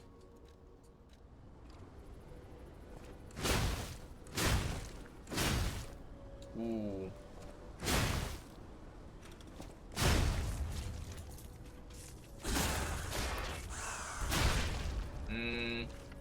I don't love this one, chat. Especially the heavy attack, the charge heavy. Yeah, I don't know about this one. Let's see here.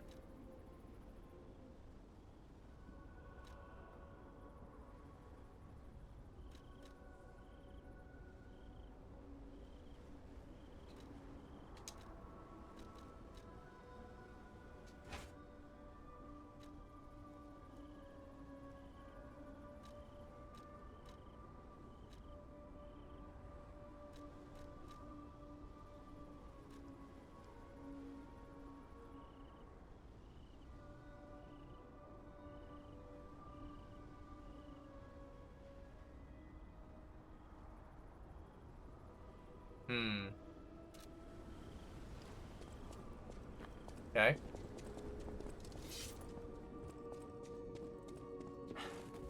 I know my way around. Okay, let's go ahead and we're going to disassemble this one. We're going to disassemble this one. And I'm actually very curious. So this one is 121 plus 70.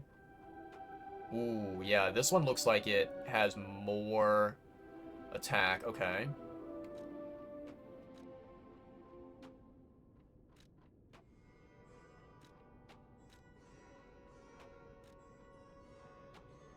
Hmm. I think the thing is that, like, you know, both of these two weapons are... I think they're both viable. The only difference, I think, between the two of them is just that the Bramble Curve Sword, this is just a regular, plain, you know, sword weapon, whereas the Dancer's Curve Sword is a great sword. And so, therefore, I think that the Dancer's Curve Sword very likely has more range, more length, more reach to the weapon.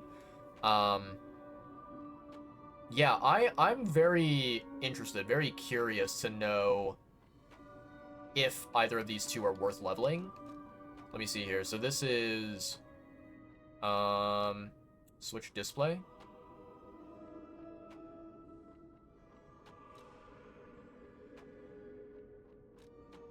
Okay, so they're both the same type.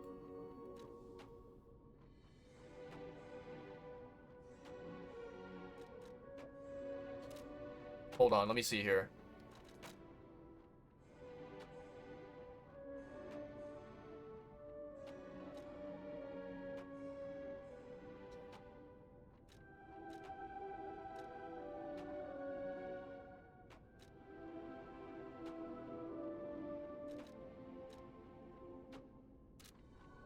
Is it only in the, let me see here. Maybe it's only in the equipment page? Where did I see that? Hold on.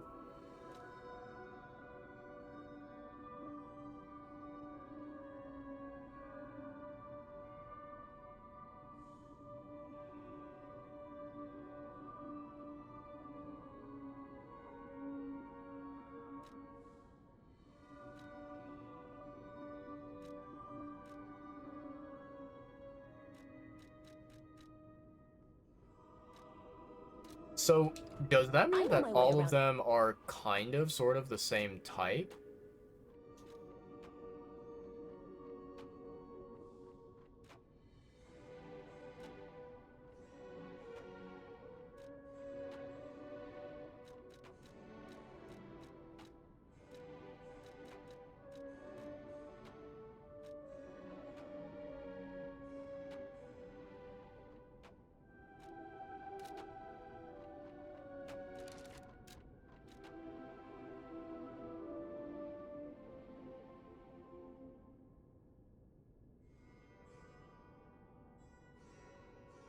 Hmm.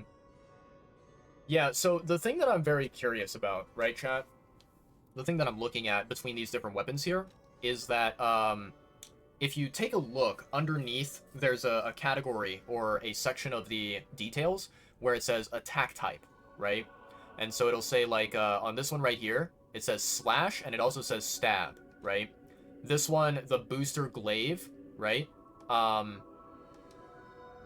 It shows slash and stab, right? Yeah, it shows the exact same thing, except for on the booster glaive, you can kind of see that on the like right side of the slash description, it has like these two horizontal lines, and then you know, on the right side of the stab word, there's like these two arrows pointing downwards, right? I don't really know what those like particular symbols signify, what they mean.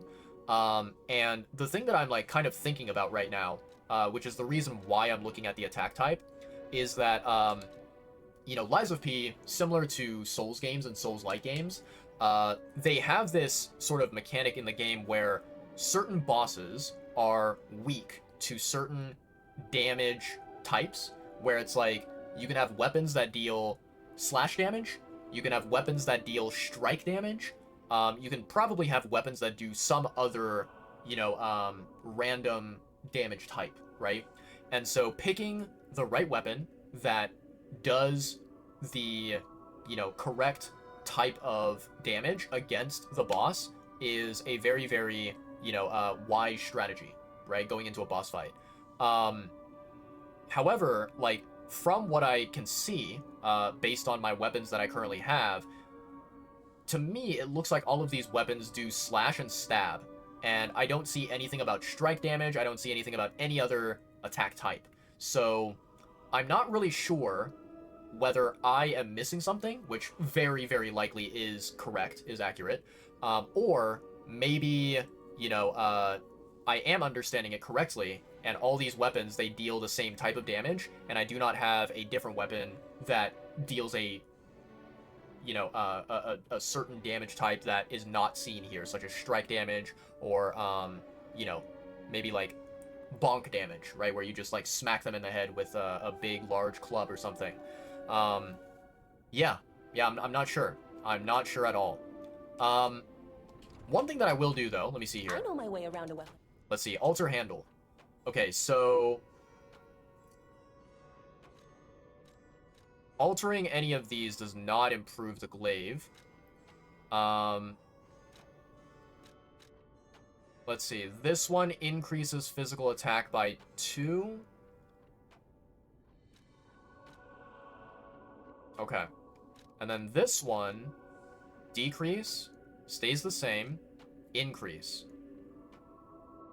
Okay. How many do I have? I have 2 advanced cranks. Okay, I'm gonna go ahead, chat, and I'm gonna use this advanced crank on this weapon, because the electric coil is basically the, it is the only, weapon that I've discovered so far where it deals, physical damage and also, you know, status damage as well, which is electric shock, right? So I'm gonna go ahead and use this to get some more electric blitz attack. So we're gonna do yes, and okay. There we go. So now it is more, what's the word? Scaling towards advance, which is good. That is really, really good. Okay. And then I do have 2 technique cranks and 3 motivity cranks. Nice. Not bad at all. Let's see. So this one would decrease damage, stay the same. And then this one would stay the same, decrease damage, stay the same. Nice. Nice, nice, nice. Yeah, I think, you know, chat, I think the information that I will need to look up, I mean, unless somebody in chat were to explain it to me and tell it to me directly, I think the thing that I'm very curious about is basically whether the damage numbers of this weapon, the Bramble Curve Sword, and or the Dancer's Curve Sword, whether upgrading one or both of these weapons as high as possible is a wise idea.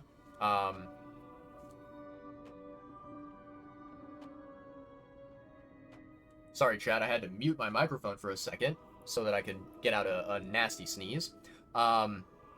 Yeah, I'm wondering if these 2 weapons can compete really well with, like, something such as the Booster Glaive. I'm not really going to compare this weapon and this weapon to the Electric Coil Stick, just because this one is special, it has the status damage, but comparing it to the Booster Glaive is, I think, something that is worth thinking about, right? But yeah. Okay, so we upgraded our weapon, we used an advanced Crank. Everything looks good. Let's go over here, chat. Let's see. So, craft Legion arm.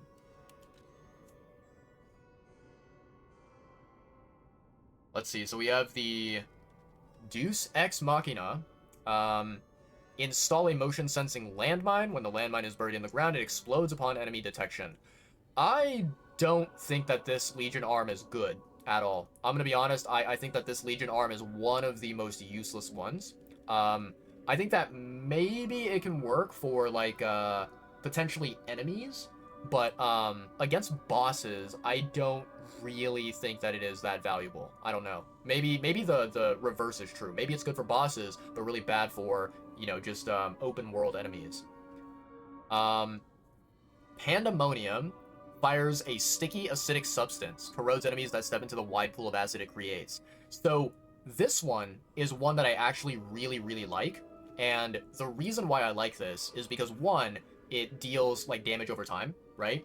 The other thing about this one is that, you know, I am pretty sure that there's going to be at least one boss in this game that is weak to acid, and I would really love to be able to use this Legion arm against that boss. Or if there's, you know, multiple bosses that are weak to acid, that's even better, right? That makes this Legion arm even more valuable. Now this one right here, the Aegis, right? I think this is an insanely valuable, you know, Legion arm for defensive purposes, where not only can you, you know, try to block attacks with your sword or whatever weapon that you're using, but if you are in a pinch, right, where you're like, oh man, for whatever reason, I cannot block this next incoming attack with my sword or whatever weapon that I'm using, this is kind of like a backup defensive option that's really good. And yeah, like it can also, as it says in the description, when it blocks, right, there will be an explosion that happens, and it'll deal kind of like sort of like counteracting damage against the enemy, right? But yeah, I really like the idea of this Legion arm. And then this one right here, I do really like it, the Falcon Eyes, because it is basically just a long range, kind of like a gun, right? Or like a missile, right? I like it, but I don't really know. I don't know how effective it is, right? Yeah, I really don't know.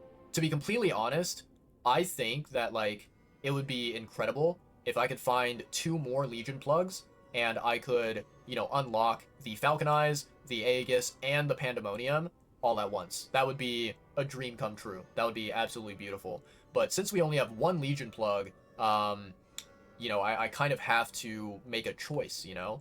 And yeah, it's a very tough choice to make, right? Oh man, decisions. Do I actually have... Let me see. I don't have... Oh, I do have a Legion caliber. Okay.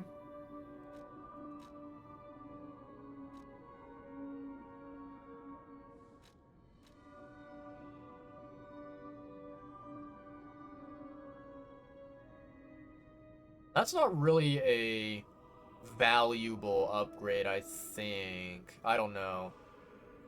Press the Fable button to change the direction.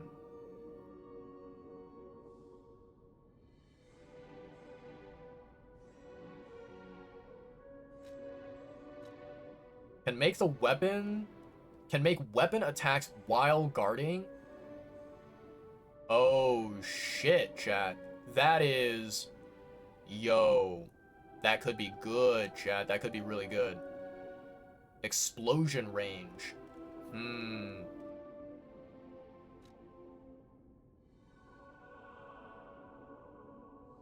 Okay, that's a small explosion, and this is kind of like a bigger explosion.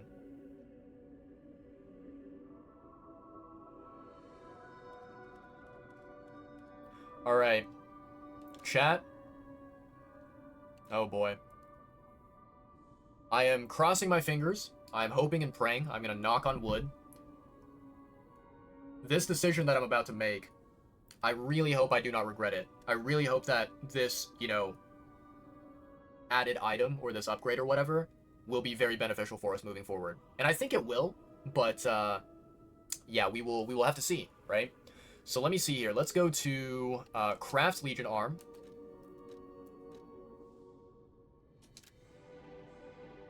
Let's do it. Okay. Modify Legion Arm.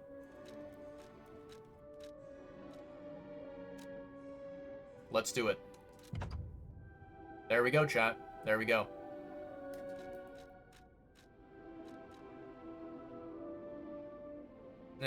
Yeah. I think getting the first upgrade for the Aegis Legion Arm is likely much more value for us at this point.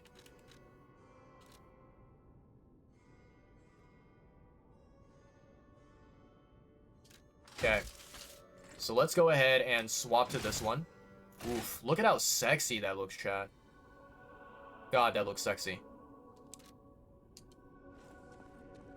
I've got a tiny little shield on my arm. Hell yeah, baby. I like it. I like it. Okay.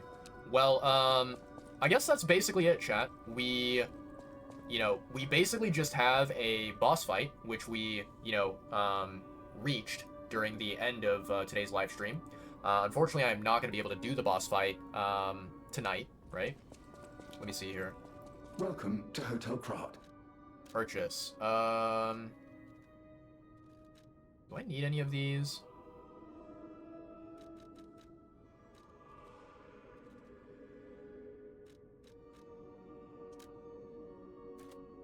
I'm just gonna buy those two, and then...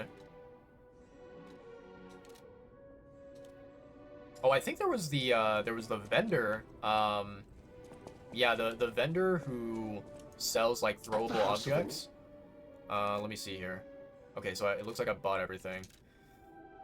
Do I want to sell my Ergo? I don't know.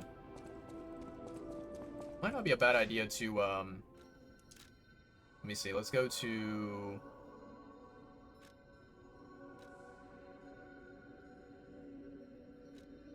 I think it was this one.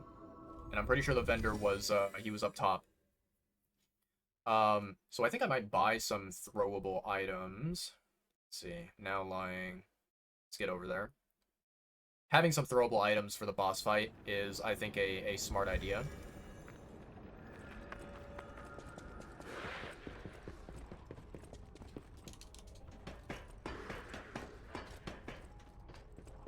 Hello, Mr. Vendor.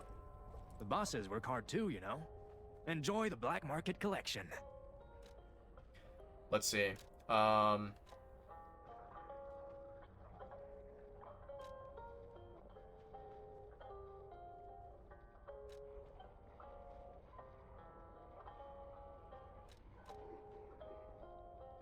Okay, here's what I'll do. Make sure I don't use any of the, yeah, I'm not gonna use any of the special Ergo.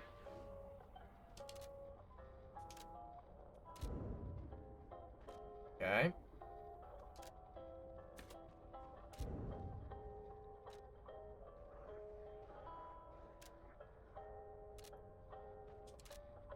Purchase. Let's see here.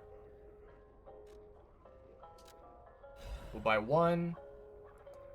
I'm gonna buy three. I'm gonna buy one. We will buy... Okay. Thermite. I can hold 5. Nice, okay. 5 out of 5. 1 out of 5. Seems like I can buy quite a good amount of these.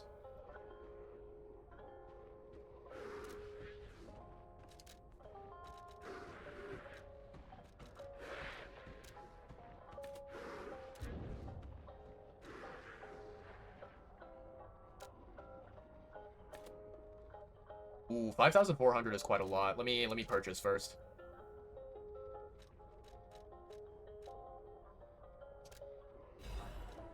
Okay. This one, let's buy 2. This one we have 5 out of 5. Let's buy 4. This one we will buy 1. This one we will buy... Okay.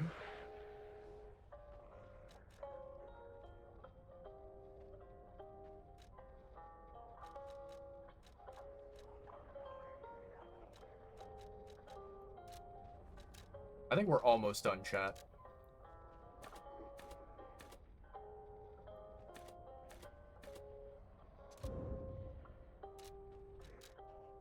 Nope, wait, hold on. Purchase. 5 out of 5, 5 out of 5, 3 out of 3, 3 out of 3,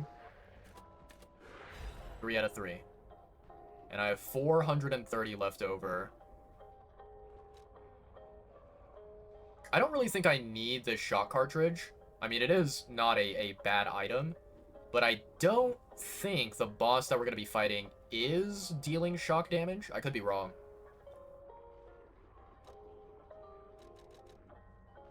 Okay, okay. Alright, so it looks like everything we are stocked up on.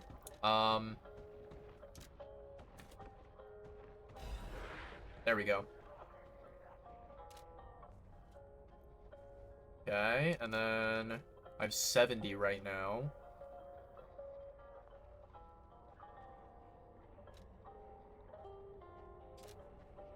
I think I'll just leave it as is, chat. We will, yeah, we'll say that we bought the stuff we needed to buy. So now we can go to, let's see. Go to Hotel Krot. And yeah, we can rest here. And the next live stream we can take on whatever the boss fight is what we can do. Cool. Very, very, very cool. So we'll rest here, use the Stargazer. Nice. Awesome.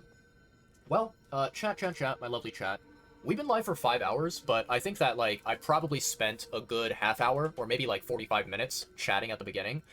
So you can bump that number down from 5 hours and 20 minutes to probably, like, 4 hours and 40 minutes or something. It was a pretty good stream. I enjoyed it. We did quite a lot of good gameplay.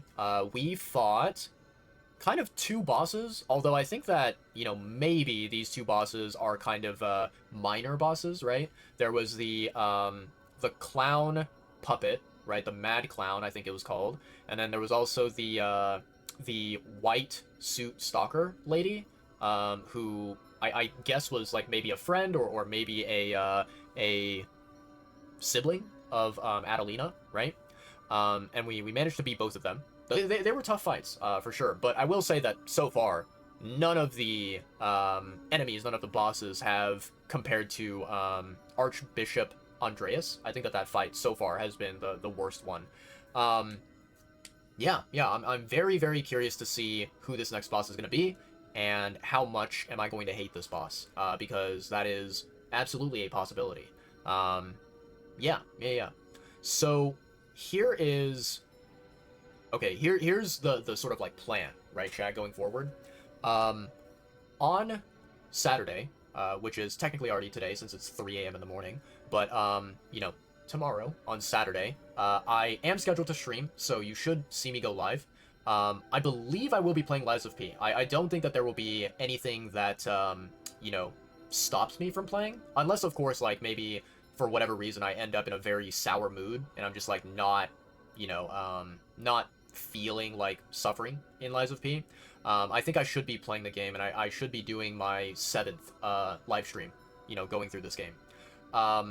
So that'll be happening very likely around the same time that I started stream today, but I will, of course, try to go live as early as possible. So that'll be the plan for Saturday. And then on Sunday, I think I'm going to try my best to, you know, basically just push forward and play Lies of P, you know, without deviating and playing another, like, random variety game or whatnot. I will say, though, that, like, I I actually am kind of interested in streaming like Genshin and Wuthering Waves, you know, to kind of talk to you guys a little bit about that.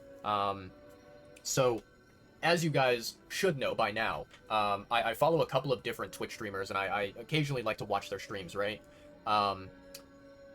One of the Twitch streamers that I follow, he recently played the Wuthering Waves version 2.2 quest, and I got to catch some moments of that quest. I got to watch quite a bit of it, so I kind of know what happens, you know, in the story.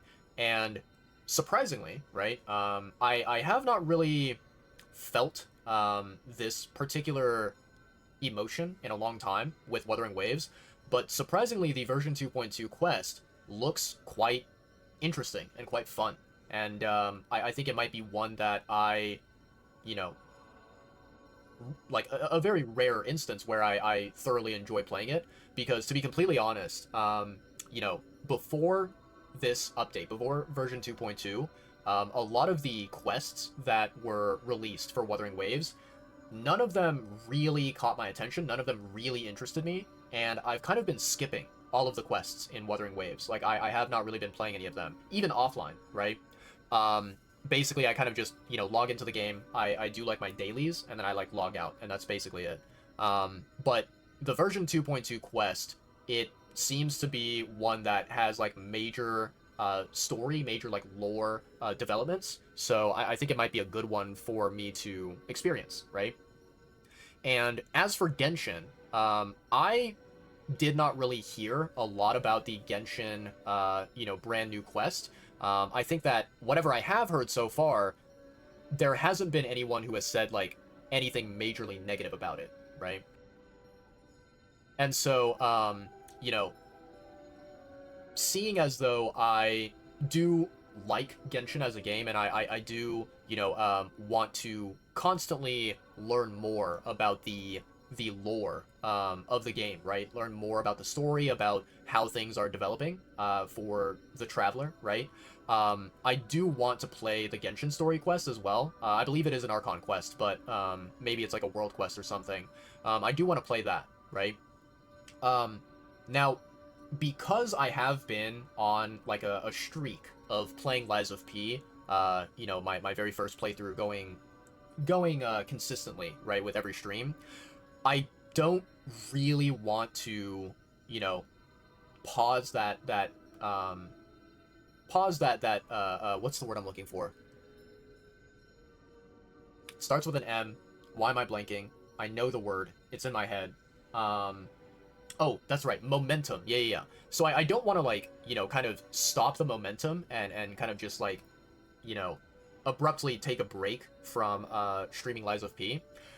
So what I was thinking is that basically, instead of maybe streaming on Twitch and doing the Genshin and Wuthering Waves content on Twitch, maybe I stream that on YouTube. And the thing is that, you know, I was thinking about it, I was like, okay, well, maybe I can stream on YouTube, you know, on, like, one of the days of the week that I don't schedule for Twitch, right? Like, Monday, Tuesday, Wednesday, Thursday, one of those days, I could stream on YouTube, right? The only concern that I have with that idea is that, so, I don't remember if I talked about this at the beginning of today's VOD, but, earlier today, I kind of had to, figure out what the hell I'm going to do about the towing problem, right? The little incident that I had, basically, like, 2 weeks ago? 1 week ago? Something like that. And, you know, essentially, I think what I discovered is that, you know, no matter what happens, right, whether I am successful with my attempts of trying to mitigate the consequences, or whether I'm unsuccessful, basically, you know, I screwed up, and I think that no matter what, my family is going to have to pay some amount of money, right? Like, my family already did pay a shit ton of money for the incident, and we got scammed out of, you know, hundreds of dollars. But basically, like, what I'm saying is that either the outcome is the money that we paid gets, like, refunded to us, either partially or fully, or you know, the worst case scenario, which is quite possibly likely to happen, is that, you know, we will have to suck it up and be like, yeah, well, we paid the hundreds of dollars and there's nothing we can do about it. We have to move on from that, right? And so, you know, with the entire incident that happened, it basically just made me realize that I need a way to earn some income, right? To try and do something to get like a job, or to you know, do some side work that will earn me a little bit of money, right? Because basically I kind of just need to pay back my family for more or less bailing me out of a very, very shitty situation, right? And so I actually spoke with a very, very good friend of mine earlier today, and I was like, hey man, so, you know, this friend of mine, he has like his own self-employed business that he's running. Like he has this like kind of a job that he does where he is like, you know, the manager of himself. Like he runs kind of his own small business. And I spoke to him and I was like, hey man, do you have any jobs that you are going to be doing for your business that I can help with, and that, you know, I can earn a little bit of income from, right? And I told him about the situation. I told him about how I, you know, ended up paying hundreds of dollars for a fucking shitty situation. And, you know, he was like, oh, yeah, I can try to help you out with that, right? So, you know, he said that basically, as of right now, my friend told me that this upcoming Tuesday, right? So, not, yeah, basically like this upcoming week, right? You have Monday through Friday. On the Tuesday of this upcoming week, he has a job that he's doing, and he can, you know, he said that I can join him and I can earn some money doing that job, and it's guaranteed, right, to happen. And then he also said that maybe, possibly, depending on how the weather turns out, he might also have another job on Monday as well. So, you know, if everything goes well, if all goes according to plan, I can join him on Monday for whatever job that is happening, assuming that the weather is not garbage and dog shit. So, TLDR, right? I think that, you know, for the foreseeable future, I will be kind of a little bit busy on, you know, like Monday through Thursday, the days whenever I don't, you know, normally stream. And I feel like, you know, those days, I might be able to squeeze in, you know, a stream on YouTube, or maybe even a stream on Twitch, but I don't want to, you know, I don't want to sit here and be like, okay, guys, there is 100% guaranteed going to be a YouTube live stream within the next week, right? Like, I don't want to make any promises that I'm potentially going to fail to keep, which is quite possible to occur, right? So yeah, and so, you know, what I'm thinking is maybe as a last resort, right? This is kind of like, you know, everything else fails, everything goes wrong, and I don't really have any other choice. What I can probably do is, you know, on Friday, Saturday, or Sunday, whether it's like this week, right, this weekend, I should say, or maybe next weekend, Friday, Saturday, Sunday, those 3 days, right, I normally stream on Twitch, and I normally go live, and, you know, I play like Lies of P, for example. What I might do as a last resort is that maybe, like, hypothetically speaking, next Friday, instead of going live on Twitch, I will do a YouTube live stream where it's like, hey guys, you know, normally at X time, I say hello to you all on Twitch, but instead, on Friday, I'm going to be saying hello to everyone on YouTube, and I will be playing, like, Genshin and or Wuthering Waves on YouTube, right? So it'll be kind of like the YouTube stream sort of replaces the Twitch stream that is scheduled, which is, you know, obviously, if I could do both the YouTube live stream and also do my scheduled Twitch streams, that would be, like, perfect, ideal, optimal, you know, scenario, right? It would be the best outcome possible. However, as a last resort, that is something that I'm thinking about, because I don't want to, you know, continuously drag my feet on Genshin and on Wuthering Waves, you know, on those quests, and I don't want to, like, wait until the very last day or whatever of the current, you know, version to play those quests or whatnot. So, yeah. Anyways, these are all just kind of, like, thoughts that are popping into my head that are kind of just, like, zooming around, and I'm thinking about it, I'm pondering it, and I'll figure something out. But I think that, you know, for my Saturday stream, which is technically today, but I'm gonna say tomorrow, right? My next live stream, I should be back playing Lies of P for you guys on Twitch. I think that'll be what we do. But yeah, anyways, thank you guys so much for joining me on today's stream. We accomplished a lot, and I'm quite happy with it. I think we will now go ahead and find a channel to raid. In fact, what I'm actually gonna do, let me very quickly, I'm gonna go to, let's see.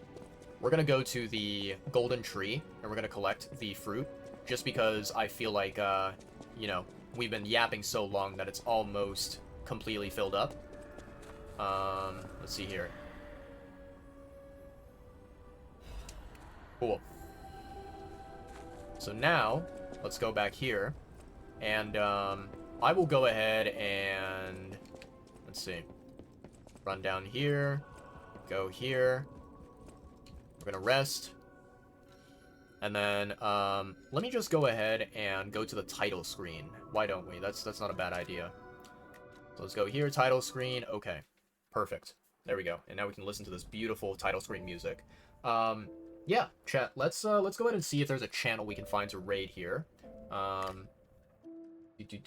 Twitch, live. Wait, what? What the fuck is happening? Why did this thing open? Huh? That is so weird. Did I press a wrong button or something? I don't know. Yeah, for some reason, chat, I, you know, opened up my Twitch, Twitch page to see who was live, and, strangely enough, what ended up happening is that my File Explorer on my PC, it, basically activated, and it, like, opened up.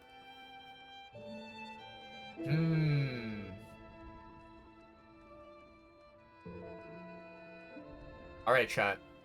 We are going to raid a streamer that I've raided before. I think I raided him maybe 2 streams ago, or 3 streams ago. His username on Twitch is Shockphobia9000, and for anyone who does not know about him, he currently is playing a game called Hollow Knight, which is a beautiful, incredible video game that I love to death. And he is currently, like, working on completing it as much as he possibly can. I don't know what his, like, final goal is going to be in terms of the percentage of completion, but I think that he is trying to unlock as many, you know, achievements as he possibly can for Hollow Knight. He has beaten the game, I think, one time, like, beaten the final boss, but beyond that, I don't think he's done any other, like, end game content, except for running around the map, of course, and checking for different areas that he has not yet explored. So what I'm going to do here is I'm going to do that, I'm going to do that, and then raid. Let me make sure I spell his username properly.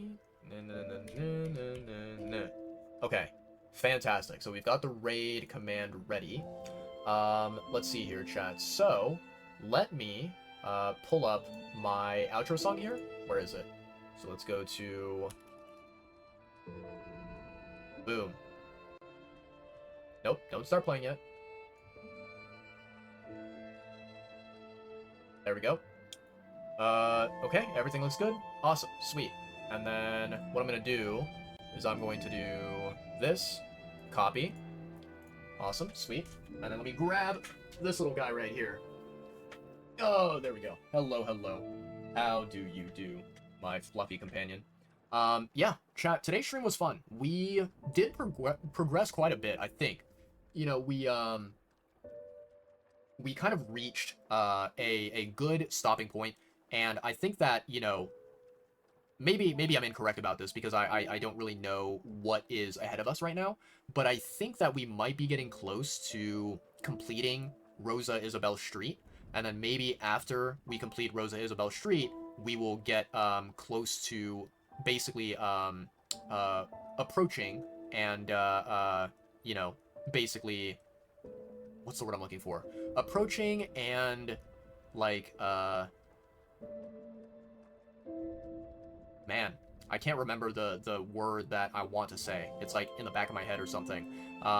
Basically encountering, you know, approaching and kind of, you know, going head to head against whoever the king of puppets is, right? The boss or the leader, right? But yeah, I'm very excited to see what happens next. I'm very excited to see where, you know, our progress leads. But that'll happen in a future live stream, not tonight.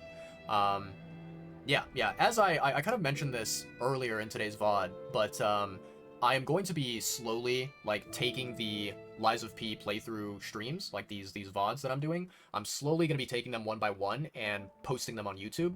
I think what I'll probably do is I will figure out kind of like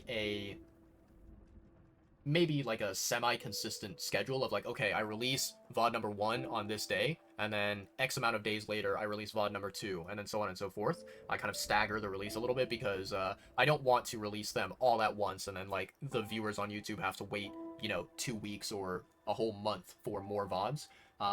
So yeah, I'll do them like slowly, individually. And you can go ahead and watch it on the YouTube channel if you want to revisit any of these. But yeah. In any case, let's go ahead and say farewell and goodbye for today, and we'll get the raid started, and I'll see you guys during my next live stream. As always, to everyone out there, whether you were watching the live stream, you currently are watching the live stream, or you will be watching the VOD in the future, thank you all so much. It means the world to me. I appreciate each and every one of you lovely human beings out there. Please stay safe, stay happy, stay healthy. Eat lots of yummy, delicious food. Make sure you guys drink plenty of water. Always stay hydrated. Bottom line, take care of yourselves out there, right? Stay comfy, stay cozy, and I will see you guys in how many hours from now? Maybe about 18 hours from now, maybe 19, but I'll try to be as early as I possibly can. We shall see. But yeah, for now, good night, farewell, much love to you all, and yeah, let's get this outro song going, right? And we'll get the raid going as well afterwards. All right. Thank you guys so much for an amazing stream today. Thank you to Bobster. Thank you to Yvain for stopping by and chatting. You guys are awesome. And I will see you guys on the next live stream. Yeah. All right. Have a good night, guys. Bye. Peace out. Later.